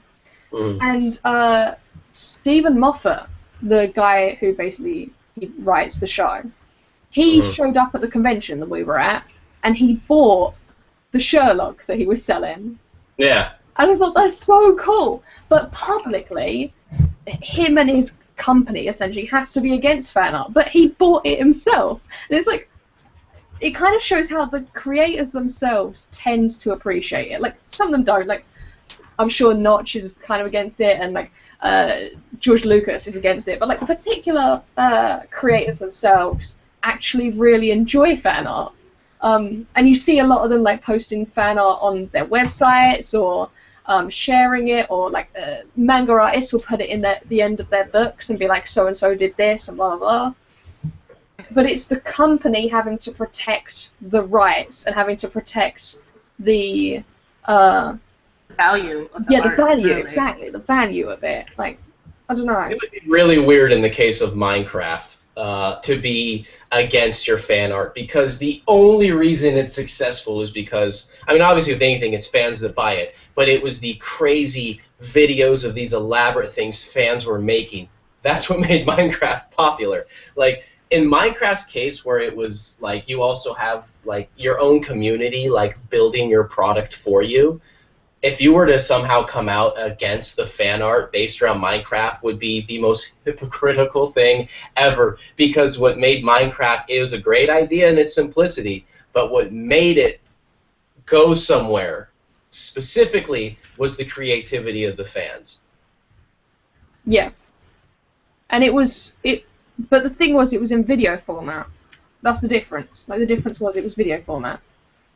I just feel like it'd be like Legos being like, why did you turn that into a ship? They're supposed to just be blocks. You know?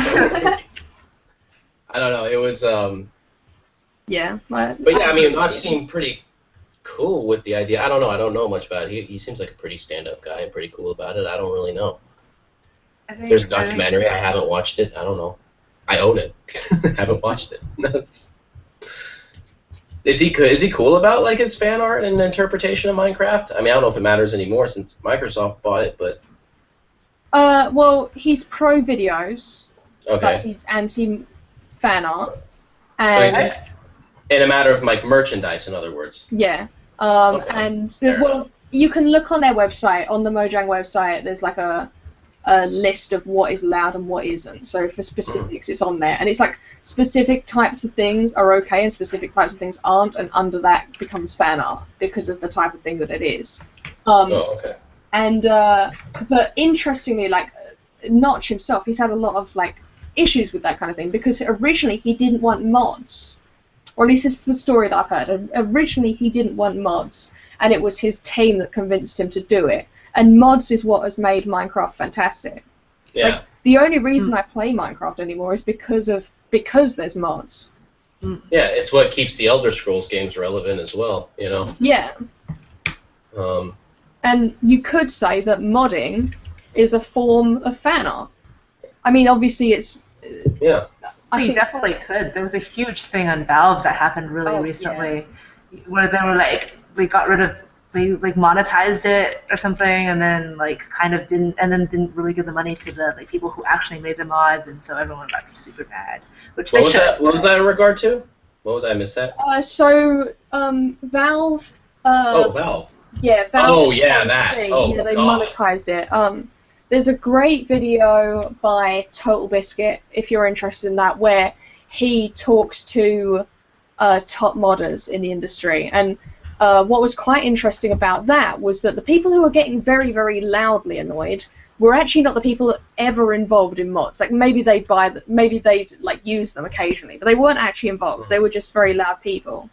And they were annoyed with the amount of money that was going to the wrong places. But the modders themselves were more annoyed at the kind of like the ethos of it, the way it was being treated, because they'd always been people who'd done stuff for free, and they didn't like the way it was changing and things like that. I mean, watch the video for proper, like, actually understanding what they're saying and not my random drivel. But I think that's interesting. Like, it always tends to be that there's a group of people, whether it be a company speaking on your in your place or random fans talking for you, that tends to have a completely different argument than the actual person who involves. I don't know. It's just interesting. It's something you see a lot with the internet because there's so much communication that can be done. I think that's something that I do see with fan art. It's like the original creators really like it, but the company can't sell it. They can't allow it, if that makes sense. Yeah, they're in a hard spot. They have to make a pretty tough decision. I think on one hand it's like, you know, I tend to lean a little more towards where the fans are coming from, and I get that, but I also really understand where the company's coming from. That's like, we don't have anything in history in place for this. Like, what do we do? Like, you're against the wall. There's no easy decision. It's the same way people can simplify politics. Like, oh, I can't believe this guy did this. It's like, he was probably really pushed up against the wall in a hard spot. Like, and you have to make an impossible decision, you know? We got Kevin Spacey kind of cornered them and was like, you gotta... oh. It's the most... have you watched the UK version of House of Cards? I asked this because you're British. Okay. Because that's the original. Do you know how they cast Kevin Spacey? While I derailed this. No, I'm curious. Apparently, so the House of Cards is like a Netflix original, but it's based off of the original, the UK House of Cards.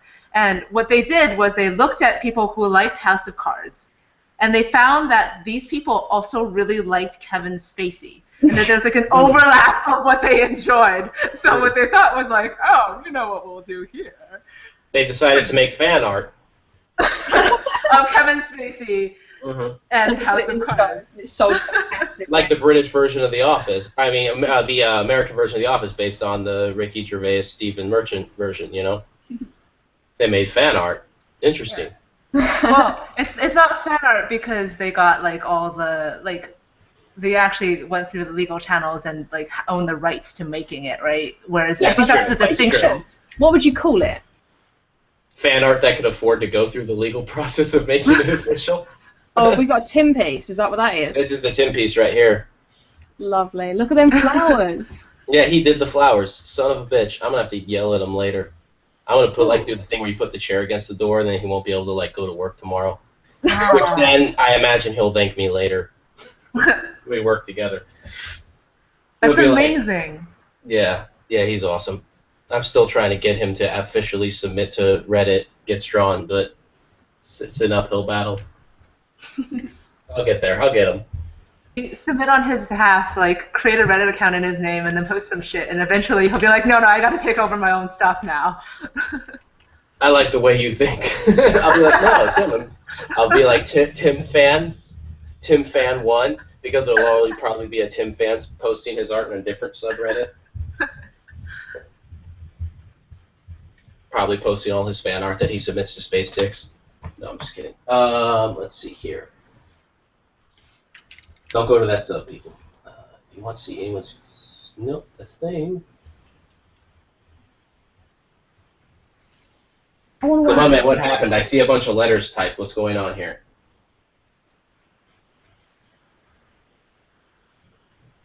Did anyone notice her smile is Mona Lisa-ish?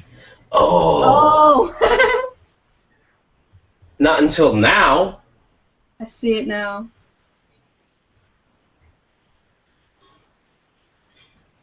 I'm so far behind. It's unreal.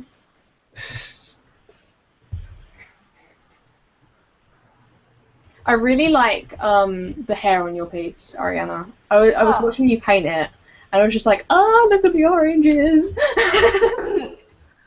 I think that's what I love about her hair. It's just it's such a great color. Actually, I think I just also injected a ton of orange now that I don't know. I love drawing orange hair. It's ginger hair. It's something fun.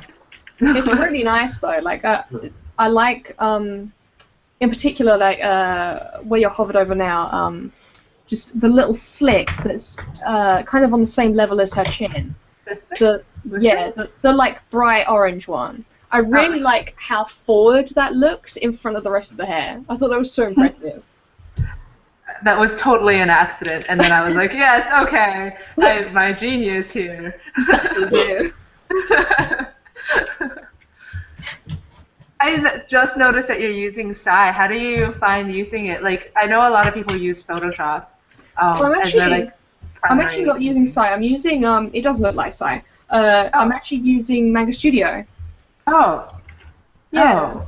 I'm so disappointed now. Oh, and I was like, fine. I'm sorry that. Never mind. I'll see you guys later.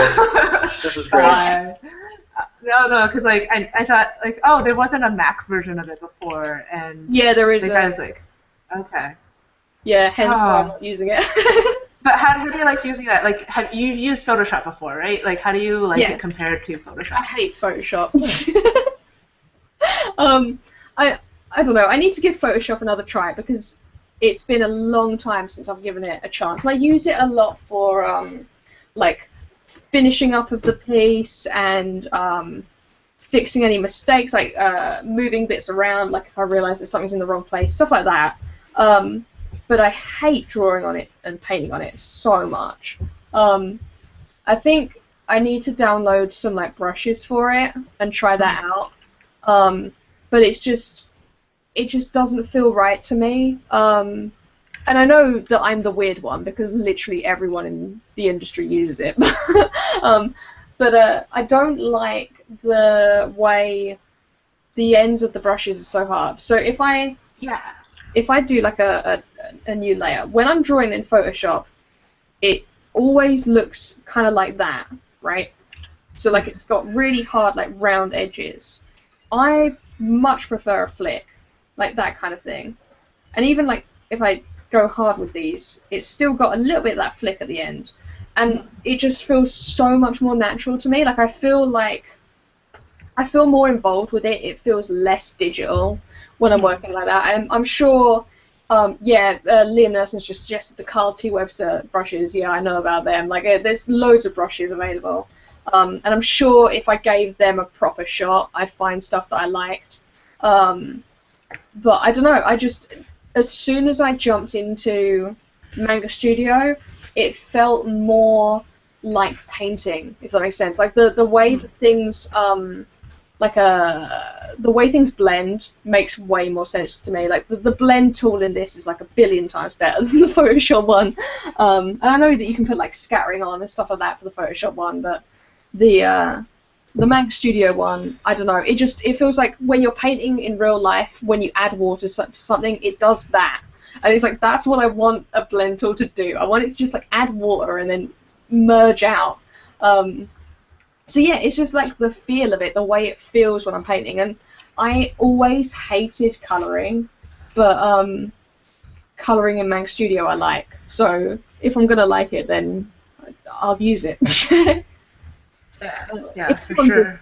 If anyone's interested, the brushes that I'm using are Red Juice 999s or Red Juice 606. Which one is it? But Red Juice's brushes, they're popular on DeviantArt. But yeah. Cool. I have to try out Manga Studio. I've heard good things about it. Are you in Photoshop then? I'm in Psy, so I don't know if you can see my full screen, but like, it's really funny. I was working on, like, I was doing a chat with a friend, and they were like, oh, I never even noticed that you were using Psy. Everything you do is so Photoshop-like. And I'm like, yeah. I started out using Photoshop. I, like, used 7.0 for years and years and years and years. And I like it because it's a very lightweight version of Photoshop.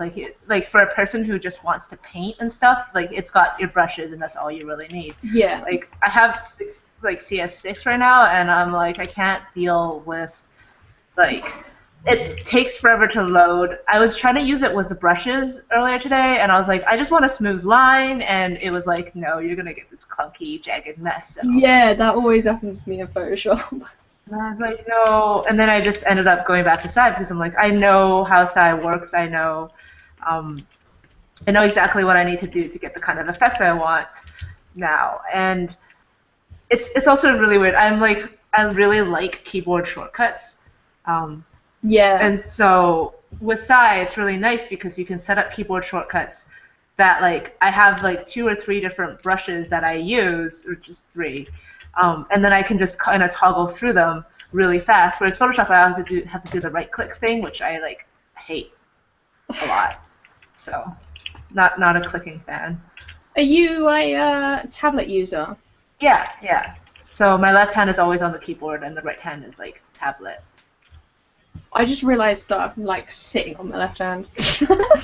Once you said that, I was like, what's my left hand doing? Oh, it's just like on the floor.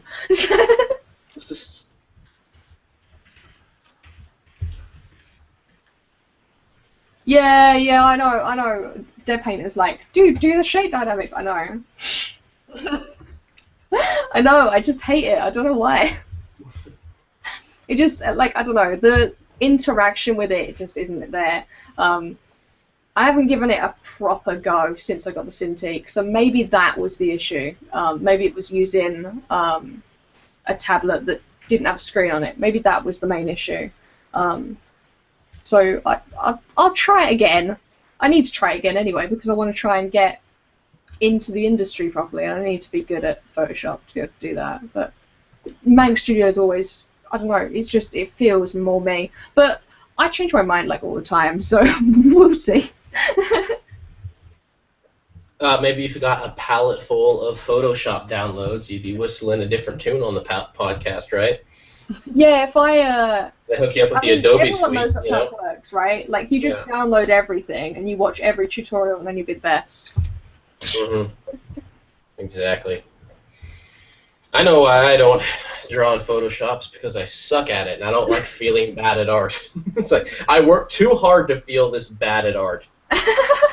You are just old school. Yeah, Wow. I know. That's what I've been trying to tell people. They don't believe me. They're like, no, 32 is not old. I'm like, 32 is old. You just wait. All you people in your 20s, you just wait. Then you too cannot know Loish. Oh my.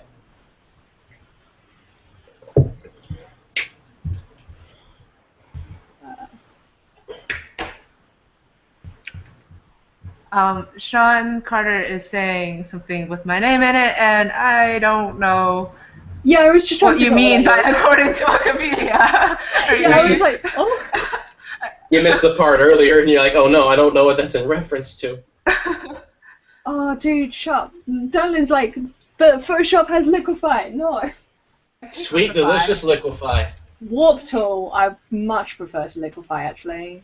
I wish my some life reason. had liquefy. The Warp Tool's really good.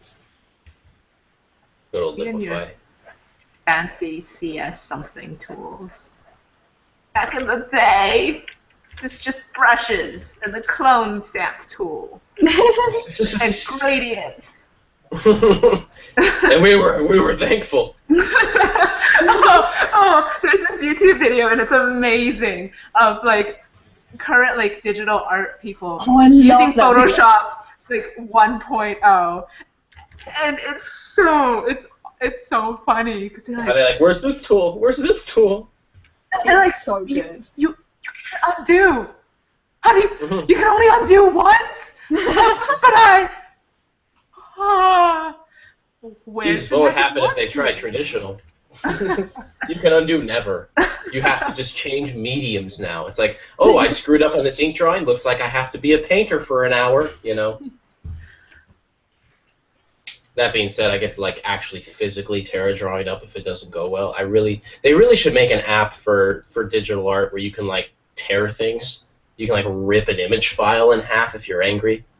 It's like how your phone needs an app that makes like the sound of a phone breaking if you put it on the table really hard. Oh, have you seen oh god, I'm gonna forget what it's called. Tabletop Simulator. That game? Yeah, you can flip the table. If you're You flip the annoyed, table up? you can flip the table, and it just sends all the pieces flying, and then it just like floats off into the distance whilst you hear the sound of a table rattling forever. It's amazing. I had no idea. I saw that on Steam. You know, I'm not much of a tabletop game dude, and now that kind of makes me want to buy it, even though I'd never probably play it. But You could just flip just tables. knowing that they put the option in there for that to happen shows that these devs really care.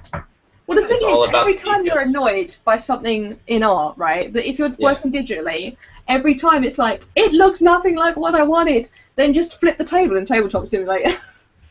Oh, nice. That's a good. I didn't think about that.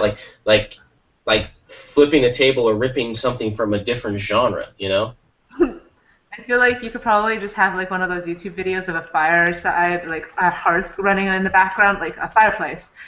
Yeah. Oh, I went through so many ways, and then just pretend that is your art burning for 10 hours. That might work. That might work. Either that, or I need to watch the lady fall over in the Atlanta Grape Stomping Festival. Like watch some classic video, and then I'll be okay.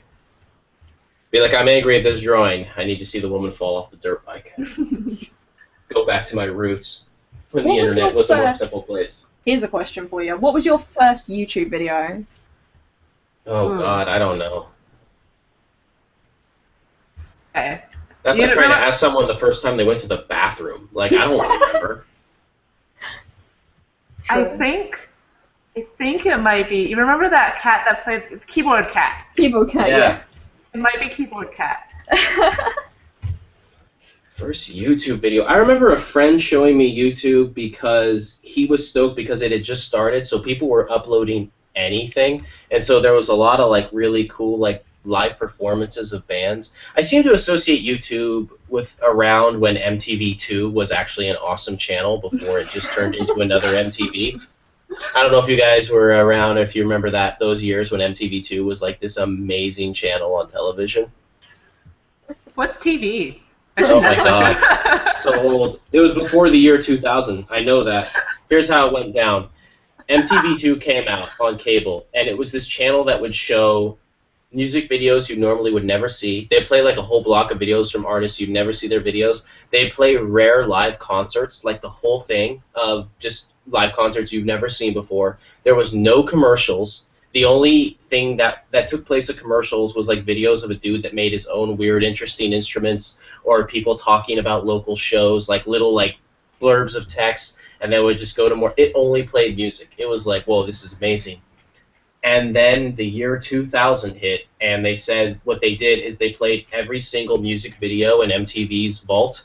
So they played from every music video alphabetized by the song, not the artist, A to Z, and it took like 7 months, 24 hours a day.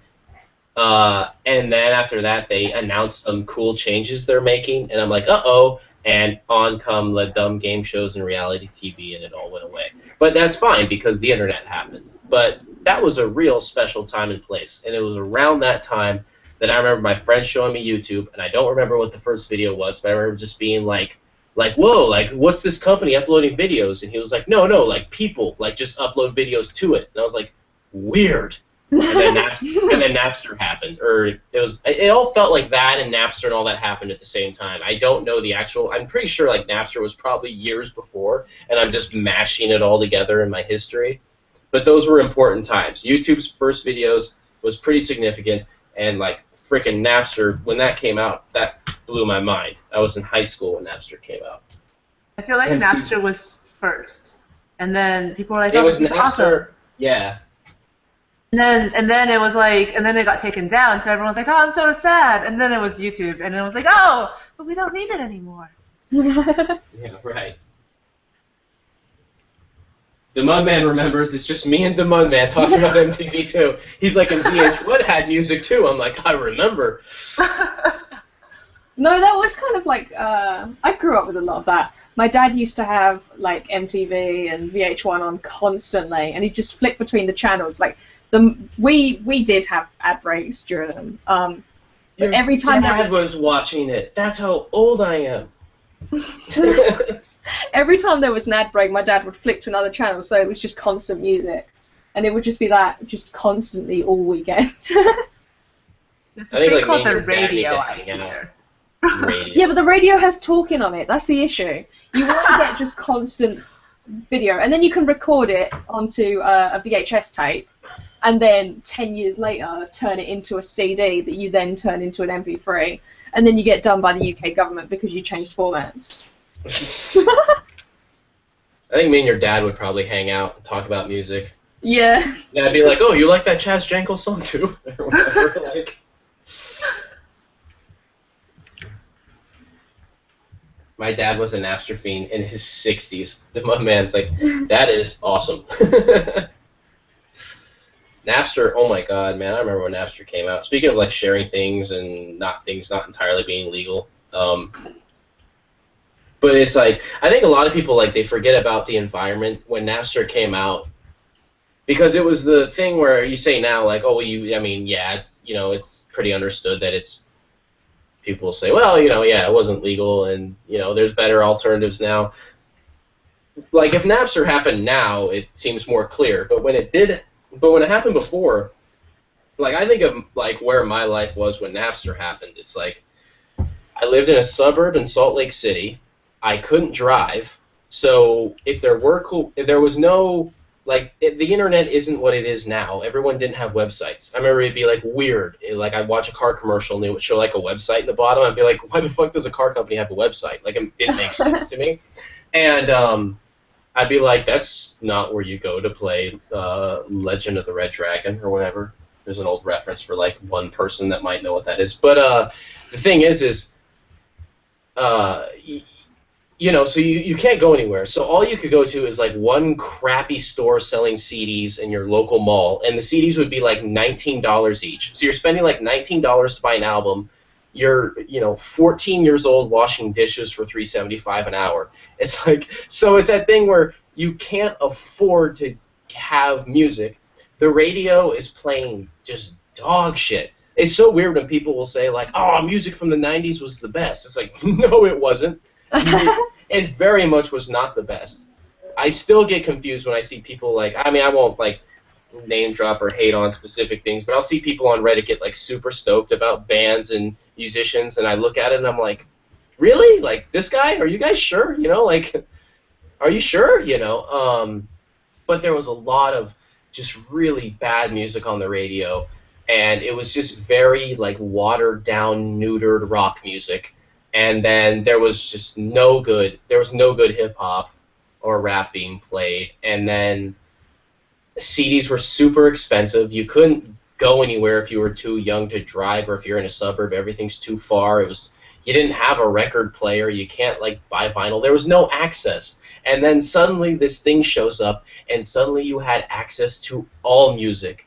And it was like, I think I learned more about music in the first month of Napster existing than I had in, like, every year of my life before. It was such a, I think that's the reason why it became what it is, and people just understood that music had to have some type of very, very, very inexpensive to almost free access, because once you felt how much you could suddenly learn, like, it changed everything. And I think a lot of people now, and younger people now, like, they wouldn't, like, people are so quick to say, like, oh, it's not very, I mean, I understand the idea. It's like you have to monetize it. But when you actually in your life could feel the difference of how much you could learn with free access, as opposed to, $18 to $19 per album that sucks because you didn't know what good music sounded like. Like, it was like, oh, this is good. But you didn't have that same inspiration, because nothing on the radio was going to blow your mind, because they commercially couldn't play anything that would blow your mind. And so to, like, not have access to it, and then suddenly it all opens up at once, it's like you can't go back to that old idea. So I still kind of get nervous when I see companies trying to go back to that mentality, because it's like, I might be becoming an older fart, but I felt a time when I actually felt the difference of having access and not having access, and It is so significant.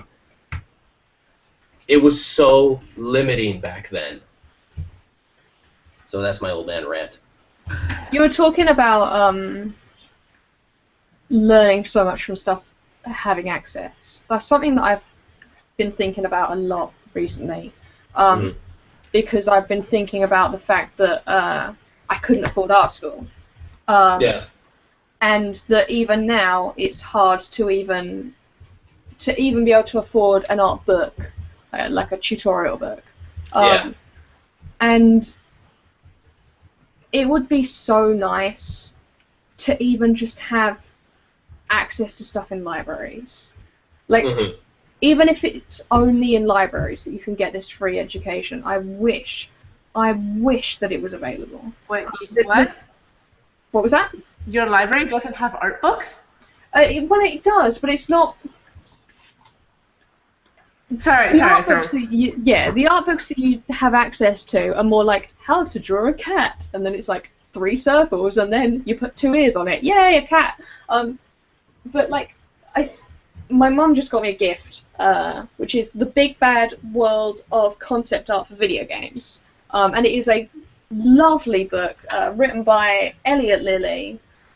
It's gorgeous, and it's all about. It's not about how to make concept art. It's about how to get into the industry, how to write a resume, how to create a portfolio, how to stay in the industry, what your work life is like as a concept artist, what your day-to-day, what your year-to-year looks like.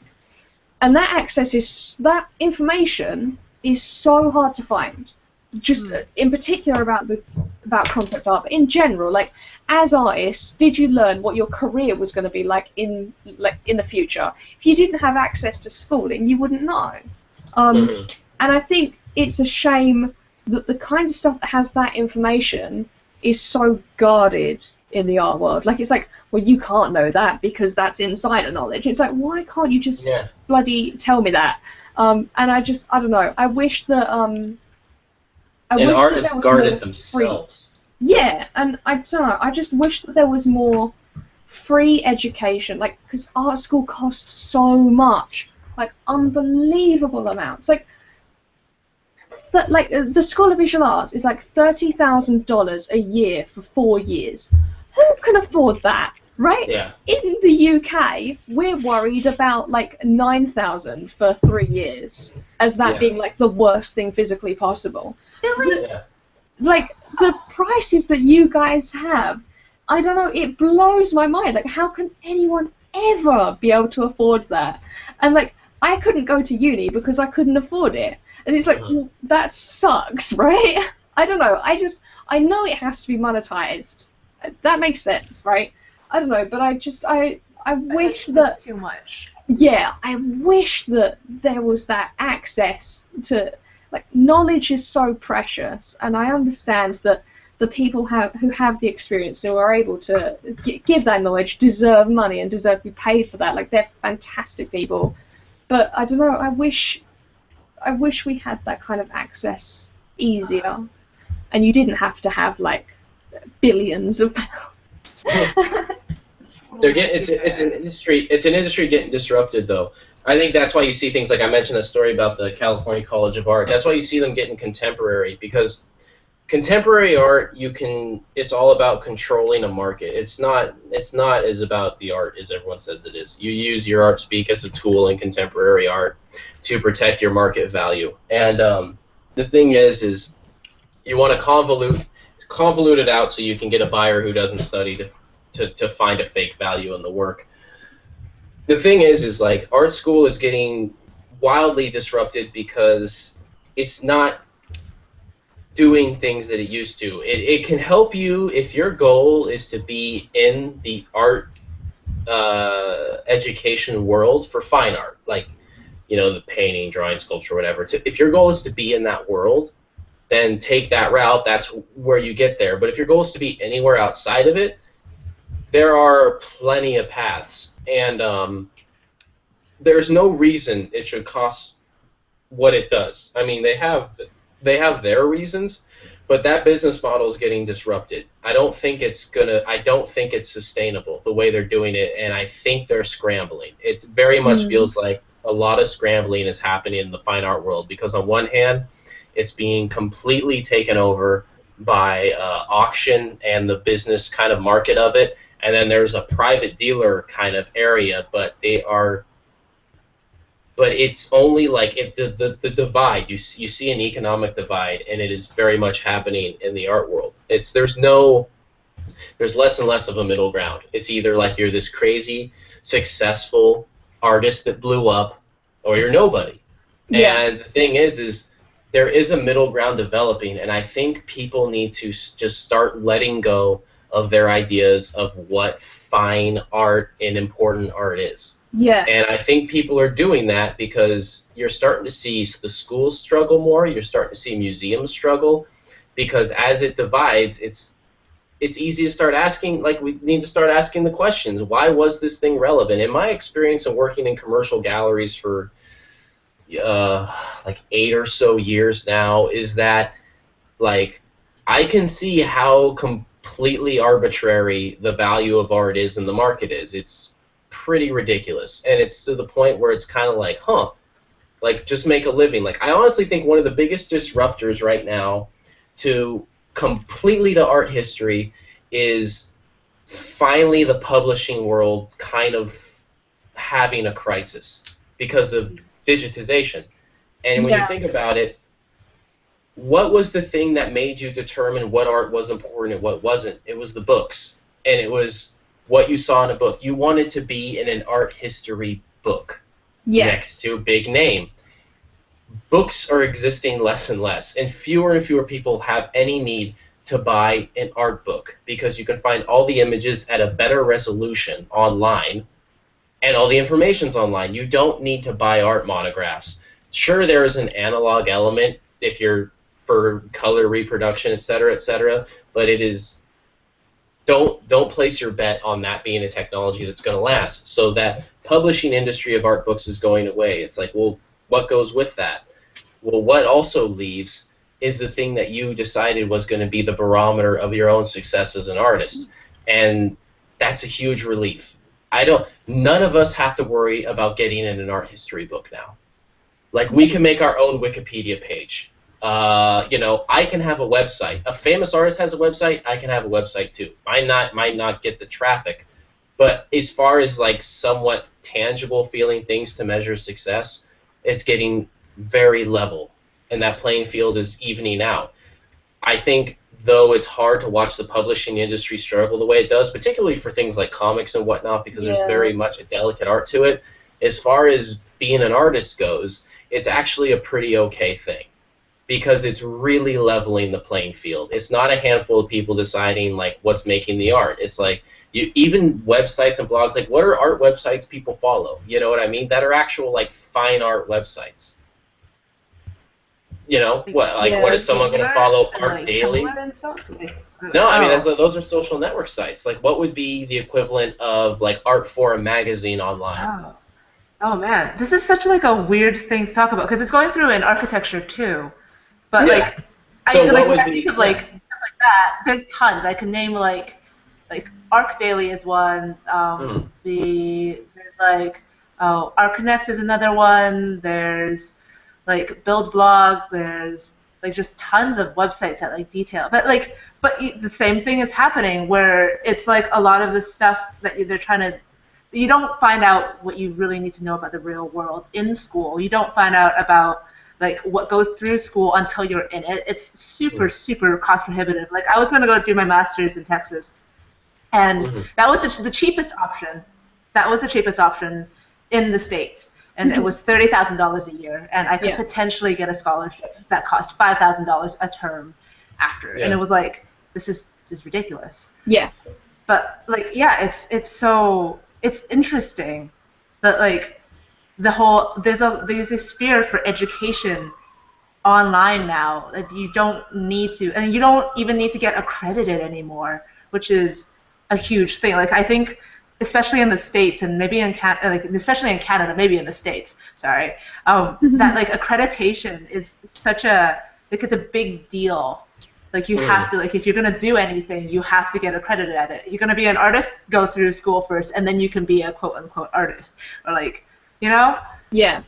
I think companies are caring less and less about that, too, because they're finding, like, they just want, like, work experience is becoming more important than education experience, which is a huge relief. It's awesome. Yeah. And the thing is, like, I mentioned the art things, like, there's some art blogs. Like, if there's an art website called Boom, because it's nice. I think it's like 7 zeros, B, whatever. If you type Boom with a bunch of zeros, it'll pull up that site. Like, if your art or design ends up on Boom, it's the thing that can make your career. Like, it's a site that a lot of people look at. You know, like a site like that could be that, like, maybe that's what the art forum is now. That's determining the culture. But at the same time, like, there's no cost to entry. Like, yeah, you could spend expenses in PR and marketing. That's where it all comes down to. but still, like the cost to begin and produce is much lower. It's more a matter of how good are you at marketing yourself in the new kind of context. But at the same time, like, it's just the whole formula of what works is different. Everything's becoming. This is like a concept I was thinking of talking about in the show, but I didn't always entirely want to go to because I'm always worried that it's like I'll sound tinfoil hatty or like it tends to sound negative when I describe it, but I don't mean it to sound that way.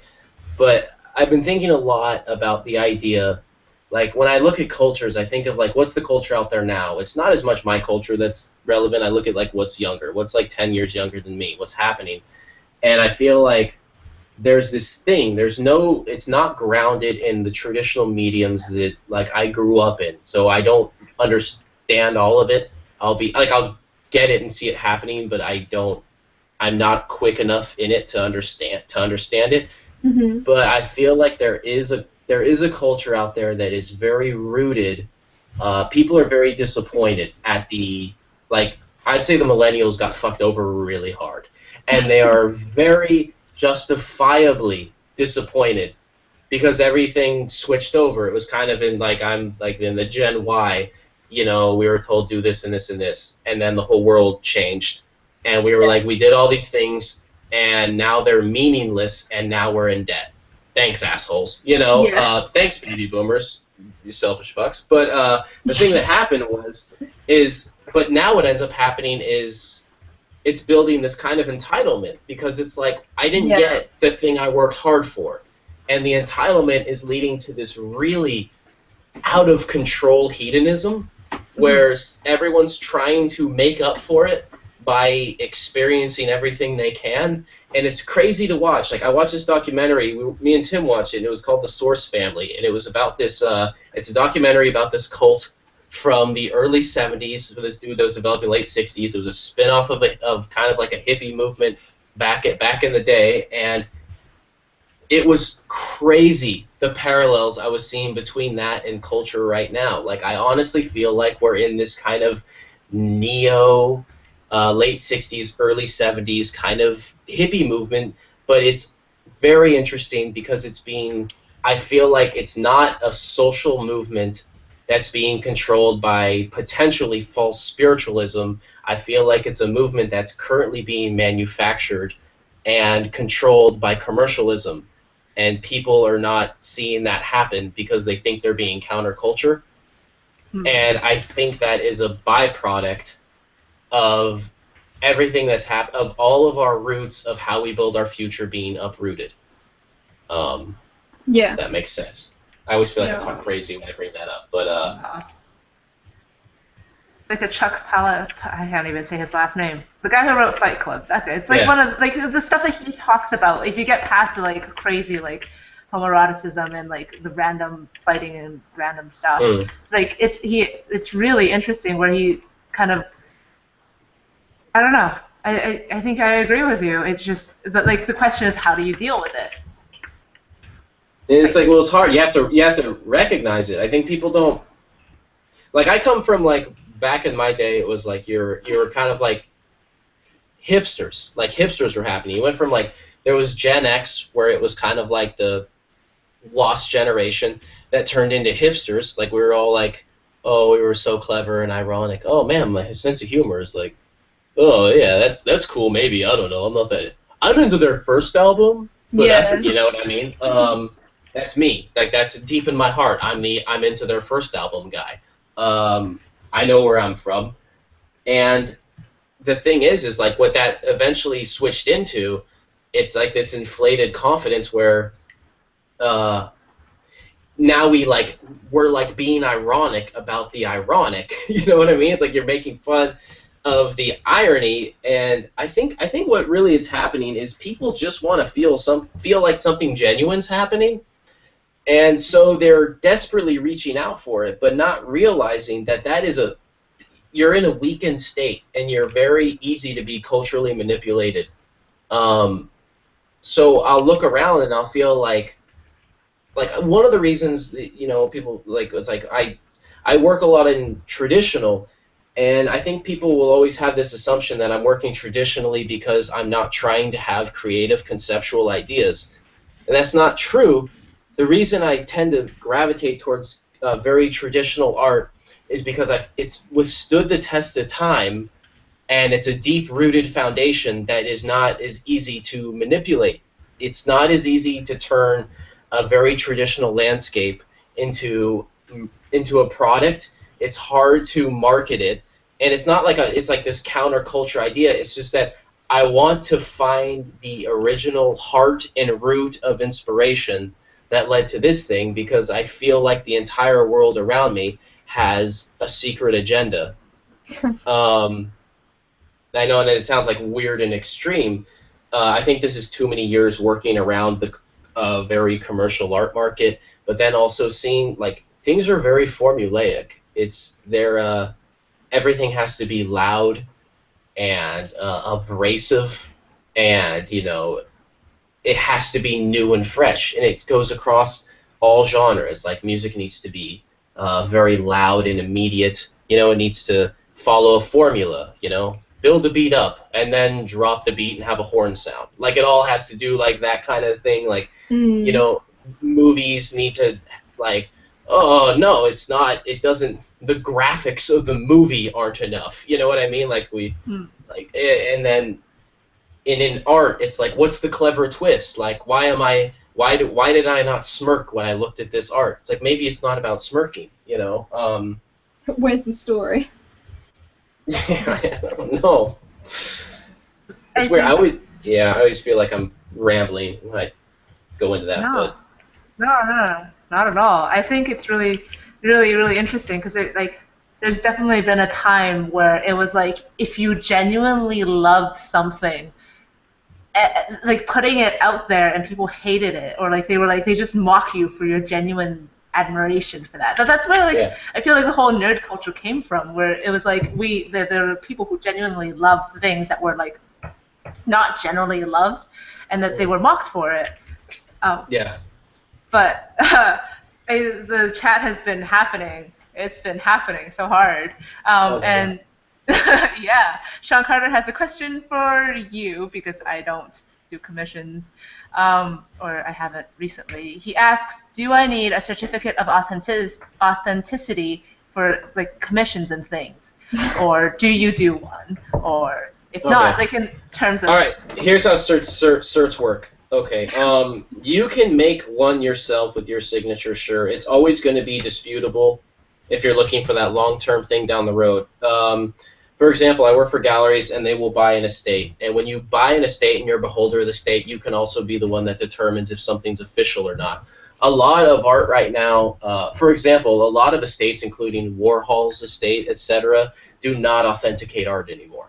They won't do it because the problem, what happened in the current market, it's so volatile and it's so inflated that if they would find themselves in situations where they would say, yes, this is actually fake, it's not real, and they would get sued. And they could not afford the lawsuits anymore. So much in the same way that would happen to the medical industry. You see fewer and fewer doctors being OBGYNs because the potential things that could go wrong in a birth, they don't want to take the risk of the lawsuits. Oh my God. So in the same way in the art world with estates, they don't want to risk the potential lawsuits of authenticating art. So a lot of them are refusing to authenticate art now. So when it comes to certs of authenticity, in personal experience, when I've seen them with galleries, it hasn't mattered that much. It was more of a thing just to reassure a client. But in the end, a lot of people making the certificate of authenticities don't know anything about art. They know all the history of the art and the artists, but they won't know the techniques that actually determines if this thing is supposedly real or not. So they don't do it as much. And you can hire authenticators, but then that also gets tricky. So let's say I have a gallery and I'm collecting art from an artist who's passed away, and here's this, and someone's asking, a client wants to buy it. Is it real or not? I hire an outside authenticator to check. Here's the problem. I'm paying their bill. So now there is a conflict of interest because the same person that needs to determine if this thing is making me money is the same person I'm paying to do it. So there's an interesting article. It was in the New York Times. It was about Park West Galleries. It's this Park West Galleries is this piece of shit company. I don't care. They sell art on cruise ships. Here's a simple fact: don't ever buy art on a cruise ship, ever. Don't, because they're ripping you off. They totally are. They would deal in art, and they would sell Dalis, and Dali is very much a market of an artist right now. If you look at Dali, like, he's one of the biggest names in 20th century art. It's like him and Picasso, right? Yeah. If you look at the value of their art, Picasso is huge. Dali, not nearly as much. And what happened is Dali got busted for a couple things, and his estate and all of his market kind of crashed. I mean, it still sells much better than a lot of artists, but given the scale of his name, it's much lower than what you would think it'd be. And what happened is at some point someone got access to some of his original blocks to make prints, and they ran series of prints unofficially and flooded the market with an unknown number of his prints. He also got busted for signing blank sheets of paper, and he would give them to his studio to make art later, but he was literally signing blank sheets of paper. He's sign the name. Here you go. Now make art on it. It's worth a fortune. That's like practically postmodern, like postmodern art. Right. It's like its own statement, right? If he had done that, if he wrote an artist statement saying he did it for that reason, he'd probably be even huger. He would have been the guy that led the way to postmodernism. But unfortunately, the money was easier at the time. That completely inflated his market, and then no longer you could price it. You didn't know how much of the art was out there. Like, when it's flooded with potential fakes or things that are not made. I mean, a lot of artists don't make their own work. You know, main artists these days, like in the fine art field, a lot of them, they have studios. They're more like directors. They come up with an idea, and then a studio makes their art. But like, that was a huge kind of bubble that was burst, and so now, you know, you could be getting a certificate of authenticity from someone who's like, from the estate. Yeah, it's real. It's like, well, of course it's real to you. You're trying to protect the value of the estate, you know. So it became really tricky. So it's kind of like, especially if you're the artist yourself, and if a client wants you to like write up some type of official assert and sign it, yeah, I mean, go for it. You're the artist. What have you got to lose, you know? You have to document it well, that it's you that did it. To try to have value, but in the end, it's all debatable and arguable. You know, the only thing that's going to determine if it's official is between the estate and what professionals say. There's a documentary called "Who the Fuck is Jackson Pollock?" I think it's supposed to be bleep, but they bleep out the fuck. And the premise of it is this woman who's a very salty kind of old lady that. You know, here's the thing: it's hard to give a summary because I feel weird because I actually haven't watched it. It's a movie I want to watch. Like, she thinks she has a Jackson Pollock, and like, yeah. And there's a guy who's like, no, he doesn't paint like this. His strokes, they don't reach the edge like this. You know? All signs say that, yes, you went to this thrift store or whatever, and the painting you have is an official Jackson Pollock. The paint on the painting matches the paint that was on the floor of his studio. It is all signs pointing to yes, but the estate and the politics of art want to say no because they don't want to admit that there's possibly other Jackson Pollocks just floating around out there in you know, thrift stores and garage sales. There totally is. I have friends that buy art from that find art around that is very valuable because the artist just had a thing, they got rid of it, they gave it to a friend dies, it goes to their kids don't know what it is, they just drop it off at the thrift store.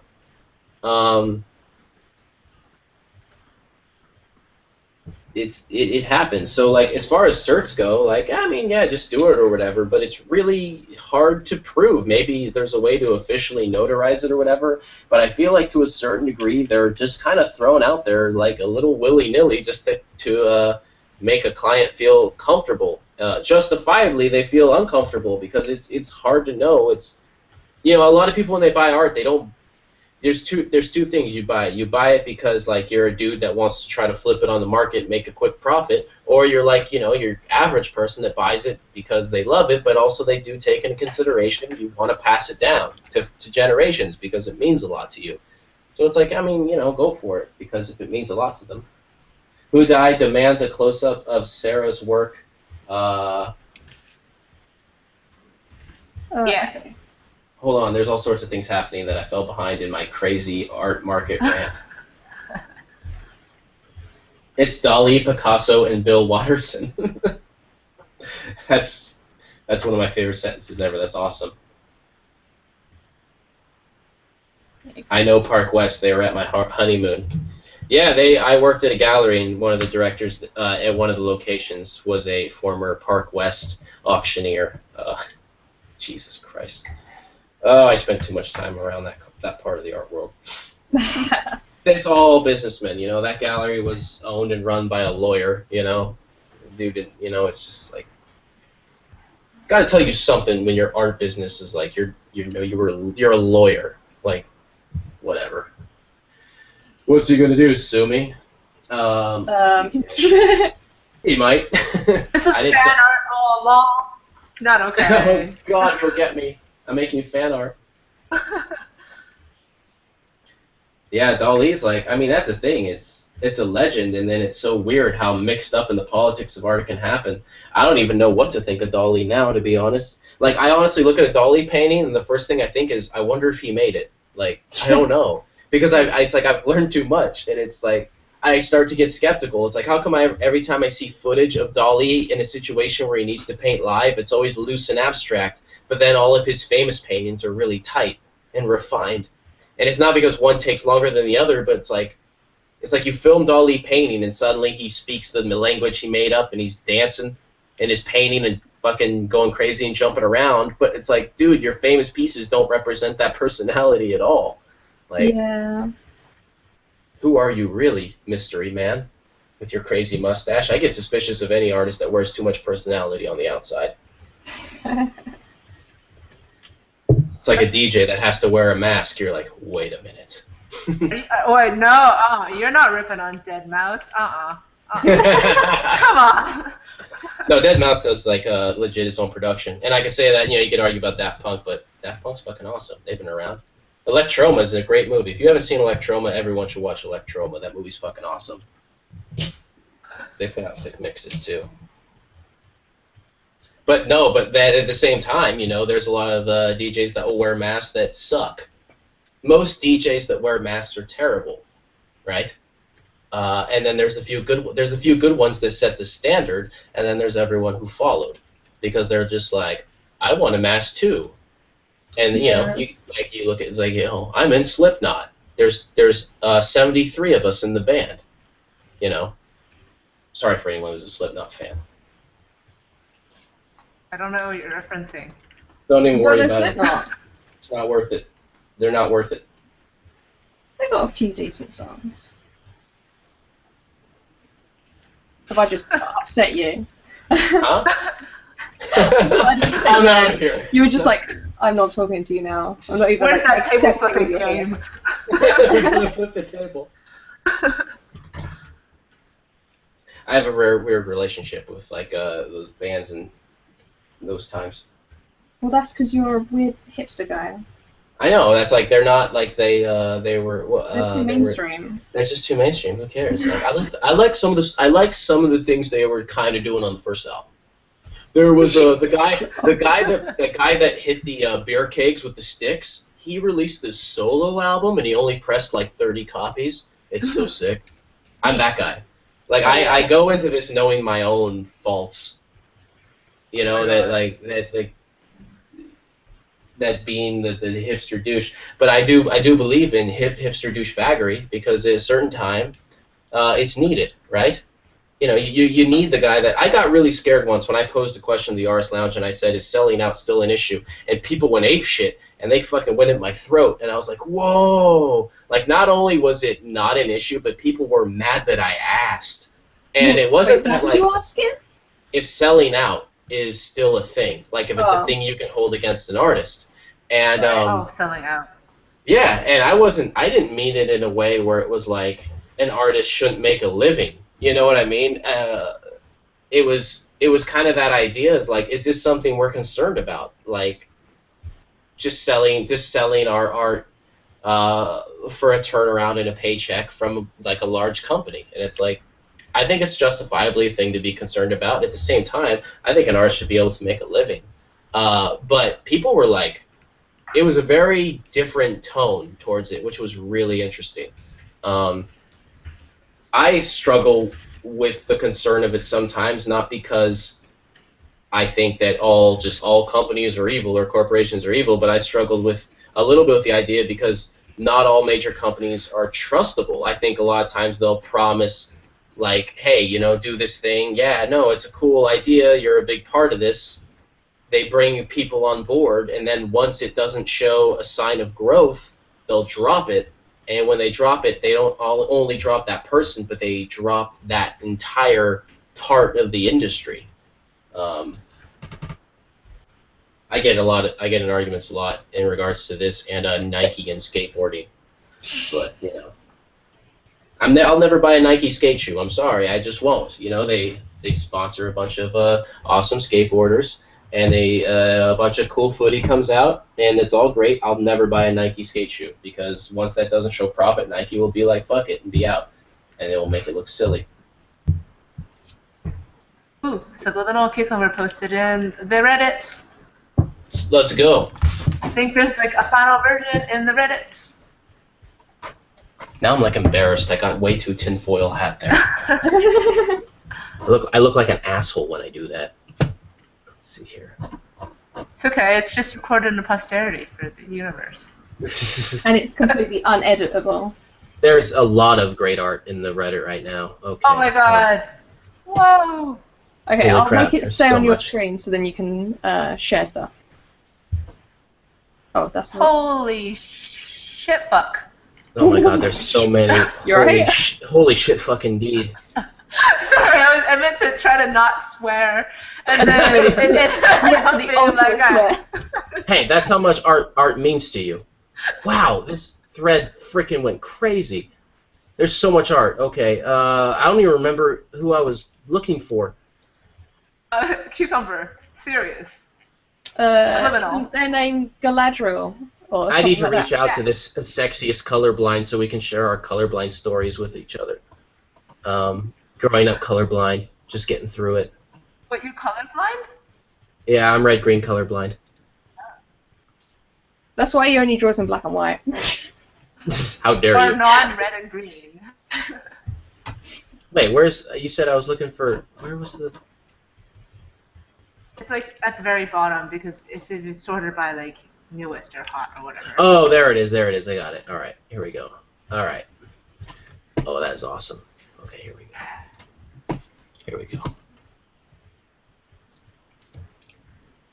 I hear that like red-green colorblindness is a fairly common thing in dudes. Like, dudes tend to be like if they're colorblind, they tend to be that, and guys tend to be more likely to be colorblind than girls. Most definitely. My brother is actually colorblind too, red-green colorblind, and he didn't know it until this year. What? Really? Yeah, until How? this year. And what made it even better How does he is that drive? he's 35 years old, and he just found out. Oh my god, how does that even happen? How does He he just drive? it's subtle. Like you don't really know. Like you kind of know there's like green and red, and like you see them, you get it, sure. Until you look at a thing that's actually testing it, and you're like, "Whoa, I was wrong." It's like a weird, subtle thing. Like he didn't know until he was with his fiance, and then she was like, "No, dude, that's not blue. That's just gray or whatever." They had an argument over clothes. They did a colorblind test, and he like totally failed. He had no idea. He had no idea he was wrong all these years. Which is weird to me because he used to tell me what colors things were because we all knew early on that I was colorblind. So I was like, wait a minute. That What if everything he told you is a lie. What if it's psychological? Right now we're looking at a subliminal cucumber, a.k.a. Gadriel. I don't know how to pronounce things. Awesome piece right here. It's so good. Look at it. Just like, look how like perfectly contained and it's just like just so composed. So I love the good. flowers. There's just some radical flowers there. That was a smart idea to just like bring it in the hair, you know, like pull it from the background, and then just Ugh. I did that too. I haven't looked at our art in a while, to be honest. Sorry. Look at you, Miss. Hey, me too, right, guys? Right, guys. I mean, Subliminal did it first, but like, please appreciate me. Making fan art to Subliminal's art. There's so many things, and there's so much art. I actually have to be careful and load it slowly because I want, before I show it, I want to be able to say what their name is and not awkwardly dick around. Oh, okay. Here we're gonna see Maestro Cheese work here. Internet people, why do you have weird names that no one can pronounce? Yeah, Gosh. seriously, what's that about? Look at that line work on this one. It's just like, it's a mix between so energetic and delicate at the same time. Yeah, I really like how it reminds me of Tangled. You know the way the hair in Tangled, just like, it kind of like zooms and then relaxes. It's got that kind of effort into it. Oh, I love it. They're clean. Ah. Oh, I love this. This is so awesome. I'm about to talk. Everyone is really talented. Bunch of assholes make me self-conscious. How dare you? I like all your guys' like first art, and then it got kind of old when you sold out. Oh, what, like when you sold out to Intel? Yeah, everyone. Yeah, no, like when I did it, it was different. It was like a statement, but when everyone else did it, it was selling out. I mean, to be honest, we've all sold out to Demon Man by now. Oh, I sold out to Demon Man, and I'll put you. You know what? It actually reminds me. Buckingham Valley Vineyards. I live west. I drink east. God damn it. No, that's the weird thing is, though, is I did feel weird, like, bringing up the selling out thing. Not because I felt like everything out there is selling out, but I don't think it's unhealthy for people to be skeptical. To be healthily skeptical. Like, look at a thing, question the intention and the ideas. I see it as part of art critique. Question its intention and ideas, determine its background, and then what are your thoughts and feelings? Only because a lot of art, I think maybe Tim can understand this, but given our background and what we've seen, a lot of things should definitely be questioned, and it's hard to separate the two worlds. Do you think it's harder for an artist to be remembered now? Ooh, good question. It feels like you have the access to the resources, but now it's the market's flooded, Because I feel like there's like bajillions of amazing artists that you can see right now, right? Yeah. How many of them are going to be remembered when we're all dead? How many of them are going to be the Da Vincis and... I don't even know how a Da Vinci thing would work anymore. Is that possible? I don't even know. Could Da Vinci even do it now? Think about it this way. How many people were alive when Da Vinci was alive? Like 11. We are... like, the entire scale of it is just so, like, massively different now that, like what, we're at, 8 billion people now? 7.5 billion people? That's, like 1,000 times... No, that seems like way too much. I don't know how many...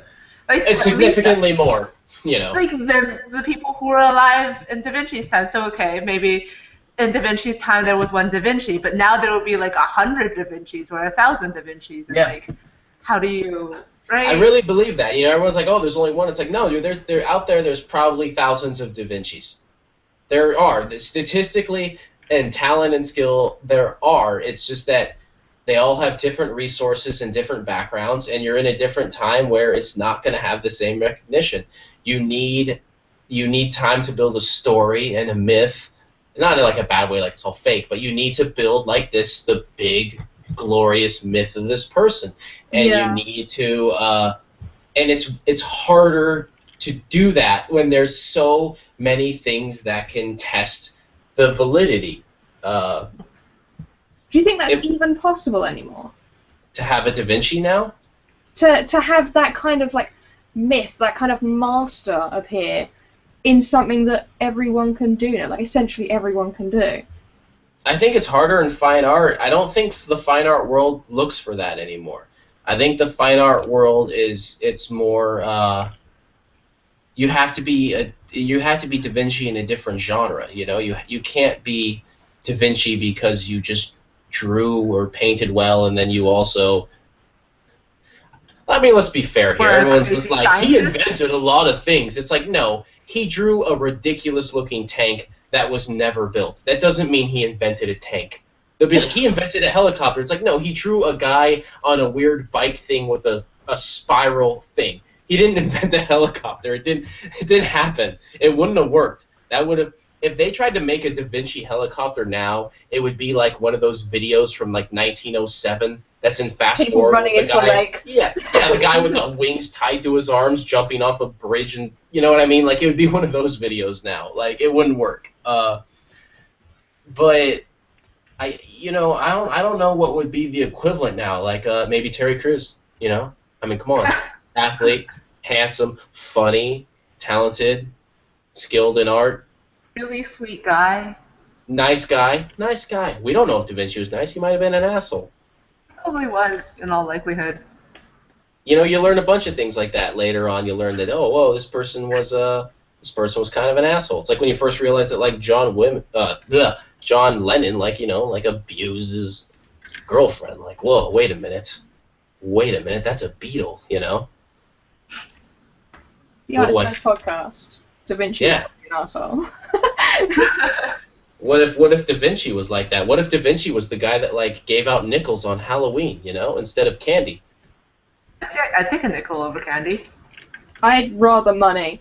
See, this comes You're preaching to the wrong crowd. Selling out how quickly you sell out to the nickel guy. I don't mind. Like I'll be the person selling out. Give me money. I need money. What are you gonna do with a nickel? I'm gonna use it to eat. I mean, eat the nickel? No, to buy food. What food costs a nickel? But they were supposed to give you food in the first place. And then you get like a giant packet of pasta, and then you're done for a month. Do you know how many houses you have to go to get that many nickels? Okay, but like sometimes the candy they give you is just really crappy. Like, who wants licorice? I understand. Who wants to eat like a, you know, circus peanuts or wax lips or whatever? Can we have like a sad moment? What's the sad moment? You love all the things we just named? I've never been trick-or-treating. Oh no! I wasn't allowed to celebrate Halloween as a kid, so I never went trick-or-treating. This is a really awkward moment as someone who knows that your mom listens to this podcast and your parents are very much a part of this. I don't know how to respond to this. I'm sure they have very good reasons, and let's face it, whatever reasons they did worked because, you know, you made awesome comics, you're a talented artist, and we all want you to read us stories. So clearly what they did worked, but we're still saddened by the fact that you didn't have a trick-or-treat experience. We should probably take you trick-or-treating. Can we do? You might be a little old for it. Here's what's going to happen. You're going to go to a door. They're going to go, "Aren't you a little old for this?" And you're going to go, I'd never been trick-or-treating before." And they're going to go, "I can give you all the candy ever." You know what? Like, I don't even use this old grandfather clock anymore. Let's just reel this out to you two, you know? Oh my goodness. I have so many feelings for you. Who has never been trick-or-treating either? What? Who hasn't? Who died? Who died? Right? Who died? I feel like of course everybody who died though. Who died? I'm gonna take you trick-or-treating, and we're gonna make an episode. We're gonna take you guys. You guys are gonna go trick-or-treating. That's gonna be a podcast episode. That'll be a fantastic podcast episode. I'm not even gonna lie. I can't believe you guys haven't been trick-or-treating. It was so fun. It was like the best thing. It was like the one night that you gotta just like go out and like not be home by your curfew. That's what it was about. I mean, the candy was exciting, but most of it was about being able to be a kid and like go out and just like do whatever, you know? I mean, I didn't really go out. That's how I ended up with a book at 17. Oh man, I was doing it. I was way too late into trick or treating. Like, I trick or treated when I was like older. And that was my first time. And I remember the best part of it was like planning out which houses would have the best candy so I could crash them the next year. Yeah, you'd have a route. I was one of those kids that didn't use like a trick or treat little pumpkin thing or like I used a pillowcase because like a pillowcase was really strong so you could hold more candy in it. It wouldn't buckle under the weight.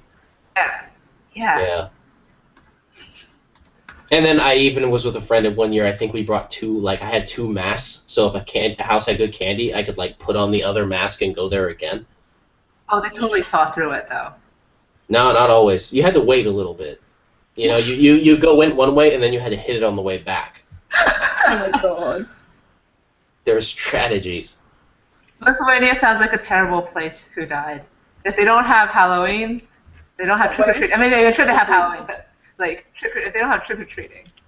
I have a feeling Lithuania is one of those places where it's like it secretly has all these amazing things and they just don't want the rest of the world to find out.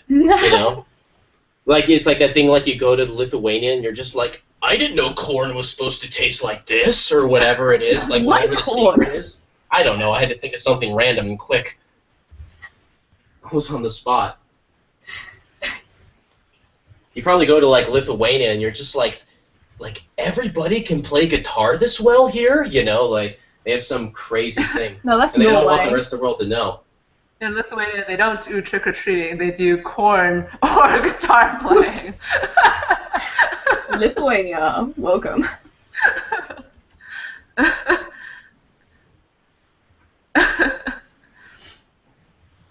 My man says you can come to my house, I'll give you candy. That sounds...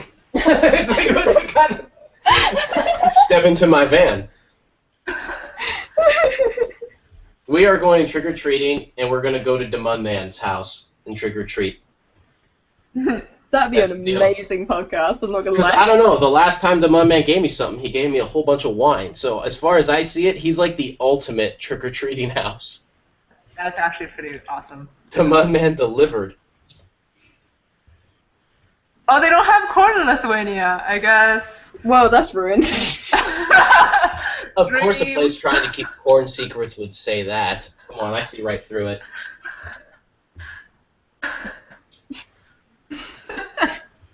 What grows in Lithuania? What is in Lithuania? Here's the thing, is I want to know what's going on in Lithuania because there's just some countries that just they stay out of the news. It's like, what's going on in Finland right now? Nobody knows. Nobody knows what's going on in Finland. Nobody knows what's going on in Lithuania. Finland's getting crazy architecture is what's going on. The hipster in me, really? Architecture? Yeah. Oh. It's like, okay, so I think something like about 5 years ago, Japan was like the hit thing in architecture where it's like, oh, look at all this fine craftsmanship and wood houses and look at all this funky stuff. Now it's like saunas, like Finland. Really? Accent. I had no idea. Now I'm okay. Finland's got the architecture. Lithuania's got something going on. The hipster in me's dying inside because like the hipster in me knows that there's something awesome in Finland that's just like that the rest of the world hasn't found, Because like they're just like I think Finland, the people in Finland are full of secrets.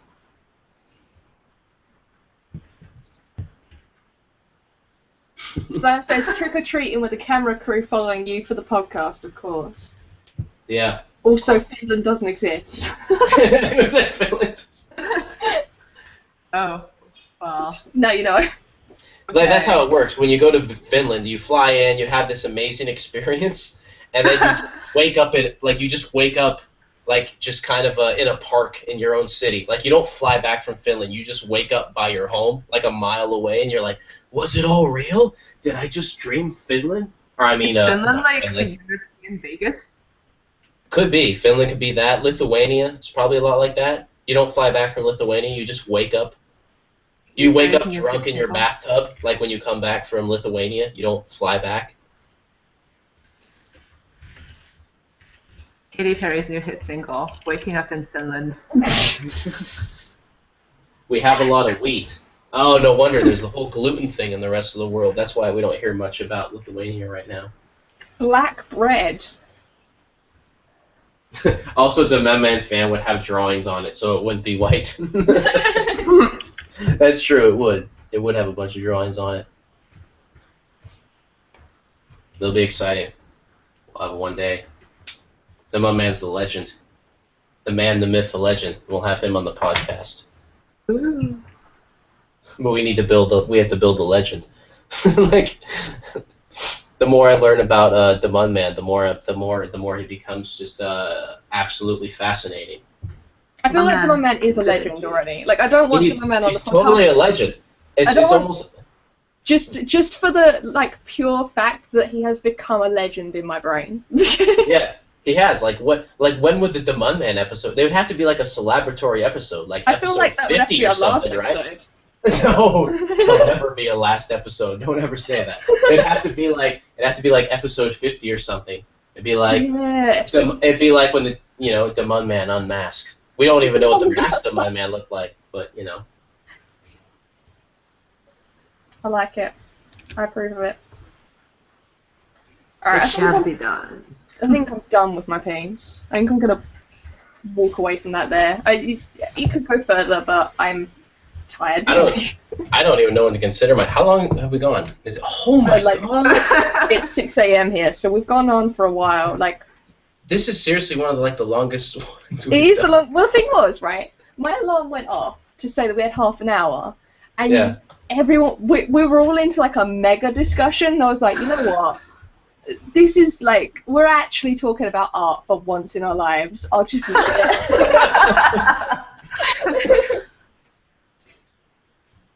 No, but it was really, really good. Like, I was like, oh, whenever I want to talk about, like, when I talk to art people, this is the conversation I want to have. Yeah. And then it always ends up being about, like, space dicks, and it's like, okay. All right. It always ends up being about space dicks and fucking raptors, but, that's really an art conversation. That's how they go. It goes intense and serious. Before this episode started, me and Sarah were like talking about how an Artist Lounge podcast works. And it's like, you start off, it's funny, happy, exciting, and then it gets like weird and dark and introspective. And then we pull it out with but that's art. And then that's how the episode goes. Yeah. That's the format. That's our secret. Now you've told everyone. My daughter shot it with butter cannon. Go to What is happening? Every time you say something, you're like more of a fascinating mystery. I really liked the chat today. Can I just say that? Like, the chat today is the best thing in the world. The chat today was the episode. The chat made it. The chat is the exact reason why people need to jump on this live and follow the chat, because this is crazy. I have no idea what's happening. And I could not be more excited. People are requesting more dinosaur porn. That might have to become like a regular thing here. Finish the episode with a little bit of dinosaur porn. Well, wait, okay, what's happening? I think it's involved. I think you're getting shouted at. I see my name in caps, and I'm curious what's going on here. You're getting shouted at. What does it all mean? You know how exciting an episode is if I only ate less than half of my cookie? You know? Oh, I'm so hungry. I forgot that the cookie was there. Foxtrot Oscar, I never knew just how bad I wanted to be dominated by a raptor. Foxtrot, okay. Okay, here we go, yeah. Go. That's what my name is, because we need to show Fox. I thought we showed Foxtrot's piece, didn't we? I thought we did as well, didn't we? Is there something else going on with it? Did we do an update? There might be an update. Oh, no, we did show that. Yeah, no, we did show that. Show it again! Wait, Who Died has more art, too. Oh my god, all sorts of things are happening. Oh, Who Died linked to the podcast. Why, thank you.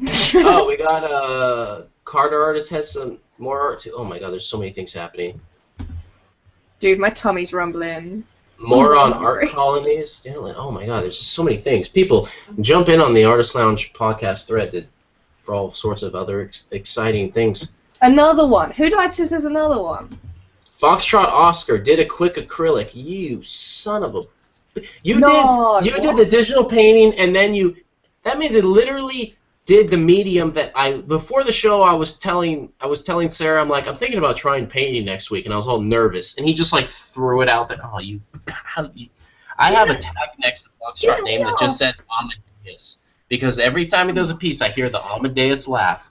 Like, It's so true. It's so true. Because didn't we ask Foxtrot last week, have you ever done like painting and stuff? And they were like, no. Let's see how good this is. look at it. What do you God's sake. ask?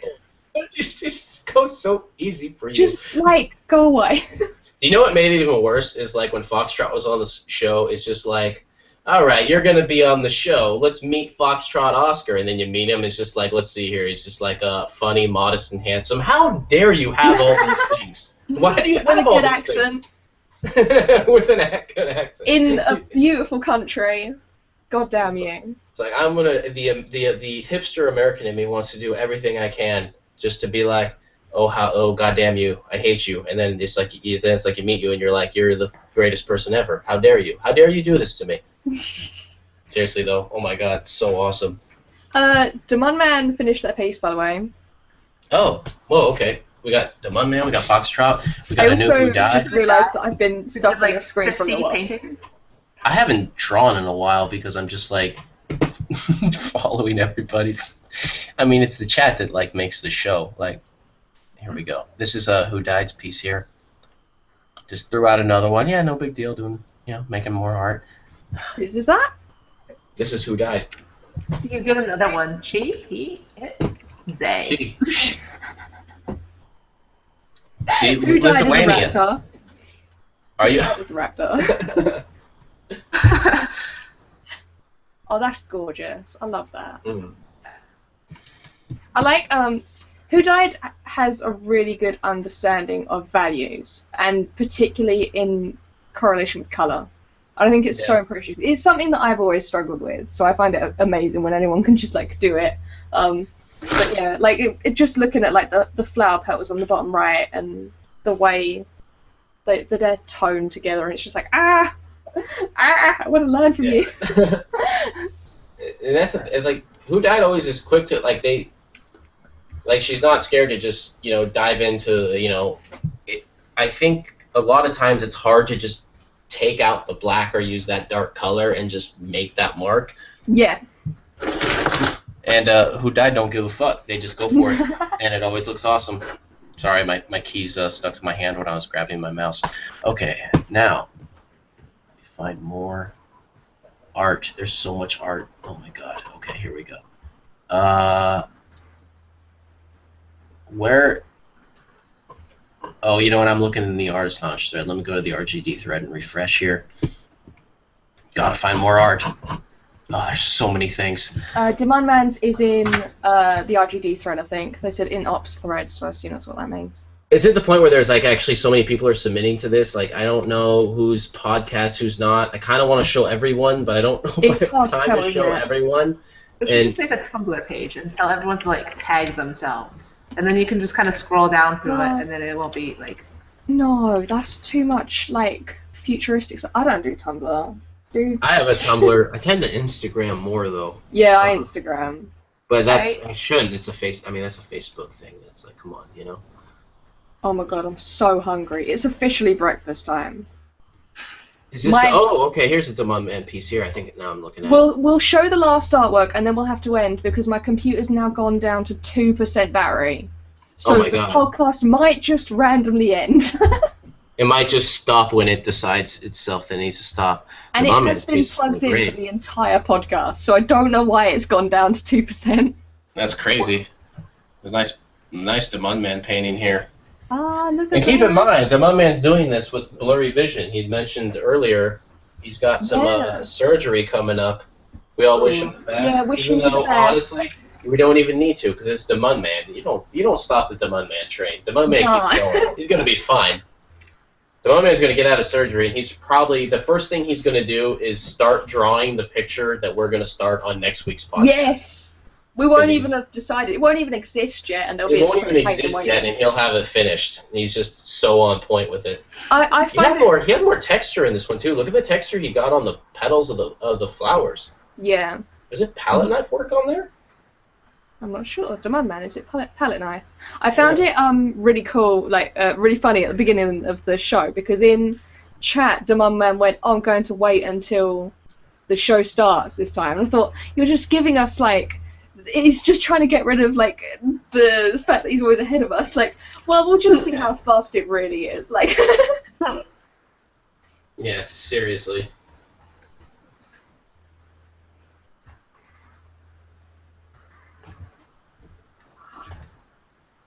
I'm so hungry. Holy shit. Because gotta go trick or treating now. 6 a.m. Yeah. Yeah, we're up for a lot of lost trick or treating. The last time I ate was over 12 hours ago. Oh. So I went to bed before this podcast, and then I woke up and then it came on there. Holy moly. I made the eyes too far apart again. Damn it. I've been doing that a lot lately. Oh, let me jump over to your screen. I've been making the eyes too far apart. Not by a lot, but just a little bit. I need to start making my eyes a little closer together. It means I'm not spending enough time in the measurement part of the drawing. The very, very early stages, I think I need to work a little slower. The middle stages, I can jump ahead and hit the ink pretty quick. But I think like I think the first half hour of the drawing, I need to spend a little more time and measure things out better. World. Mike, have you done like bark studies and stuff? The which one studies? Bark or whatever. There's supposed to be like precise measurement studies, and you draw like eyes and hands and feet and stuff. And I like it's a thing that went on around on the internet like a couple years back, and I'm like, oh, I should do this, and I haven't. I'm not even familiar with that. Like, let's post that in the artist lounge because that might be something. If we have links to that, that'd be something that'd be in the thread because I'm not familiar with it, and I probably could use the practice. Yeah, I did a bunch of them a while back. I need to do more of them. They're barb plates. There's a phenomenal thread on concept art that like has like a ton of downloads for them and like how to approach them, and let me just put that in the thread there. Yeah, definitely. You can even put a new thread of that stuff in case people so they don't miss the resource if they're not in the podcast. Okay. All right. I feel like mine looks nothing like the girl. But I haven't even looked at your guys' art in like an hour. That's a lie, Sarah? Oh, that awesome. is a total lie? Really? I don't know. Like I feel like Super I made lie, the chin totally. too big. The eyes are too high up. Both of them are looking great. I don't know. I've never felt this unconfident about a piece I've done on this show. I thought it's looking awesome. But your stuff always has like this kind of light that radiates on it. Like every part of reflected light on one of your pieces has that kind of effect, like it's actually glowing into your eyes. It always has. There's always this soft glow element that. I mean, I don't know what you do. I don't know anything about the medium, but always looks really, really awesome. Oh, thank you. Is it wrong when you share your full screen that I try reading all your desktop icons? What's that say about me? Probably not much. I see the Unity symbol there. I see a League of Legends symbol there. I'm sorry.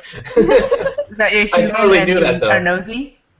I'm totally nosy. Like, if I go visit someone and I'm at their place for the first time and they have, like, a bookcase, I'll be like, oh, what are they reading? And I'll, like, start looking at all their books and everything. Oh, totally. I'm curious. Like, I like it when people, like, name drop and they, like, tell me music, movies, books. Like, I want those things. It's like, yes, feed me information. I'm like Johnny Five, like, more input and flipping through the pages really fast. You sound like a Persona boss.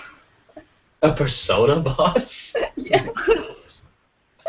Is that the game where, like, I have never played it, but I think my good friend and roommate at the time, Andrew, played it. Is that the one where you're, like, in high school, but then you fight, like, a boss that's, like, your weird insecurity?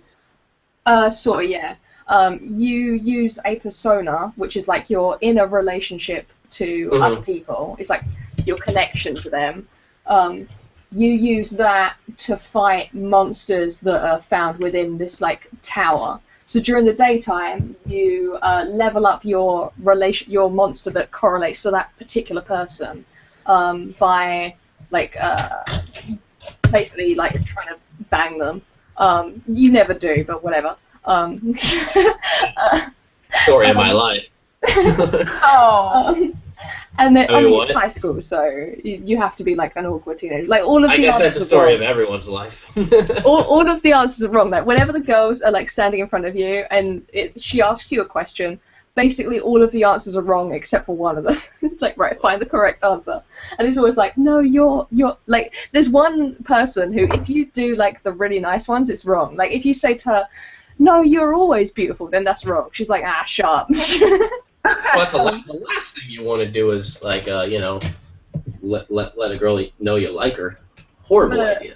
Yeah, Horrible so that's the idea. concept Come of the on. game. Like you try to impress people, and then your level with the monster that corresponds to them goes up, and then in the middle of the night you fight monsters that are like sins. A lot of them are based around sins, but they're very weird, and they're really weird. And then you fight them using your monsters. But yeah. What happens if you loses? You lose to the monsters. Or you die, it's game over, and it does like this. It does a really like pretentious game over screen. It's like, it tells like this like kind of story of how you would have been great, and then it goes, but he never got that chance, and then it ends. Jesus. Oh, It's just That's like so Japanese. it's awful. teenagers' worst nightmare. Like Yeah. in one game, like you tried. Yeah, exactly. It's like you could have lived an amazing life, and you could have saved this planet, but you didn't. Game over. I remember playing Shin Megami Tensei, and they threw an ending at me like that, like an ending like that at me, and I was like, ah! And Shin Megami Tensei is Persona. It's like the same company. yeah, I played the it's slightly different because when you're describing the gameplay, I'm like, oh, mine was not like that because the Shin Megami Tensei I played was the DS version, so it was almost more like a trading card game. Oh. Yeah, no, that's not at all. It's I'd say trading card game, and I really mean like Pokemon maybe. It was a weird RPG fighting game, and you had like monsters who could fight for you, and you could level them up and combine them and stuff. Yeah, I know it. Yeah. Yeah.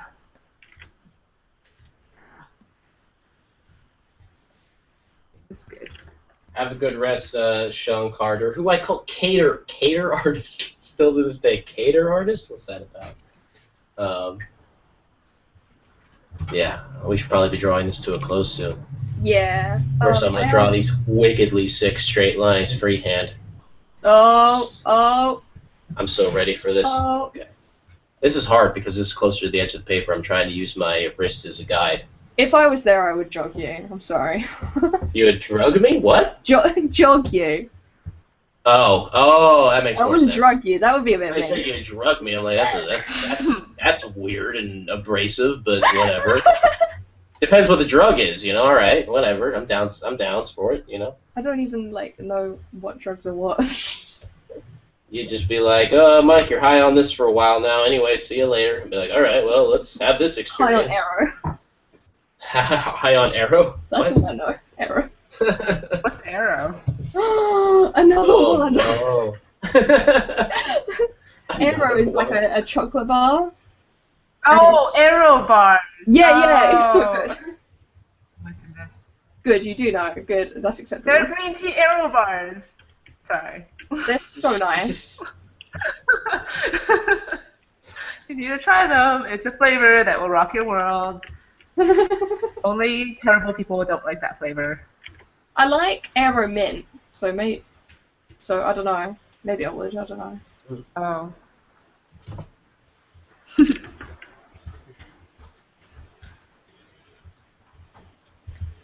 Okay, so if anyone's got any last questions, let us know, and then we'll wrap up because it's like legit daytime. Oh, I didn't make any Canada jokes. Ah! Get them all out now. Yeah, 10 minutes. Oh, 10 God. minutes seems really long. You have 10 seconds. Oh, the moose with maple syrup playing hockey, super friendly. I'm sorry. That's all I got. Nothing. There's nothing. How can Alright. anyone joke about That's all you Canada? have. That's appalling. I feel like Canada is like America's kind of like the big brother that, you know, you're always just like, can I come to Canada? What's up? You always look up to Canada. Well, what's Canada doing? Just that's it. They're just like being like super chill, you know. Like Canada's like you know, when you're having like some type of family reunion, you know, Canada shows up and they're just like, oh my god, they're just like so chill. And you're just kind of like, isn't this cool, Canada? Canada's like, yeah, that's great, man. I'm really proud of it. And you're like, thanks. You're all like stoked. You smile on the inside. That's what Canada is to America.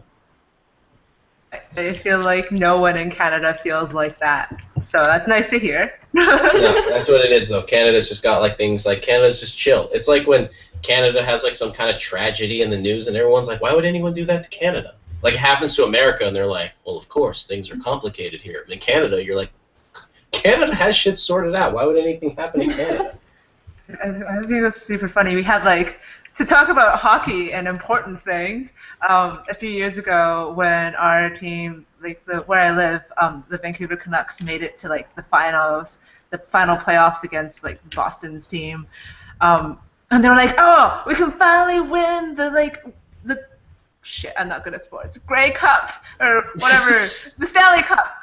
The Grey Cup's the football one. The Stanley Cup. We're gonna win it this year, and everyone was super stoked. But man, we lost the final game, and then just shit blew up. Like it was so like it was terrifying. Like fires everywhere in downtown. There was looting. No. There was just like it was just. So yeah, Canada. I think you guys Also, got framed. We know when it comes to that though, Canada gets pretty serious. Yeah. Canada don't mess around in that regard. Yeah, it's you don't mess with us in our hockey. No, don't play in their hockey. I need to go to a hockey game, man. We got like the San Jose Sharks out here. That's our professional team, and I gotta go. I hear hockey's so intense and awesome in person. It is, kind of. I don't like it, but like I'm the only person who doesn't. It is actually pretty fun in person though. So, what's broken with Mike then? Because you're a Canadian that doesn't like hockey, and I'm a Brit who doesn't like tea. So, Mike, what's wrong with you? That's like something I don't like. That's specifically American. Like I don't really like football, like American football, and that's pretty. You know, obviously that's pretty big out here. But that's kind of like not. That's kind of, you know, not that controversial as an artist, you know what I mean? Because you can say, like, oh, he's an art nerd. He's a nerd. Of course he doesn't like football. Yeah, no, I get that out because I'm a girl. Oh, she doesn't like football. Okay. Or football or hockey. I don't like either of them. Sports. Nonsense junk. I don't know. There's lots of things about me that are, like, bizarre. You know, I talk about, like, you know, these things in art and books and movies. I've never seen The Godfather. That's weird to people. They have trouble with that. They struggle with that idea. I haven't. And what makes it even weirder is I've seen The Godfather 2, but I haven't seen the first one, so how did that happen?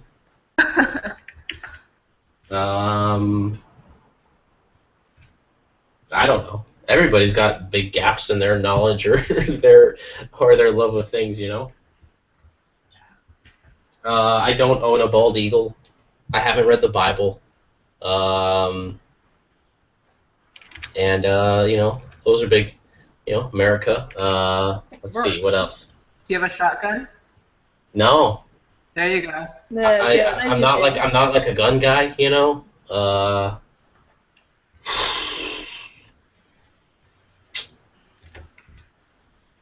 That's about it. I know there's something. A lot of people are into things, and I'll go, I have no idea what anyone's talking about. They'll make fun of me. They'll reference some like Pokemon thing or something, and I'll be like, I don't know what that is. Wait, you've never played Pokemon? No, of course not. That'd be like a thing I should do, and I haven't done it yet, and that's probably one of the things. I don't know anything about Pokemon. Pikachu's kind of cute. I know that much. Whoa! Okay. Pokemon's like my childhood. Yeah. See, like when Pokemon was huge, I think I was in like junior high-ish to high school. I think you missed that trend. I might have missed that, you know. I don't know. I didn't. Yeah, I don't know anything about Pokemon. It was a reason though. You missed out.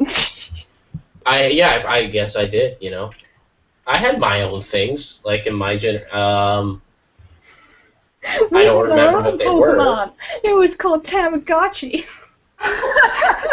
I remember Tamagotchi. How dare you? I had a little Tamagotchi. And, yeah, it died a lot. A lot. It died all the time. It spent more time dying than being alive. There's this Tumblr called the Pokemon's Project, or the Pokemon's Project, about a guy in a very similar situation to yours. Like, he just never played Pokemon before in his life. And so a bunch of his friends were like, here, I want to get you to draw this. And he's, like, not really an artist, or she, maybe, I don't know. And they would describe verbally what the Pokemon would look like to this person. And some of them are just, like, very on point. And some of them are like, oh, yeah, okay, I can see where you got that from the description, but no, you are wrong. wrong. You should do it. Like, 2015 version. Now there's so many goals.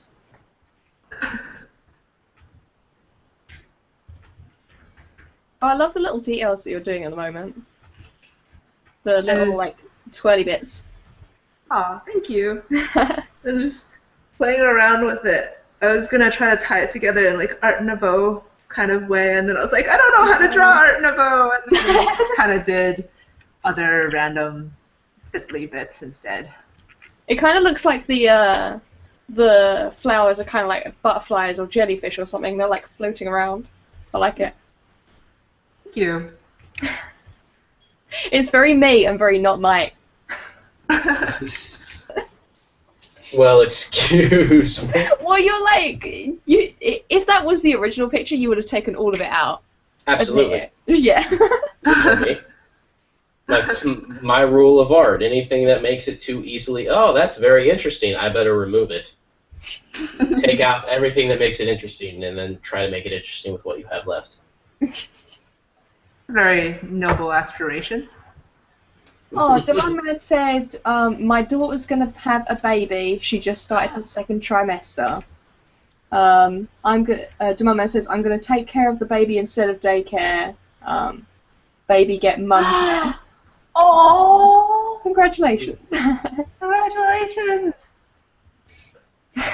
Awesome. Alright then, I think, have we shown everyone's artwork? I think we have, haven't we? Let us know if we've missed anyone's artwork, because I think we'll show ours and then we'll head off before I pass out. Yeah. You need to go to sleep now that your family's up making breakfast. It's literally 6:30. Like, it's literally breakfast. So that's when I wake up. I would have already be showered and getting ready for work. You guys wake up way too early in the morning. I work early, so then I have more time to be tired and pretend like I'll get art done in the evening. That's so true. Oh, I get more time in the evening to make art, and then the evening comes around and it's like, I need to nap for a long time. Never happened.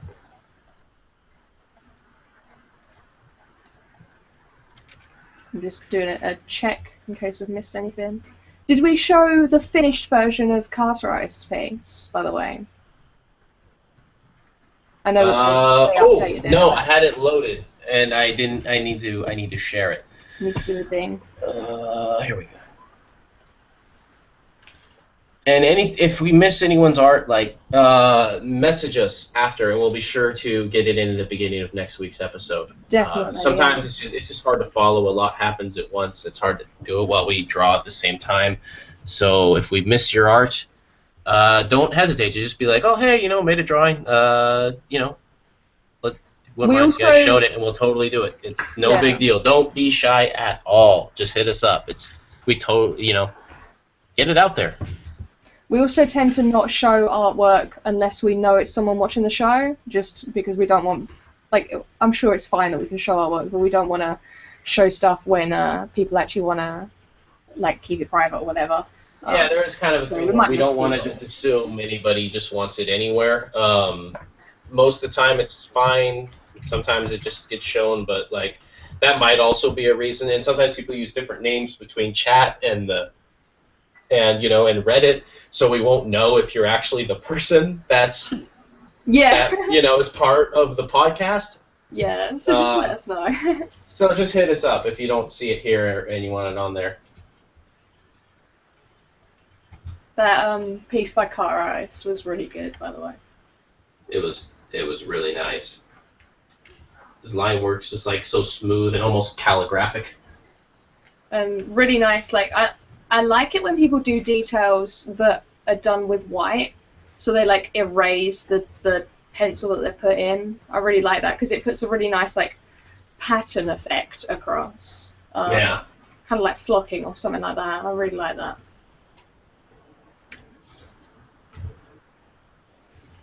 All right then. I think we should start finishing up. So, have you guys got anything cool coming up in the next week, or where can we find your stuffs? The guest should go first. Oh, okay. Coming up in the next.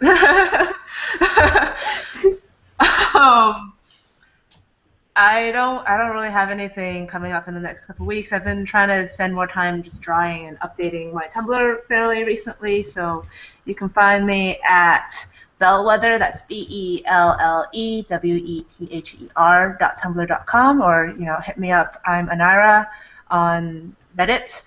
That's the official proper way of saying it now. No, we know it. Yeah, now you know. So yeah, yeah, guys. Cool. Mike, what about you? Go first. I have to respond to someone in the chat. Fine. So I've got Manchester this weekend. So I know there's some people who are probably wondering if I've got anything new for the show. I don't have anything purchasable that's new, that's different from the last London one I did. So if you didn't come to the last London one, there will be new stuff for you here at the Manchester one. But the last London one was so close ago, I haven't had time to make new prints. But I just bought a bunch of art materials with the idea of doing some kind of weird, like, display piece. So I might do that if I finish it. If I finish it, I'll post like a photograph of it on Instagram or something. But I have a cool idea. It's just whether it'll work or not. So we'll see. But yeah. So if you're in Manchester, just feel free to drop by. And I'll post on Facebook, Twitter, Instagram my table number and my location. I'll probably be tweeting the whole time I'm there, and I'll be doing live drawings. I'll be selling my book series, my manga, and then I also have a bunch of like A3 prints with me as well. So if anyone wants to come and say hi, feel free. I tend to have like a little break around lunchtime where I can chat to people when I'm not like booked up with commissions. So yeah, come say hi. Other than that, where to find my stuff? Go to geyser.com for my website, my portfolio, all that rubbish. And then Instagram is Geyser, Twitter is Geyser, GYZRA, and then Facebook is facebook.com/Geyser. So that's where everything is. Yeah. And right now at my gallery at FM in Oakland, website fmoakland.com, we are showing Doug Snot, and he worked for roughly 10 years, I believe, as an animator for DreamWorks, and then quit to pursue his own art. I'm going to scroll through some of his sculptures. They're ones we're showing in the gallery right now, and I'll share them here. They're freaking amazing. These are mixed media made out of, it was actually like a taxidermy epoxy kind of resin he'd make them, and cloth. Glue, acrylic, mixed media. We actually have these in our gallery right now, the actual sculptures. They are amazing. And I just realized now I forgot to share that he was in the gallery and I was hanging out, and he was making one as we were sitting there talking, so I have photos of the progress of how they're made with wire and tin foiled and resin and epoxy, so I can actually, I got some photos of these kind of things, works in progress, to show you how this is done. And I will do that because super nice guy, so talented. The show is really amazing. Be sure to get more photos of it.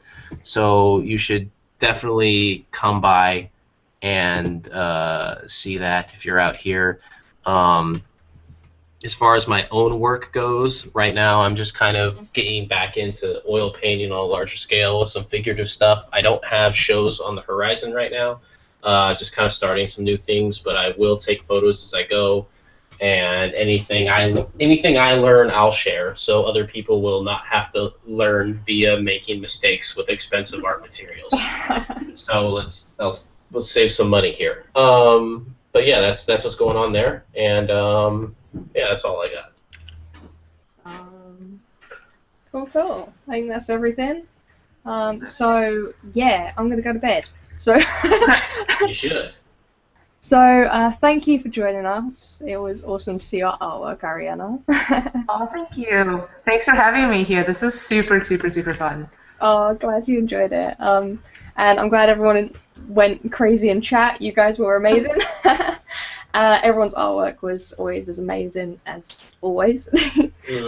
And we shall see you all same time next week, probably for not as long because I'll be knackered from Manchester because I won't get back until like 1 a.m. or something. So yeah.